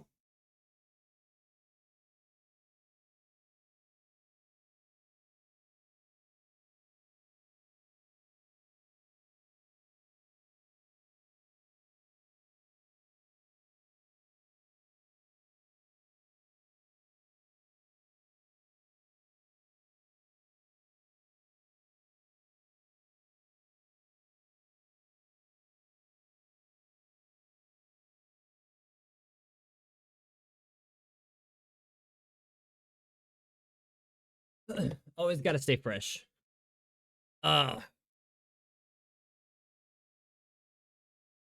Adjusting my posture wouldn't hurt either. Do you know what I'm saying, bruh? Do you know what I'm saying? It wouldn't hurt to fix my posture. All right, back. Ads are done. Go. And look at that. I'm right at the end of the wall. Go figure. Does Joe have anything to do with the devil? Most of the time, the devil flashes up on screen. Joe is seen afterwards. For example, the attack on the acclaimed. Joe was seen afterwards. The laugh of the devil was seen this past Dynamite. And then Joe came out. Is there a connection? Could be. Could be. Maybe the devil's somebody connected to Joe.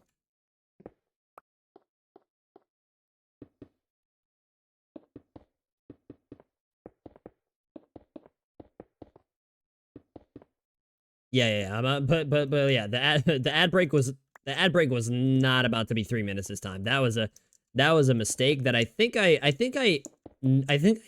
know what went wrong. I think I know why it was 3 minutes as opposed to like the normal minute and a half that it should be.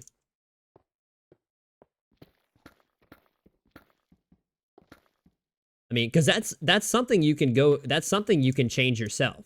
But I think if you're tabbed out of your stream manager, it pauses the ad timer, right? So like for example, if I have my stream manager open and I pause the ad timer, it like it pauses the you know, the countdown. And it'll play more ads than normal, which is shouldn't happen.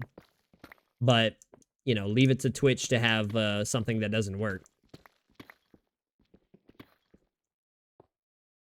I'm sure they're doing their best.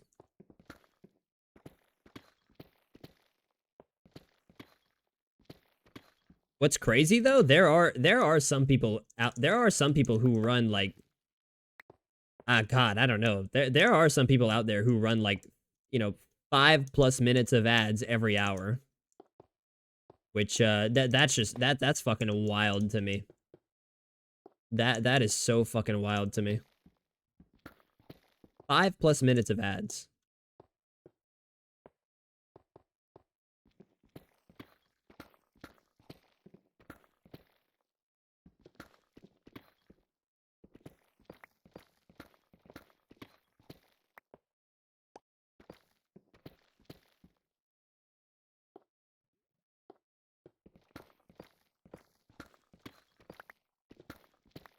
Mm-mm-mm.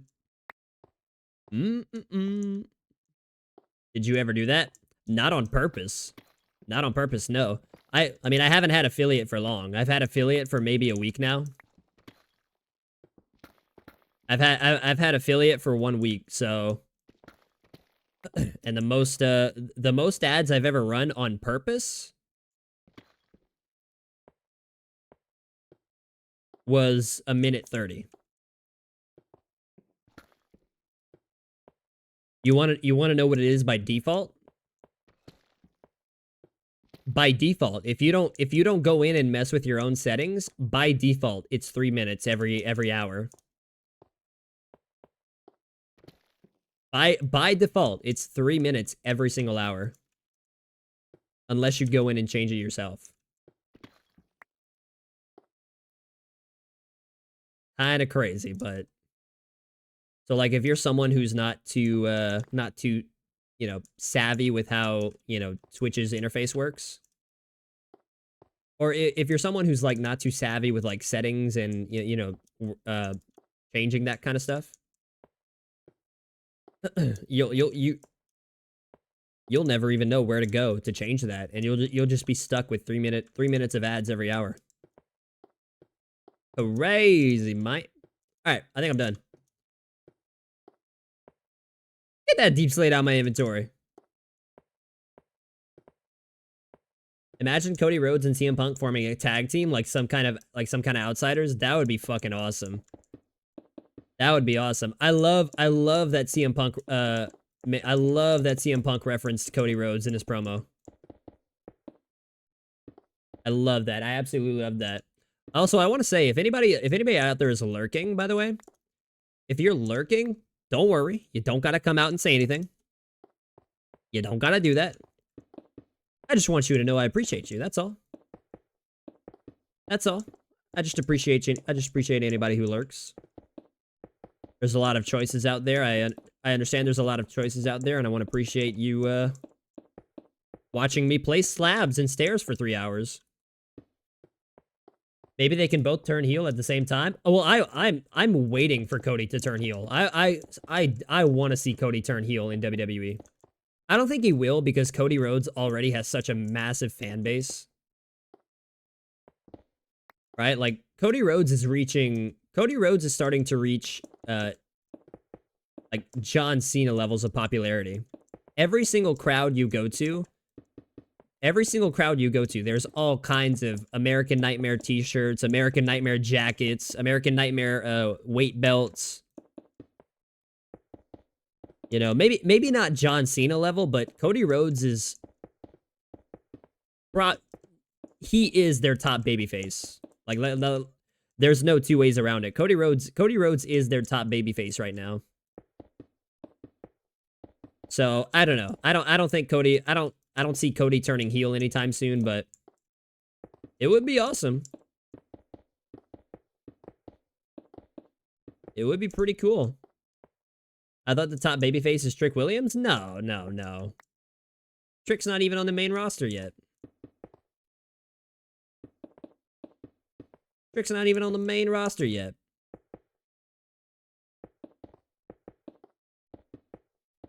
Maybe in NXT, but no, not in the company.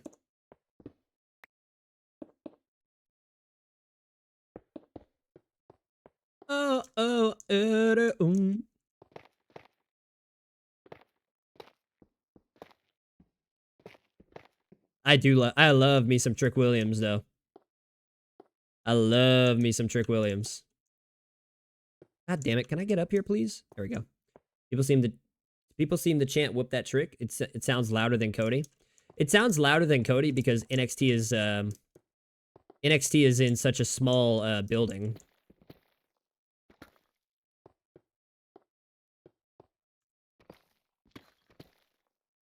But no. Trick Williams isn't there yet. He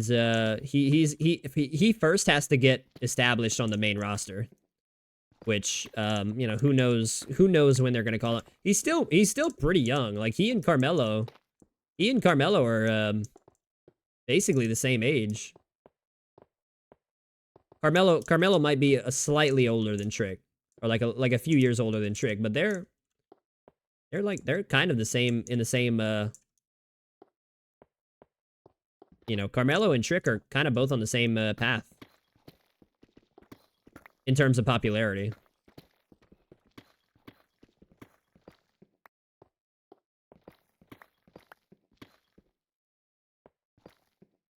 But I'm with you. I can't wait to see Trick Williams in I can't wait to see Trick Williams on the main roster.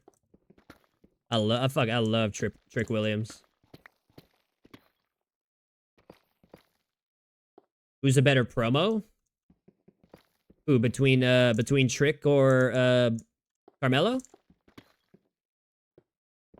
Between Trick and Mello, who's a better promo?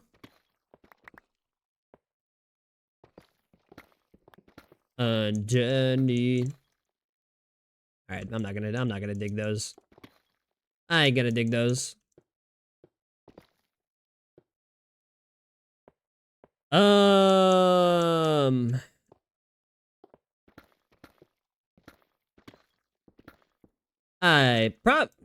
Probably Trick, just because Trick has that, like, Trick Williams has so much energy when he talks. It's like I don't know. It's like you can. They're both good at promos, but like, I don't know. It's like you can feel. You can see the energy just like oozing out of Trick Williams every time he picks up a microphone.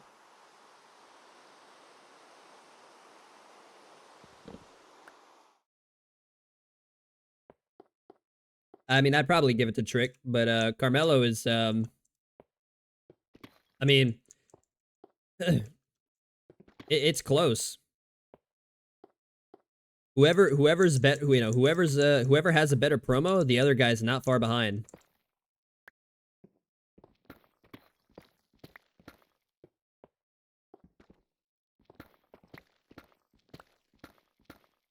Damn, that was deep.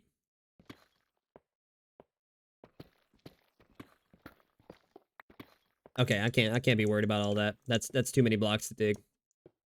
That's too many blocks to dig. Just let me get what's down here.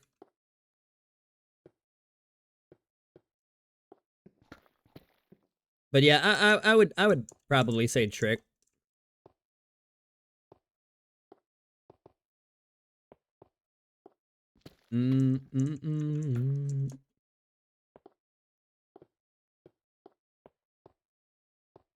What's so wild to me is wait a minute. Oh wait, never mind. What's crazy to me? I still can't get over the fact that CM Punk didn't like initiate talks with WWE until last Saturday. Like not this past Saturday, not this past Saturday at Survivor Series, but like the Saturday before that. That's insane to me. That shit happens so quick.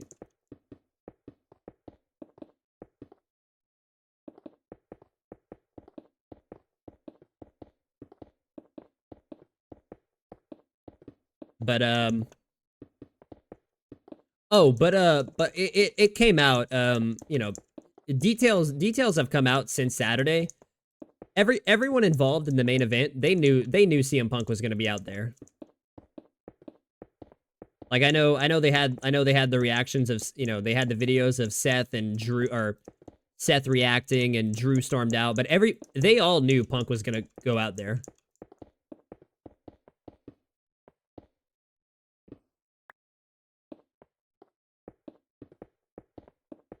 And I think Seth especially. I think Seth is working a lot of Punk fans. No, they didn't. They changed opinions. No, they were told before the main event. They were told before the main event that Punk was going to go out.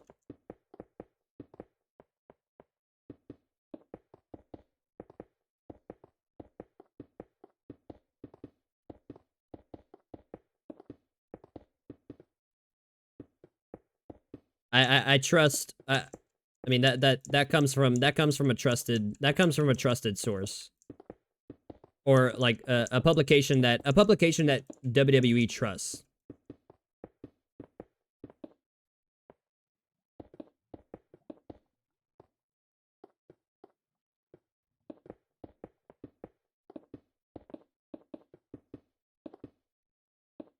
They weren't.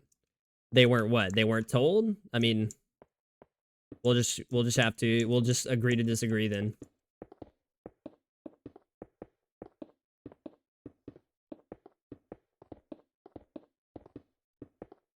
We'll have to agree to disagree on that one.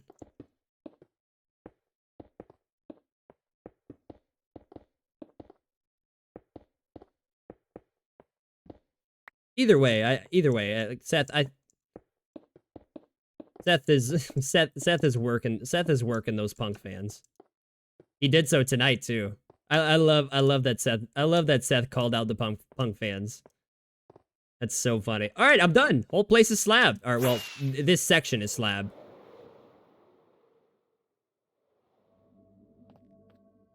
Look at that.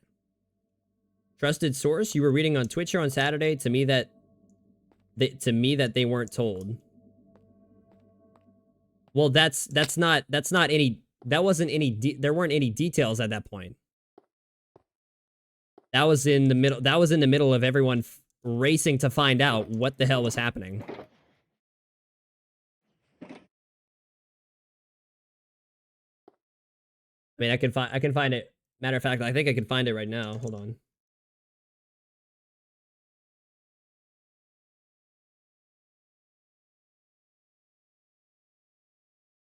Man, I do need to keep an eye out on my posture whenever. Oh, this is new. NXT Vengeance Day set for Clarksville, Tennessee on February 4th. Oh. Or was it?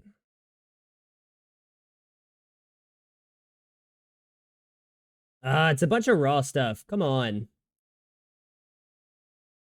But that proves my point. They changed opinions. They probably heard something at first and then got some more, you know, as Sunday passed and Monday passed, they probably got more information.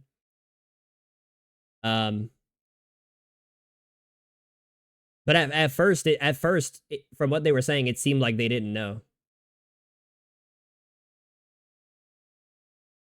Oh my god, so much Raw stuff. I just want to confirm for my own. I want to make sure I didn't read the wrong thing.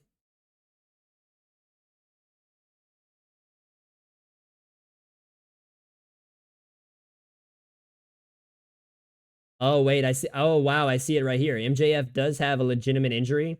He sustained a shoulder injury during the AEW Full Gear top rope Uranagi spot.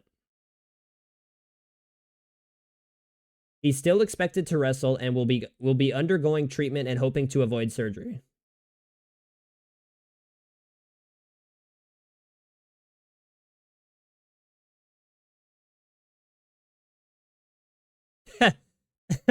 Royal Rumble will reportedly feature 2 months of build-up. Source, a calendar. Literally a calendar.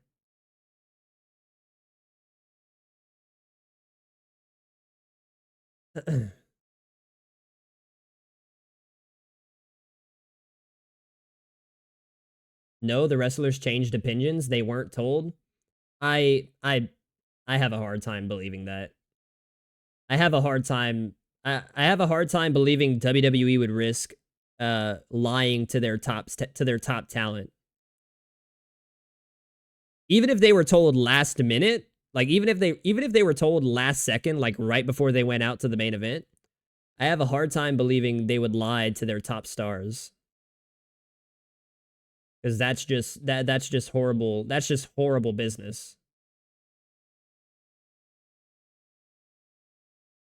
I mean, even Punk didn't even know he was gonna be there until Friday. I don't know. I don't know. I'm tired. I'm tired of looking for that. So you were lying to me on Saturday? I didn't lie at all. I was saying what I saw from I was repeating what everyone else was saying. Because remember, everybody was still racing to find out what the hell, like what exactly was going on. You seem to be changing your tune. I don't know why. I don't take any I'm not changing my tune because I don't take any stances. I just go off of what people say. Because that's all we have. And you should. That's what you should be doing. You should be when you get new information on something, you should change your opinion. It would be you'd be an idiot to keep the same opinion. Like you would be stubborn and you would be an idiot to keep the same opinion even though you have new information. When you get new information, you're supposed to change, you know, that's what new information is for. Whenever you get new details on something, you have to change your opinion. You can't just have the same old, you know, you can't have the same old stubborn thought process your entire life. That's just no good.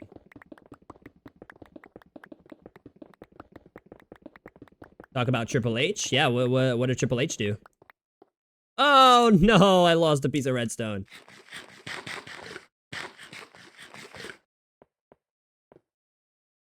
But yeah, you have to change your opinion on certain things, especially when you get new information. That's just that's just growing. That's just a part of growing up.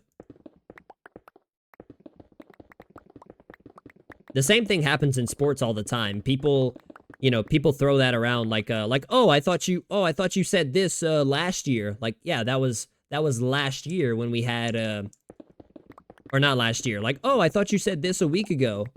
That was last week. That was last week when we didn't have the information that we have today. You know, you gotta be changing your opinion constantly. You misread what I wrote. I didn't write about. What? We need to talk to Triple H. Oh, we need to talk to Triple H. My bad. We need to talk. Yeah. Let's get Triple H on a call. Let's get Triple H on stream. Let's get it directly from Triple H himself. Yeah. I'll send Hunter a text message. Get the scoop. Get the official scoop.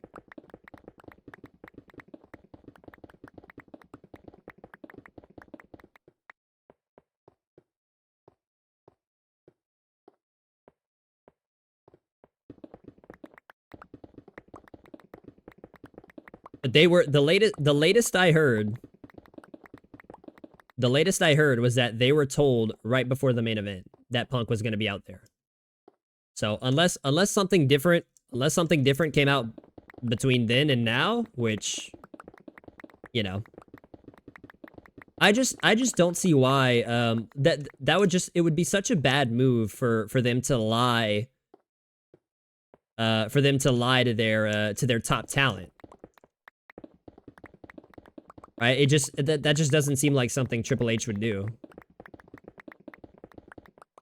Like, why would you lie to your top stars, who you know some of them don't like CM Punk, and risk you know, like risk causing friction in the company?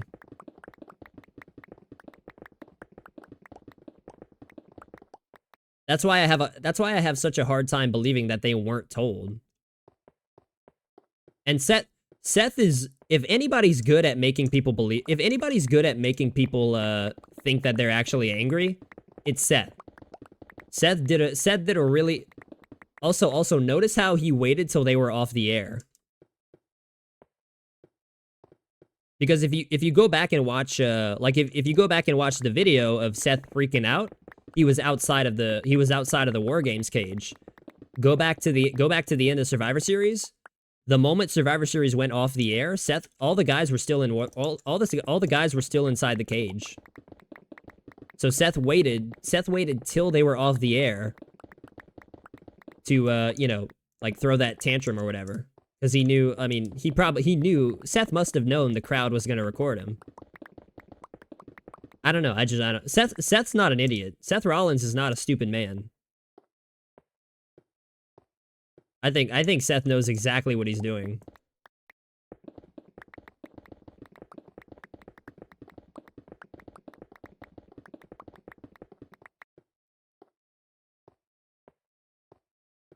Would Mustafa Ali boost the ratings for AEW? In my opinion, I don't think he's a needle mover. I mean, yeah, probably not. I mean, he has good matches, right? And that, I mean, isn't that all AEW is about? Good wrestling matches. If you want to bring him on to have great wrestling matches, he'll do that. And that'll, you know, that crowds notice good wrestling matches. So that would be a reason, that would be the reason I would see them bringing him in. Because Mustafa Ali just has incredible match after incredible match. And he could do more. He can do more in a match in AEW than he can with WWE. I'll start from here. Why waste time?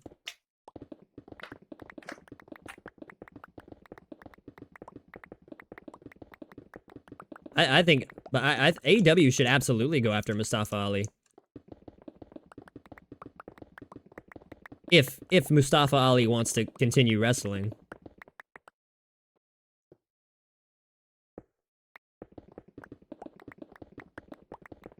You know, if that's something Mustafa Ali wants to do.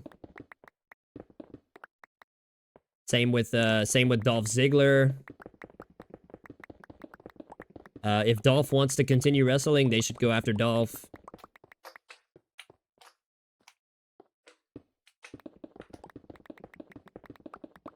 I forget everyone who got released during those layoffs, but I know Riddle. I don't know. Maybe they go after Riddle. Need to head to bed. I'll be back another time. Have a good night. You too, Progressive. You too, Progressive. Appreciate you coming in. Appreciate the wrestle talk as always. I love talking wrestling. So you have a fantastic night.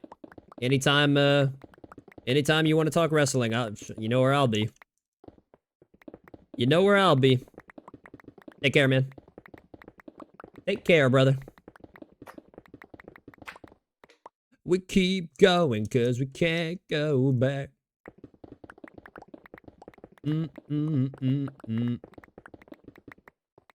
I'm about to run out of room. Holy shit, thank God I stopped. Thank God I stopped. I was about to run out of room. Whoa. Put them up. Put that up. I need to sleep. Wait.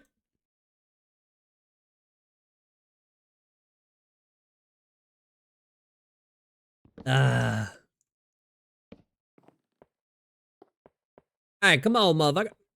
Come on, then. Come on, then. Bitch.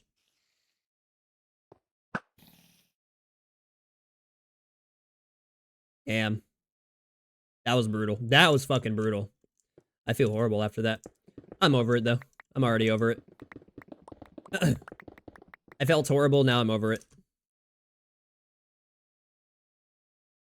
Oh.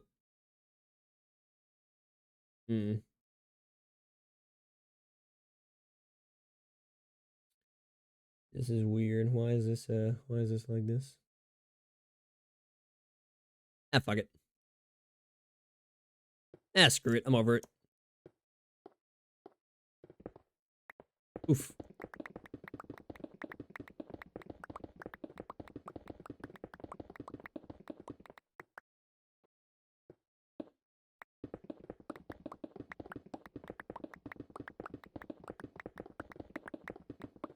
That should be that should be like a hold on.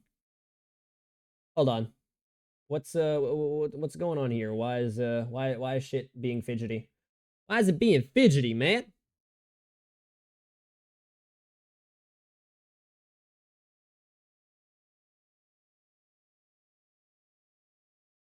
Ah, no clue. Season ends today. These quarterbacks start NFL playoff games in January. Desmond Ridder, Josh Dobbs, Gardner Minshew, Kenny Pickett, Geno Smith, and Dorian Thompson-Robinson. Weakest batch in NFL history. Find a weaker group. Well, the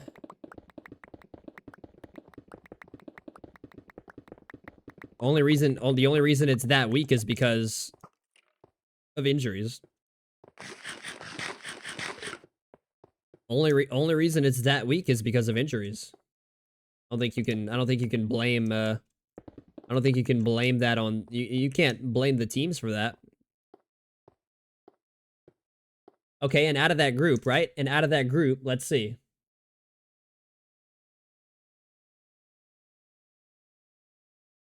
Out of that group, let's see. Desmond Ridder, he was a starter. Josh Dobbs, injury. Gardner Minshew, injury. Kenny Pickett, Geno Smith, Dorian Thompson-Robinson, injury. So half of those were injury based. Half of those are injury based, and the other half being Ridder. Well, whoever makes it in the NFC South shouldn't be in the playoffs anyway. So we're not going to count. I'm not going to count the NFC South. I will not allow the NFC South to be a part of that discussion. But Kenny Pickett actually on a decent team, right? Even though they don't have an otherworldly quarterback, Steelers are not a bad team as we've seen this year.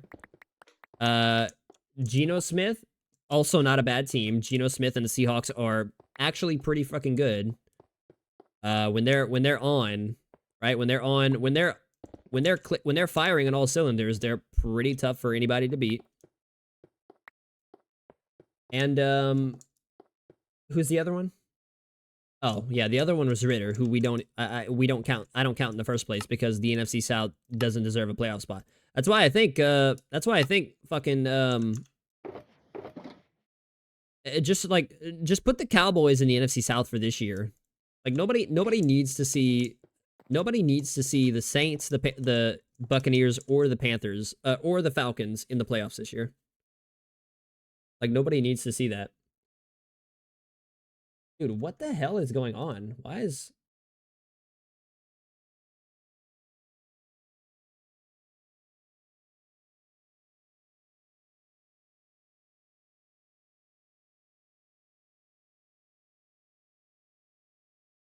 That's weird.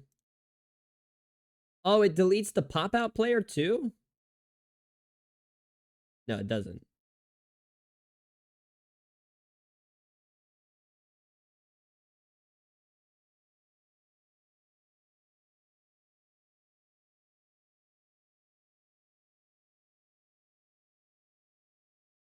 Okay.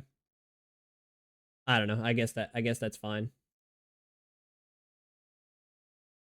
In heaven.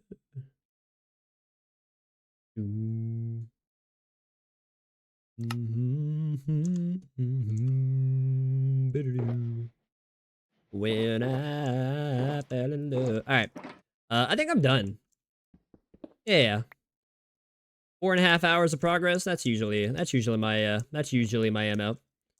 Tomorrow I gotta take down all these dispensers and put them all back over there. Floor's coming out great though. Floor is coming out fantastic. But that's it for me.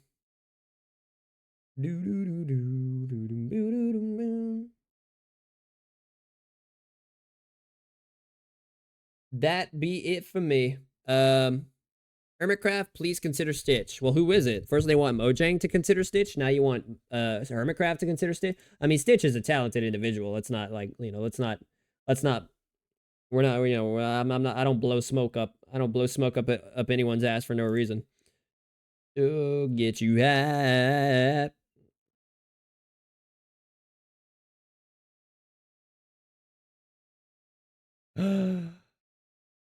Full segment. CM Punk returns to Raw for the first time in nearly 10 years. That's still fucking ridiculous. I still can't believe CM Punk is on Raw in 2023. That's so fucking wild. That is so fucking wild.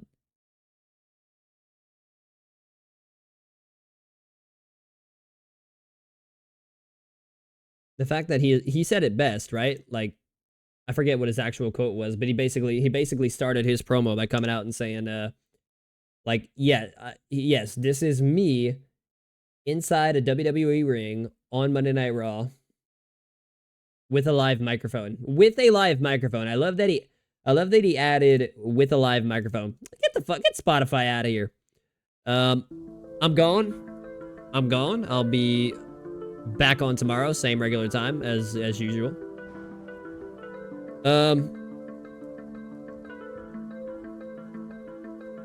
All I ever wanted was this here microphone.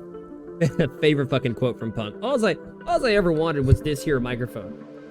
Anyway, I'm going to get some sleep because, you know, we could all use some, especially me and like basically every other adult out there. Until then, get the fuck out of my stream. Get the fuck out of here. Good riddance. Goodbye. Stay UC. Later. Peace.